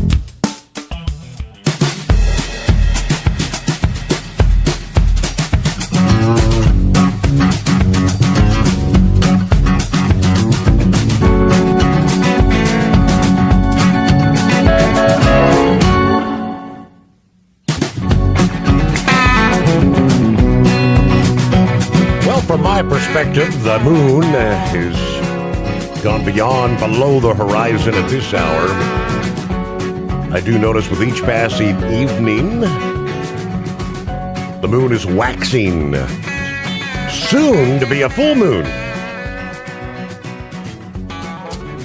Mark your calendars. We've got a celestial event coming this week. August 27 into the 28th. A massive, partial lunar eclipse, Earth's shadow, will cover 96.2% of the moon. It should create the gorgeous copper red glow, almost a blood moon, but not quite.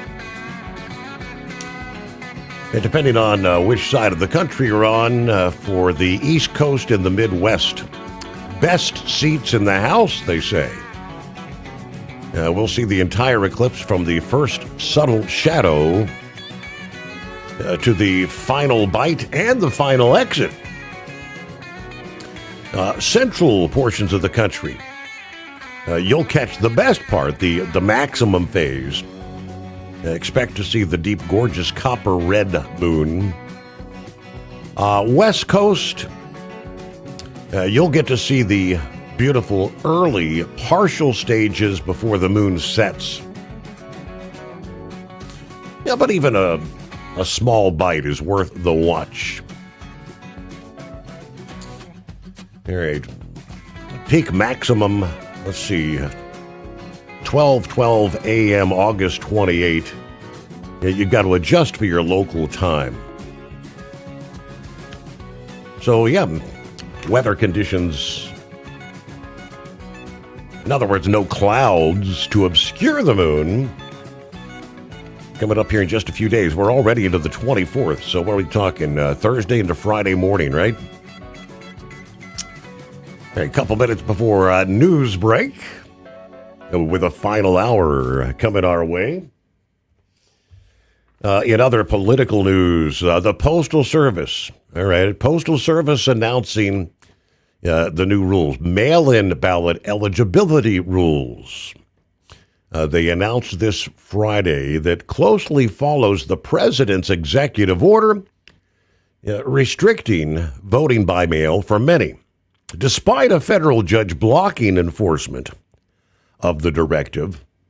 Under the policy, states would generally provide the U.S. Postal Service with information on mail ballot receipts at least 30 days before the November 3rd midterm elections.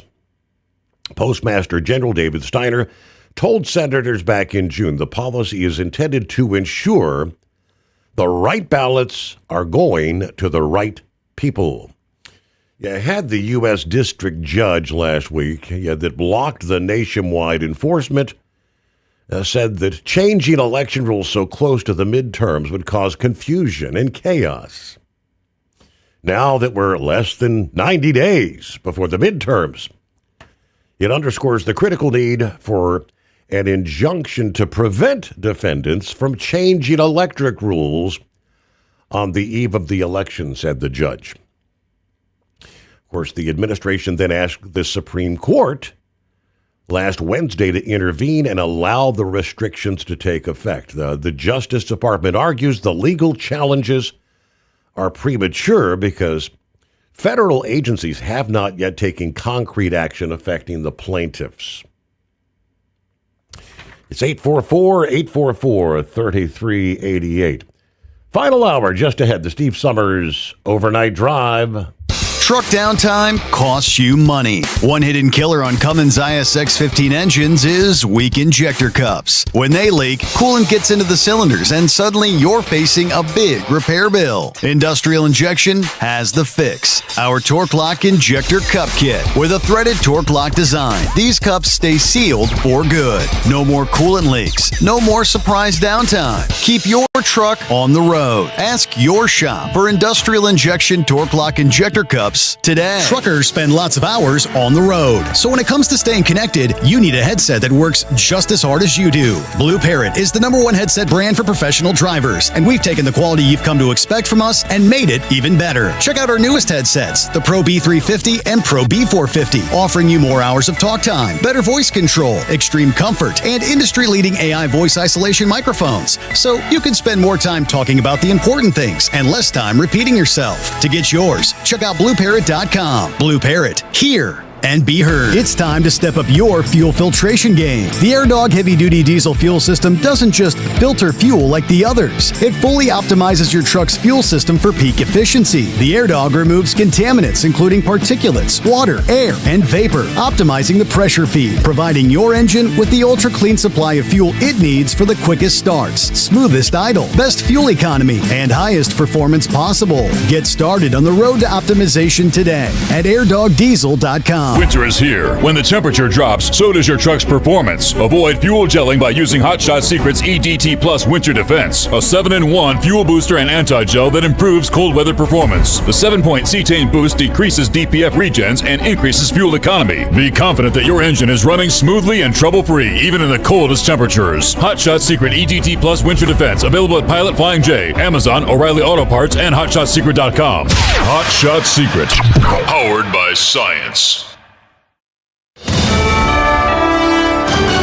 USA Radio News, I'm Anthony Lucero. Iran is promising a devastating response to new U.S. economic sanctions. This after the Trump administration said it plans to impose the toughest sanctions in history on Iran and economic consequences for any country that assists Iran. The chief of staff of Iran's armed forces said that with preparedness across land, sea, air defense, and cyberspace, Iran's armed forces will respond to the enemy's new threats with crushing, punishing, and devastating responses. I'm Michael Kastner. Canadian Prime Minister Mark Carney says retaliatory tariffs on the U.S. will begin on September 8th. Carney announced the move at a Saturday morning news conference in response to the Trump administration's new 50% tariffs on Canadian goods. Carney said he will release more details in the coming days, adding that his government takes the step reluctantly. The new U.S. tariffs went into effect at midnight Saturday after trade talks with Canada collapsed. The tariffs impact about $20 billion worth of Canadian imports. I'm Lisa Carton. The U.S. is pausing higher tariffs on ground beef imports for 90 days in order to lower the cost for consumers. President Trump made the announcement on Truth Social, saying the nation will allow up to 300,000 metric tons of ground beef to be imported without the higher rate. He said the White House is making the move as it works to, quote, reduce prices for Americans while giving space for our great American beef herd to grow again. I'm Monica Nelson. The FDA has authorized a first-of-its-kind robotic device designed to draw blood from patients without manual human intervention. Called Aletta, the machine uses infrared light and Doppler ultrasound to locate veins. Health officials say the robot achieved success rates matching human phlebotomists and will help combat critical laboratory staffing shortages. I'm Matt Mattinson. Gold's trading at $46.11 an ounce, while silver's around $69 an ounce.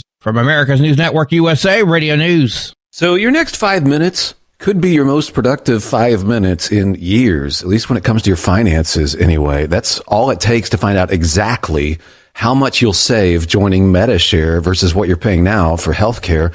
It's very typical for people to find out they can save hundreds a month, thousands a year. The typical family saves up to $500 a month. And healthcare sharing is different. It's refreshing different. We know from member surveys, people love saving the money, of course, but they also just like MediShare more than what they were doing before for healthcare costs. And it's not a new thing. It's been proven for more than 30 years. Hundreds of thousands of Americans are part of this. So call them now. They are great to talk to. And very quickly, you'll find out what you can save. You can get your questions answered. Your next 5 minutes could mean saving hundreds a month, month after month. And here is the number. Call 855-SHARE-40. That's 855-SHARE-40. 855-SHARE-40.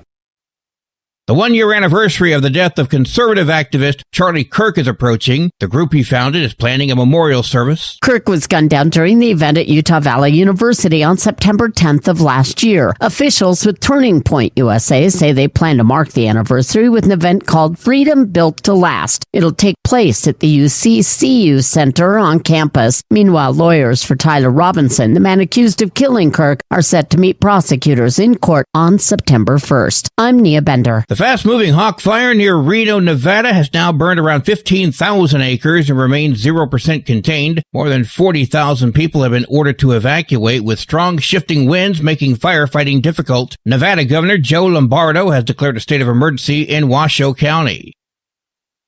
An eye expert is alerting parents of what signs show a possible vision problem with children. Margene Culp is a professor of optometry at The Ohio State University. She says difficulty keeping place when reading, problems seeing things clearly, trouble paying attention, and an eye turning in or out all indicate a possible vision problem. It's really critical to identify vision problems early and address them early to lessen their negative impact and be sure that the child can perform to their best potential in school. Studies show children who get screenings and glasses have a better chance of passing their state proficiency exam. I'm Scott Pringle. And I'm Anthony Lucero, USA Radio News. What if the music stopped? If the familiar voices were silenced? If there were no breaking news updates? What if your companion and connection to your community came with a monthly fee? Don't worry, we're free local radio with you wherever you go, celebrating 100 years and looking forward to the next 100. We are broadcasters. Text radio to 52886 and let Congress know you depend on your local radio stations. By the National Association of Broadcasters. Truck downtime costs you money. One hidden killer on Cummins ISX-15 engines is weak injector cups. When they leak, coolant gets into the cylinders and suddenly you're facing a big repair bill. Industrial Injection has the fix. Our Torque Lock Injector Cup Kit with a threaded Torque Lock design. These cups stay sealed for good. No more coolant leaks. No more surprise downtime. Keep your truck on the road. Ask your shop for Industrial Injection Torque Lock Injector Cups today. Truckers spend lots of hours on the road. So when it comes to staying connected, you need a headset that works just as hard as you do. Blue Parrot is the #1 headset brand for professional drivers, and we've taken the quality you've come to expect from us and made it even better. Check out our newest headsets, the Pro B350 and Pro B450, offering you more hours of talk time, better voice control, extreme comfort, and industry-leading AI voice isolation microphones. So you can spend more time talking about the important things and less time repeating yourself. To get yours, check out BlueParrot.com. Blue Parrot, hear and be heard. You're listening to The Overnight Drive with Steve Summers.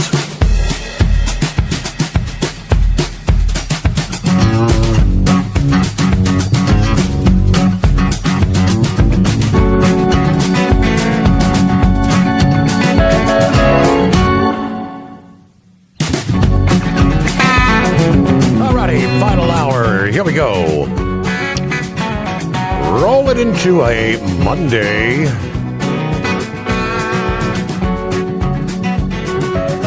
Some would say the greatest day of the week.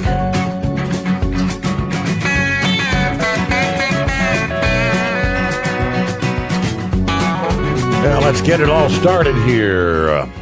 24th day of August. We'll get some NASCAR news in the hour ahead. Guess it was New Hampshire. Yeah, meanwhile, from the Lucky Dog on track. So, everyone had followed Jake Lang, and I never saw an official tally how many protesters showed up in Dearborn last week. Speaking at the city hall there, trying to halt the Islamization of America. Yeah, I guess Jake and some of his followers departed Dearborn and apparently made their way to Minneapolis and ended up being arrested over the weekend. Minneapolis police arresting he's called the far-right influencer Jake Lang and 6 of his supporters for rioting outside City Hall Saturday. Police said Lang and his entourage drove onto a sidewalk in front of City Hall, moving toward a crowd. Social media videos showed Lang standing in the bed of a pickup truck, holding up a sign that they say included a racial slur. It doesn't say what the sign said. Videos showing he and fellow activists clashing with the counter-protesters. Minneapolis police eventually came out from City Hall with Lang driving off about the same time. The interim police chief spoke at a news conference stating that a chemical irritant was discharged from both of the protester sides. They said police did not disperse any irritants. Police say they tracked the two vehicles with Lang. One was stopped near Washington Avenue and I-35, and the other was stopped near the Mall of America, apparently. Everyone in both vehicles arrested on suspicion of rioting. Lang was booked into the Hennepin County Jail without bail. Police did not respond to a request for the names of the 6 supporters who were also arrested. Mayor Fry said police are still collecting evidence and the investigation into Lang and his supporters is ongoing. He said, certainly there's the possibility of other charges, but there's still evidence to determine what happened. We're in the early stages right now of any additional investigation. Peterson said 3 officers were injured, 1 hospitalized and released. One of the officers may have had his ankle rolled up on by one of the vehicles driving off, and another had been hit by a projectile, as they put it. Investigators received a report of someone who was assaulted, trying to get a statement from that victim. Lang was apparently in town holding a rally for Shiloh Hendricks, the Rochester woman who last year called an 8-year-old boy with autism a racial slur while he was on a playground. Hendricks was found not guilty of disorderly conduct for accosting the boy, but was convicted on the same charge in July for doing the same thing to a bystander who recorded the altercation. According to the mayor, 4 others not connected to Lang were also arrested, 1 for rioting, another for assault. Minneapolis over the weekend. Hey, somewhere over in Thailand. Hey there, Rainmaker. Hey, Steve. I think you read the story that I sent to you about the 2 truck drivers and the 4 kids. I did. I haven't touched on that one yet, but I did get that. Yes, living like it's amazing. Confined into the sleeper of a truck for like was it 5 or 6 years? Almost 7 years, I think they said. Now, and they had a regular run. He had a regular run from Miami. Lived in Miami, I guess. Didn't have a house. I just lived in the truck. To Atlanta, back and forth to Atlanta for 7 years. Now, all the years of driving, being a truck driver, you're always watching your surroundings. You're always alert, seeing what's going on. You see other drivers. Now, you go to the weigh stations, they check your truck. You have a flat tire, you need oil change, mechanics. I find this really hard to believe that nobody would have seen something suspicious about this man and woman. Just looking at his wife or whoever his partner was, she was really bad. And the 4 kids was in really bad shape. But, they had to get out to use the bathroom. There's no way to use the bathroom inside the truck. They said there was no room for them to sleep. They had to sleep side by side. Yep, had to curl up in a ball because... the sleeper, how big's it's for one adult, let alone having 4 kids cramped up in there. Pretty much 24/7. Yeah. They had to get out of there sometime. The smell. If they wasn't taking showers and washing their clothes, who did the laundry, right? Who did the laundry, and how did they wash the clothes? A lot of something. Just people have got to, the society has really done that before we watch out for each other. This is sad. Really sad. But on the subject of AI and robo-trucks, do you remember in 2016, the company Otto, which became Aurora, they started out with Budweiser in Colorado hauling beer on I-25. That was the first autonomous truck. You know, Mm-hmm. You look at the robo-taxi, and then you got Zeus, you got Waymo. They're everywhere now. And Uber's using self-driving taxis now. And then the self-driving trucks, it's going to be putting more and more drivers out of work. And then with the AI, it's going to be putting a lot of people out of work too. Actors, why need actors when you can take AI and make a complete movie, right? Right. So I think by next year, there's going to be what they call the living wage for people that don't work. It's getting really scary, ain't it? I know Hollywood's pretty up in arms about the AI stuff. They're trying to get it regulated. The music industry, too. Yes. You go on YouTube and you look at some of the videos and stuff on there. It's all, even the new movies, you see some new movies out. Most of it's AI. It's not even interesting to watch.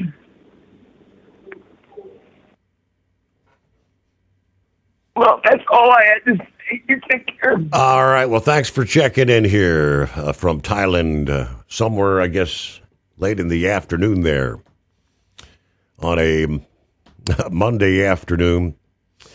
844-844-3388. Yeah, I saw that story. I think CDL Life somewhere I came across it last week. But we'll give you more details on that. Yeah. Nearly 6 years. Yeah, 4 children. Yeah, cooped up in the sleeper of this truck with the man and the woman. The mug shots, as he was mentioning, the mug shots. Wow. Yeah, you can't make this stuff up. We'll give you more details here momentarily. Truck downtime costs you money. One hidden killer on Cummins ISX-15 engines is weak injector cups. When they leak, coolant gets into the cylinders and suddenly you're facing a big repair bill. Industrial Injection has the fix. Our Torque Lock Injector Cup Kit with a threaded Torque Lock design. These cups stay sealed for good. No more coolant leaks. No more surprise downtime. Keep your truck on the road. Ask your shop for Industrial Injection Torque Lock Injector Cups today. Truckers spend lots of hours on the road. So when it comes to staying connected, you need a headset that works just as hard as you do. Blue Parrot is the #1 headset brand for professional drivers, and we've taken the quality you've come to expect from us and made it even better. Check out our newest headsets, the Pro B350 and Pro B450, offering you more hours of talk time, better voice control, extreme comfort, and industry-leading AI voice isolation microphones. So you can spend more time talking about the important things and less time repeating yourself. To get yours, check out BlueParrot.com. Blue Parrot, hear and be heard. It's time to step up your fuel filtration game. The AirDog heavy-duty diesel fuel system doesn't just filter fuel like the others. It fully optimizes your truck's fuel system for peak efficiency. The AirDog removes contaminants, including particulates, water, air, and vapor, optimizing the pressure feed, providing your engine with the ultra-clean supply of fuel it needs for the quickest starts, smoothest idle, best fuel economy, and highest performance possible. Get started on the road to optimization today at airdogdiesel.com. Ready to beat the heat this summer? Keep your long haul, short haul, off-road adventure, or just stay cool while on site with Be Cool. Designed with on or off-the-road vehicles in mind, Be Cool offers you DC-powered cooling, low voltage protection, easy installation, and more. Beat the heat with Be Cool. It's the cooler way to go. With air conditioners for semi-trucks starting at $888. Get yours today. Visit b-coolaircon.com or call 778-590-5000. That's 778-590-5000. 5,000. Advertising on the Steve Summers Overnight Drive can make a huge difference for your business. This is Dean Michael, the tax doctor, and I just want to say advertising on Steve Summers' show has been the best marketing avenue for my business, providing the best return on investment consistently over everything else I've tried. I've done it all from TV commercials, pay-per-click on Google, search engine optimization, social media, and publishing ads in major magazines, but none of them came even close to doing what Steve Summers' show did for me. If you're interested in advertising on the Steve Summers Overnight Drive, drop us an email at ssod@hotshotsecret.com. Like the men and women who power America, the people at Hot Shot Secret work hard and play harder. We're the fastest growing diesel and oil additive brand in the country. We solve problems. We protect engines. We save you money. And more importantly, time. Hot Shot Secret, powered by science.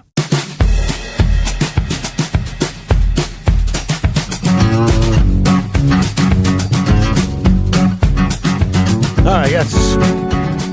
It's the kind of thing that seems like it would be a science fiction horror movie for these kids. It's a Florida couple charged with child neglect after allegedly keeping 4 children confined in the cab of the tractor trailer as rainmakers had almost 7 years without time to take showers, use the restroom, or exercise outside, according to the arrest records. Now, I said, looking at the mug shots, this woman looks like essentially a living version of something out of a Night of the Living Dead movie. The children have not been allowed to attend school for approximately 5 years. According to the Child Advocacy Center, 51-year-old Kaisha Epps and her fiancé, 37-year-old Tamra Marshawn Stewart, had been living in the cab with the children while Epps worked as a truck driver, driving the route between Miami and Atlanta. Since December of 2019, the children were kept inside the vehicle for the majority of their days. A detective on the case reported the children were walking with an unnatural gait. From being confined to the cab, they were fed poorly, never received medical or dental care, even for emergencies. During the interview, one of the children recalled a time when she burned herself badly with cooked noodles. She said there was a lot of blood, yet neither Stewart nor Epps took time to get medical treatment. According to the child has a permanent scar from the burn. Now, they say Stewart would watch the children while Epps was sleeping, showering, and driving the truck, according to the kids. And when the children witnessed sexual abuse and confronted Stewart, he beat them by punching them in their heads. The identity of the sexual abuse was not clear. The children said Epps told Epps about the sexual abuse and saw her witness the abuse. She called one derogatory names and continued to leave them alone with Stewart. One of the children was found to have an untreated STD. All 4 children shared a bunk in the cab so small that they had to lie curled up side by side because they couldn't fit. These 2 arrested here August 6th, according to a heavily redacted report filed with the Jacksonville Sheriff's Office. 4 counts of child neglect, 1 count for each child. Each count of third-degree felony is punishable by up to 5 years in prison, up to 5 years of probation, and a fine up to $5,000. Investigators said their action demonstrated a committed, willful failure or omission to provide a child with the care, supervision, and services necessary to maintain a child's physical and mental health. Food, nutrition, clothing, shelter, supervision, medicine, and medical services that a prudent person would consider essential to the well-being of a child. Capital sexual battery charges against Stewart will be filed in the 9th Judicial District by the state prosecutor. Under Florida law, anyone convicted of child sexual battery of a child under the age of 12 can face the death penalty or life in prison without parole. All the information they say about the children were pretty much redacted, including their sexes, ages, relationships to each other, and their relationship to Epps and Stewart. Bond set at $400,000 for Epps, Stewart being held without bond. But and again, so Rainmaker's question, how over that period of time, nobody ever noticed anything suspicious. Hard to imagine, right? All right, see what's going on with the blind man here on a Monday. What's happening?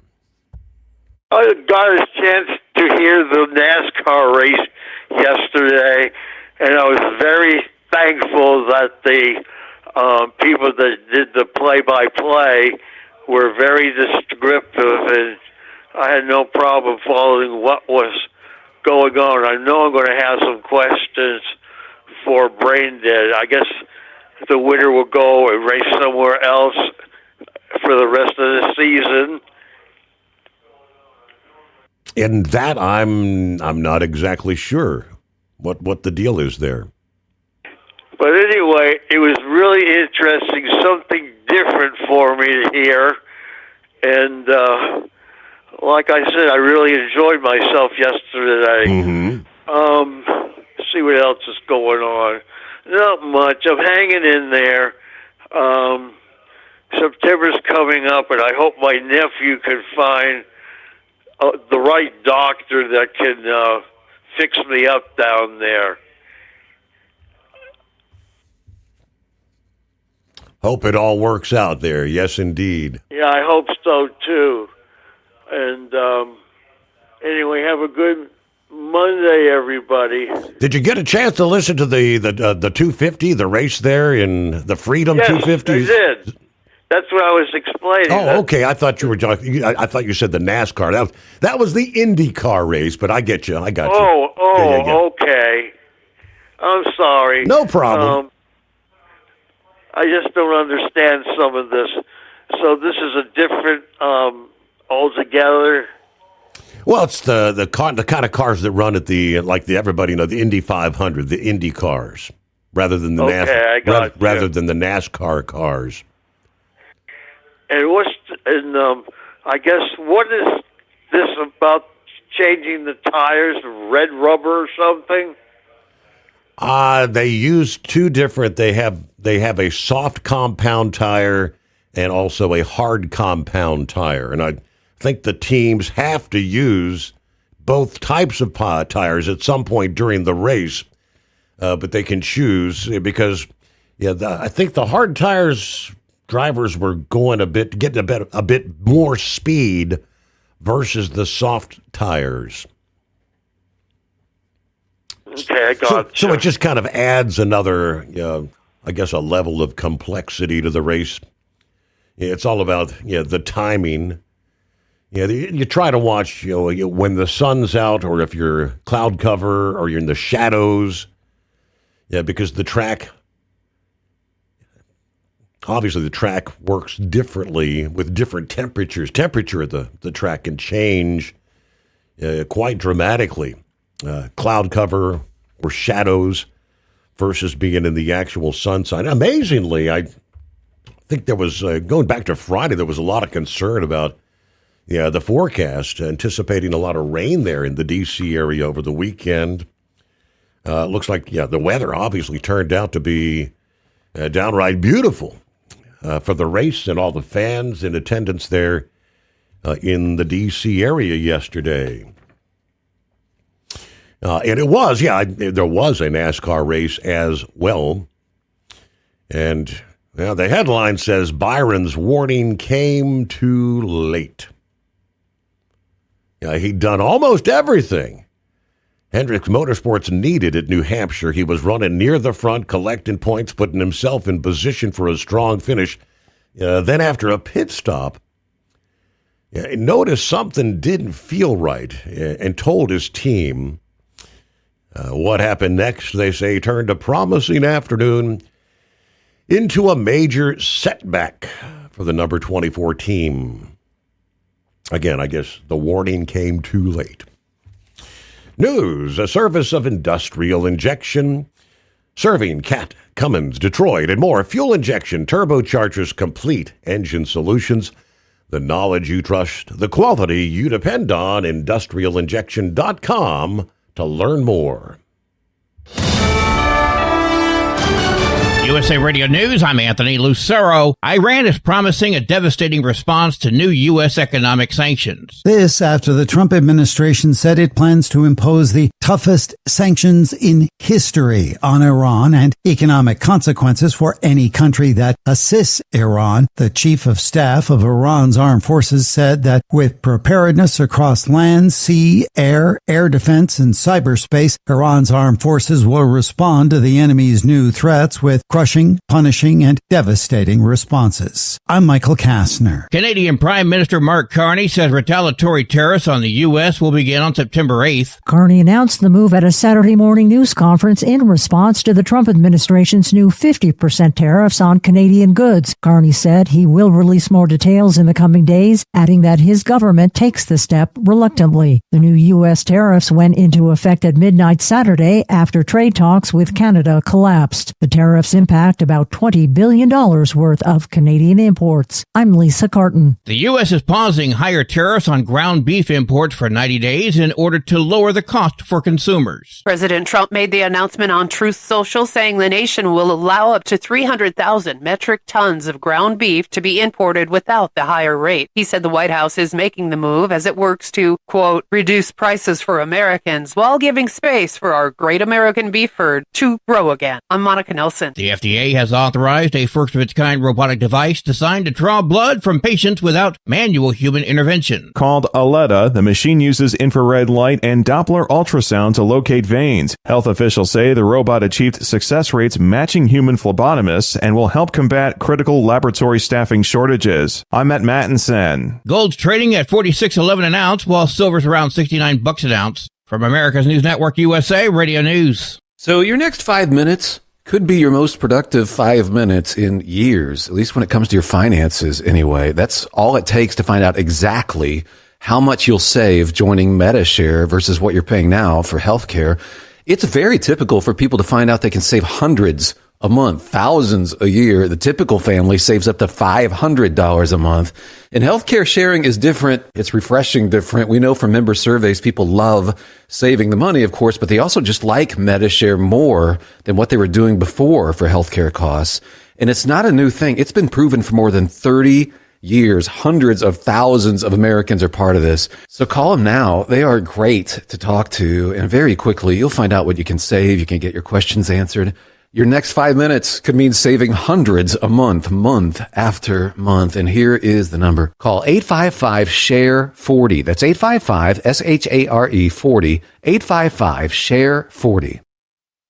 The one-year anniversary of the death of conservative activist Charlie Kirk is approaching. The group he founded is planning a memorial service. Kirk was gunned down during the event at Utah Valley University on September 10th of last year. Officials with Turning Point USA say they plan to mark the anniversary with an event called Freedom Built to Last. It'll take place at the UCCU Center on campus. Meanwhile, lawyers for Tyler Robinson, the man accused of killing Kirk, are set to meet prosecutors in court on September 1st. I'm Nia Bender. The fast-moving Hawk Fire near Reno, Nevada has now burned around 15,000 acres and remains 0% contained. More than 40,000 people have been ordered to evacuate, with strong shifting winds making firefighting difficult. Nevada Governor Joe Lombardo has declared a state of emergency in Washoe County. An eye expert is alerting parents of what signs show a possible vision problem with children. Margene Culp is a professor of optometry at The Ohio State University. She says difficulty keeping place when reading, problems seeing things clearly, trouble paying attention, and an eye turning in or out all indicate a possible vision problem. It's really critical to identify vision problems early and address them early to lessen their negative impact and be sure that the child can perform to their best potential in school. Studies show children who get screenings and glasses have a better chance of passing their state proficiency exam. I'm Scott Pringle. And I'm Anthony Lucero, USA Radio News. What if the music stopped? If the familiar voices were silenced? If there were no breaking news updates? What if your companion and connection to your community came with a monthly fee? Don't worry, we're free local radio with you wherever you go, celebrating 100 years and looking forward to the next 100. We are broadcasters. Text radio to 52886 and let Congress know you depend on your local radio stations. By the National Association of Broadcasters.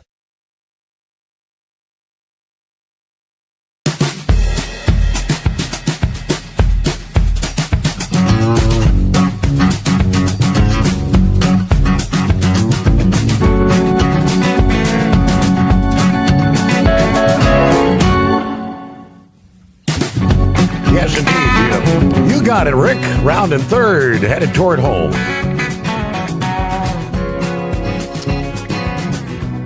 Yeah, Hendricks. It's just been a rough year. Mr. Hendricks has chastised his teams, his crews, telling them to get it fixed. Several occasions this season, but yet another day where things went drastically wrong. Byron's frustration came out over the radio. Kind of summed up a disastrous moment for Hendrick Motorsports at New Hampshire Speedway. Lap 230 or 233, just 8 laps after Riley Herbst's crash in turns 3 and 4 brought out the caution. He had made contact with Michael McDowell before Connor Zilic also got involved. Several drivers taking the opportunity to pit, including Byron. He had been running inside the top 5. Brought his number 24 Chevrolet down pit road. However, something didn't feel right when he returned to the track. Lap 227. He alerted the team he was concerned about the car. The crew told him everything's good, everything's properly secured, but it wasn't. 6 laps later, he was running 4th when the left rear wheel came off the car. Not good. Obviously, without the wheel attached, he immediately became uncontrollable, slamming into the outside wall. A promising afternoon gone in the blink of an eye. Forced into the garage, now running 5 laps down. That left the Hendricks team now to deal with the consequences of what should have been a routine pit stop. The situation particularly painful because Byron had already done the difficult part, put himself in position to score a strong finish, potentially gain ground in the standings. Instead, a tire and wheel safety violation now creates an even bigger problem. NASCAR will likely hand down a 2-lap penalty while 2 crew members from the Hendricks Motorsports number 24 team will face a 2-race suspension. Those violations fall under Section 8.8 blah, blah, blah of the rule book, covering the loss or separation of an improperly installed tire or wheel during an event. Timing could hardly be worse. He entered the race 12th in the standings, with Austin Cindric, Shane Van Gisbergen, Bubba Wallace, Daniel Suarez all fighting around him for the chase positioning. Wallace had already shown his strength by finishing 3rd in Stage 2, adding valuable points to his tally. That means every lost point is increasingly important. Byron trusted his instincts enough to tell the team something didn't feel right. Unfortunately for Hendrick Motorsports, the response from the pit box suggested everything was fine. Obviously, the wheel coming off said otherwise. Well, there's a shout-out to Semper Fi, Truck and Phil. Happy Monday, the best day of the week. Yeah, start off the week. Coffee up. Good morning, Mr. Steve Summers, the Hotshot Secret Nation, the great product of Staybill. 54 for a start. Cool. 75 for a high. Fort Wayne. 52 just to 73 for Newaygo, Michigan today. A little taste of fall there, huh? A big shout-out to the retired knucklebuster, all the veterans out there. Oh, yeah, the Garth Brooks concert in Indianapolis over the weekend was phenomenal, he said. Have a great week, everybody. Roll on. Semper Fi from Truck and Phil. Morning, Vic. Did you go over to see Garth Brooks over the weekend? No, I didn't even know that he had a concert here. I never was a very big Garth Brooks fan for one reason or another. Some of his singing style, one thing and another. No, actually, I was playing around with a rejected Troy-built mower, self-propelled, and anyway, it was not wanting to start right, so I thought, I'm just going to take that engine apart or take the head off. And the amount of carbon that was built up inside that engine and around the valves, I wondered how it was even trying to start or anything else. So I put some of that stiction eliminator in the head there and around the valves and waited a little while. It kind of liquefied it. I scraped that all off, and I got it all back together and got it all started.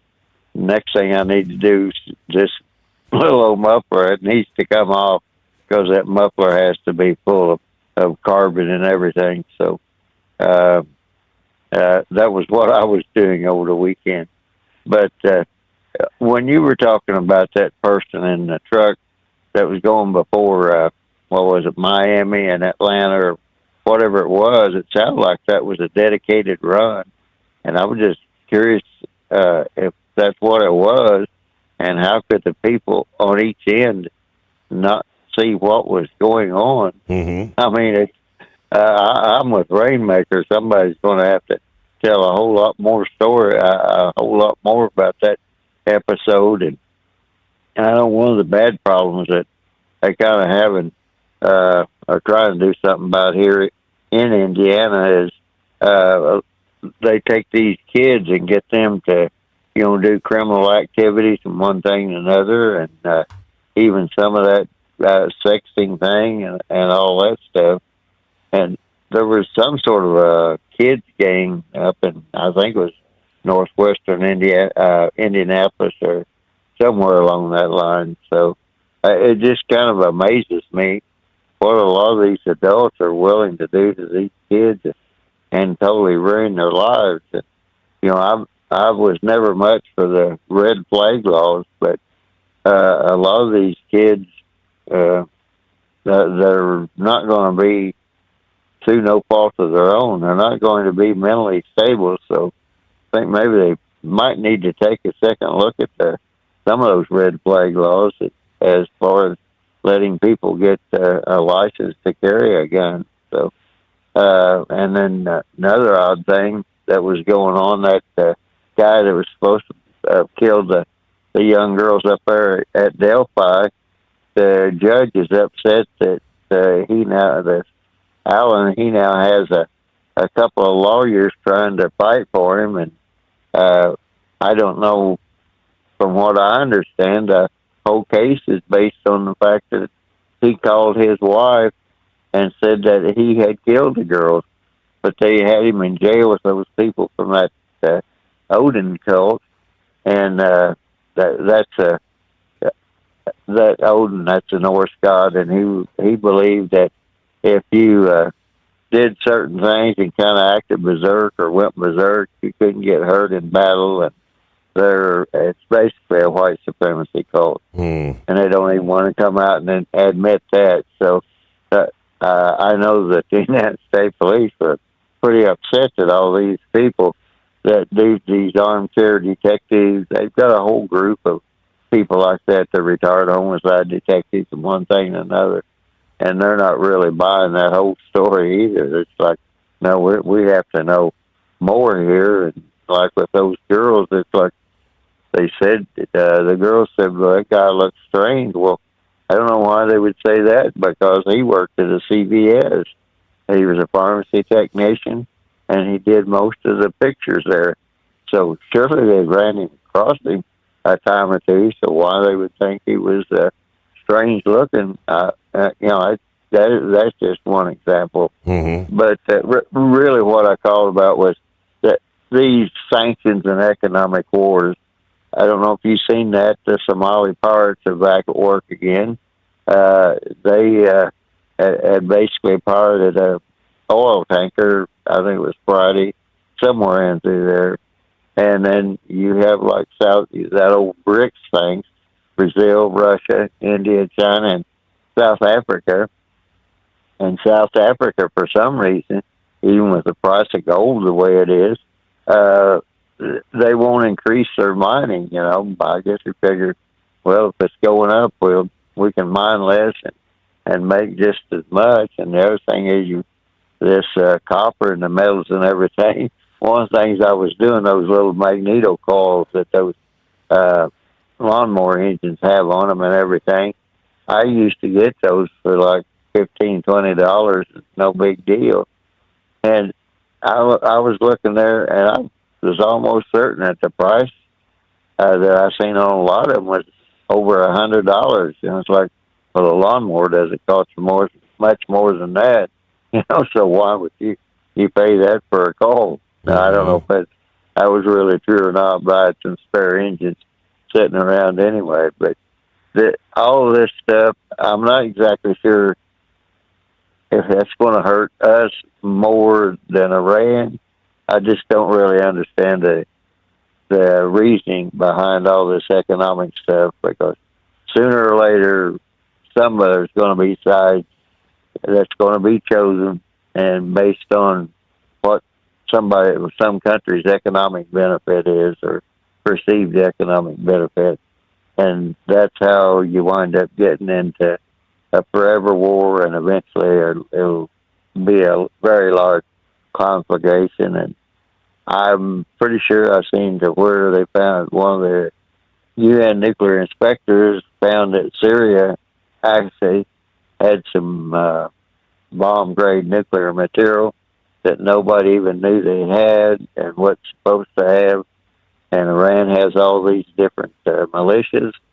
So, they're going to have a big job ahead of them trying to find if Iran actually has some of this stuff or they don't.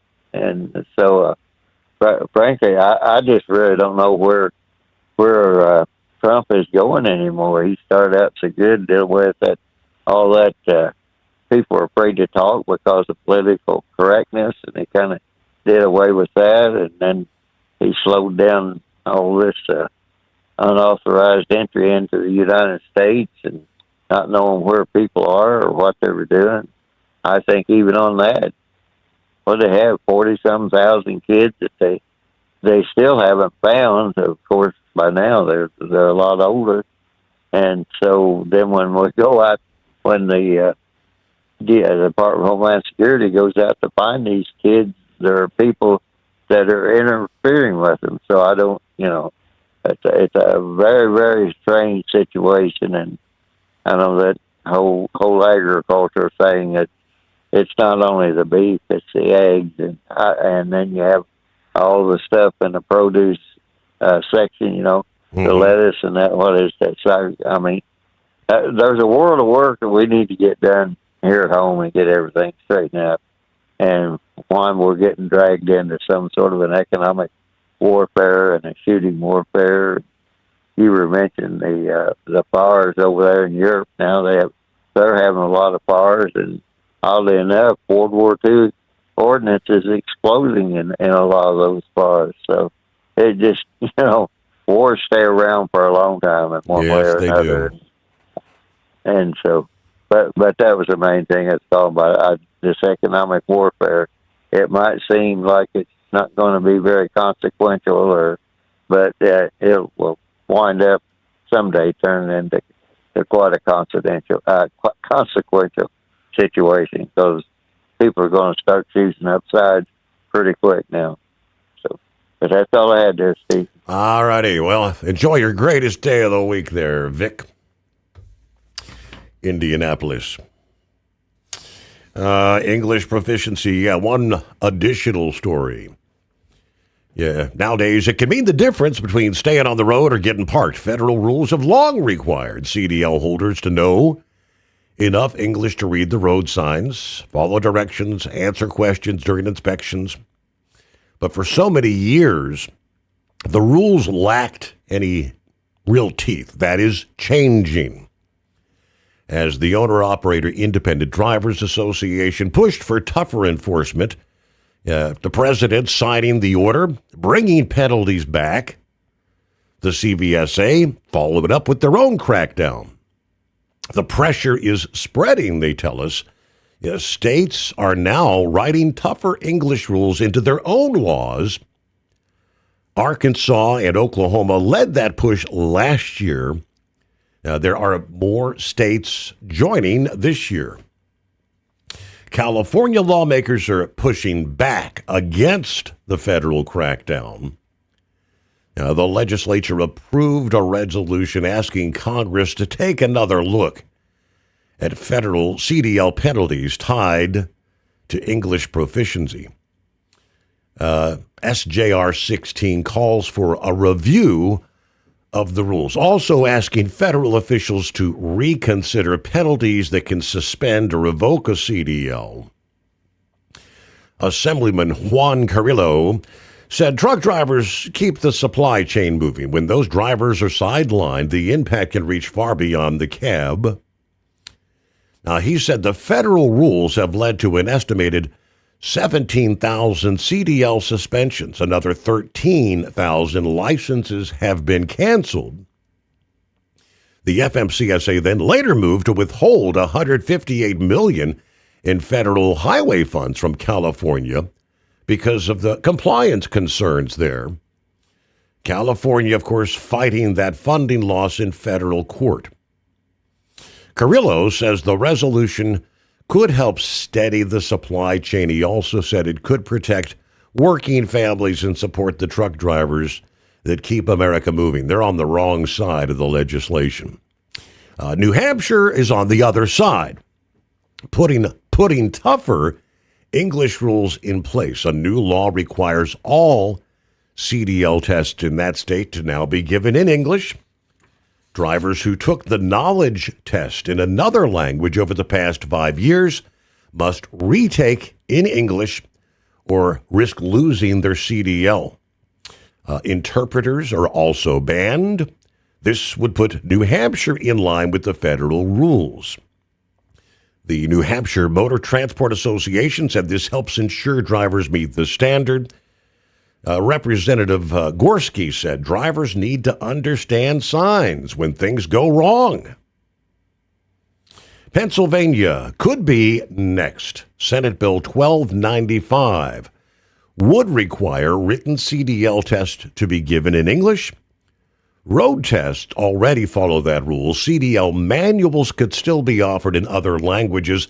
Senator Judy Ward said the bill would close some of the loopholes and keep the unqualified truck drivers off the road.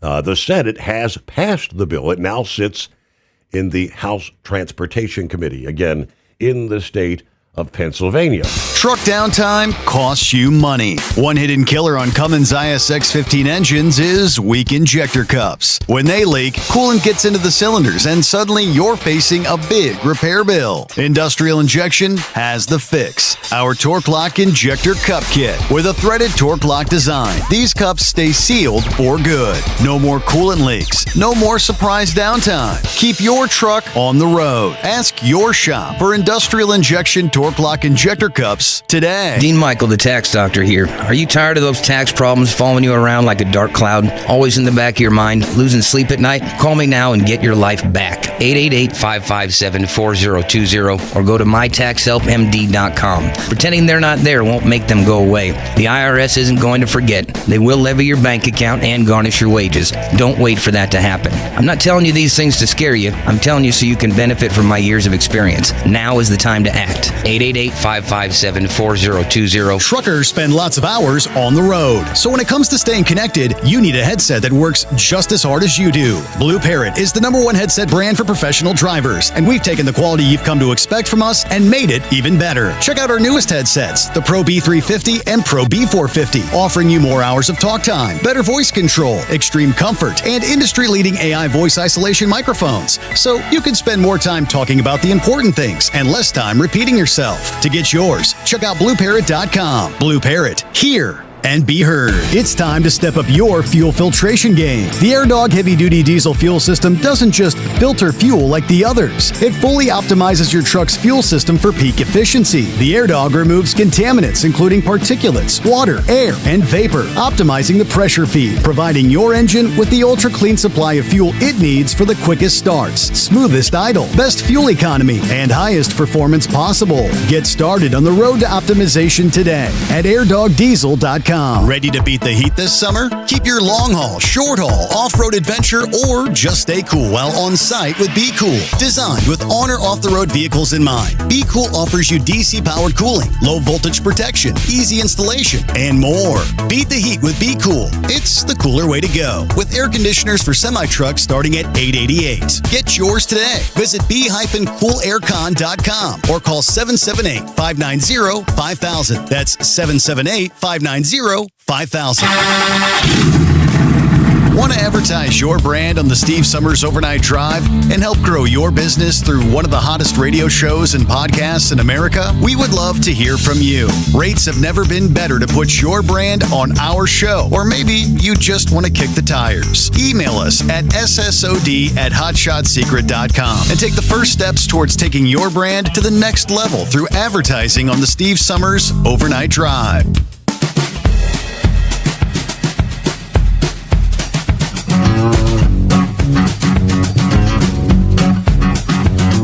One final tidbit. We talked autonomous trucks a bit earlier. Latest study says self-driving cars are not safe for everyone. Surprise, surprise. You might want to steer clear of self-driving vehicles if you have a history of head injuries, according to the new study. Hockey players who'd suffered repeated concussions were slower to respond when a self-driving car faced a complex traffic situation and needed them to take the wheel. Researchers reported recently in the journal Traffic Injury Prevention. As a result, they might have a higher risk of auto accidents with a self-driving car. Our perception is that a conditionally automated vehicle will provide individuals with an opportunity to relax, read, work, or perform any number of other non-driving tasks. Instead, however, the self-driving cars are going to create an unusual transition period where you're not quite a passenger and not always a driver either.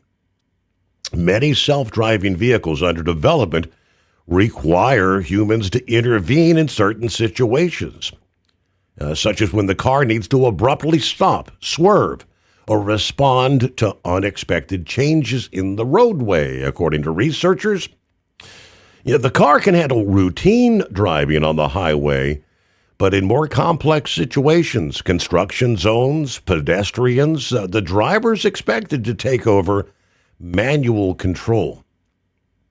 Researchers tested two groups in a driving simulator. 17 ice hockey players with a history of repeated concussions or head impacts, 17 people around the same age who did not play high-contact sports. The team tracked how well drivers could anticipate upcoming hazards as well as how they performed when they needed to quickly assume manual control. What the study brings into question is whether people will actually be willing and, more importantly, able to resume driving after long periods of disengagement. Closing out a Monday, the greatest day of the week. Thanks so much for being with us. Safe journeys out there. And, hey, we'll come back at the midnight hour Eastern Time. Join us for the next edition of the Steve Sommers Overnight Drive.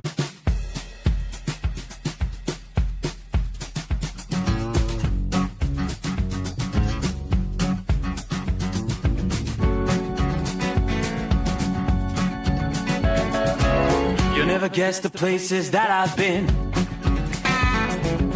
You never guess the places that I've been. 'Cause everything is like a dream, yeah, but only in that dream that I live in. I'm never gonna let the day begin. Never gonna let the day begin.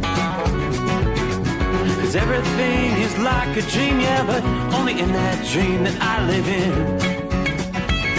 Oh, don't wake me up before you go, and I'll just make this bed my home. Oh, darling, please just let me sleep. Give me my dreams.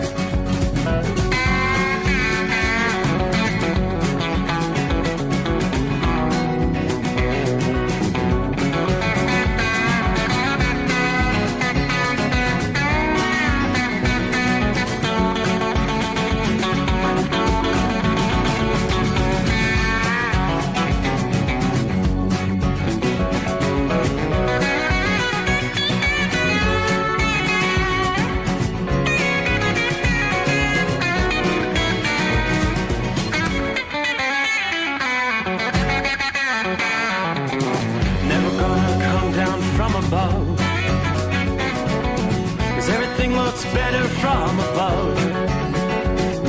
Nothing's ever as it seems, yeah, except in that world that I dream of. Never gonna lose the ones I love. Never gonna lose the ones I love. 'Cause everything is like a dream, yeah, but only in that world that I dream of.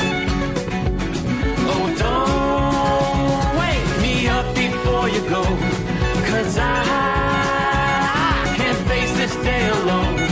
Oh, darling, please just let me sleep. Give me my dreams. Give me my dreams.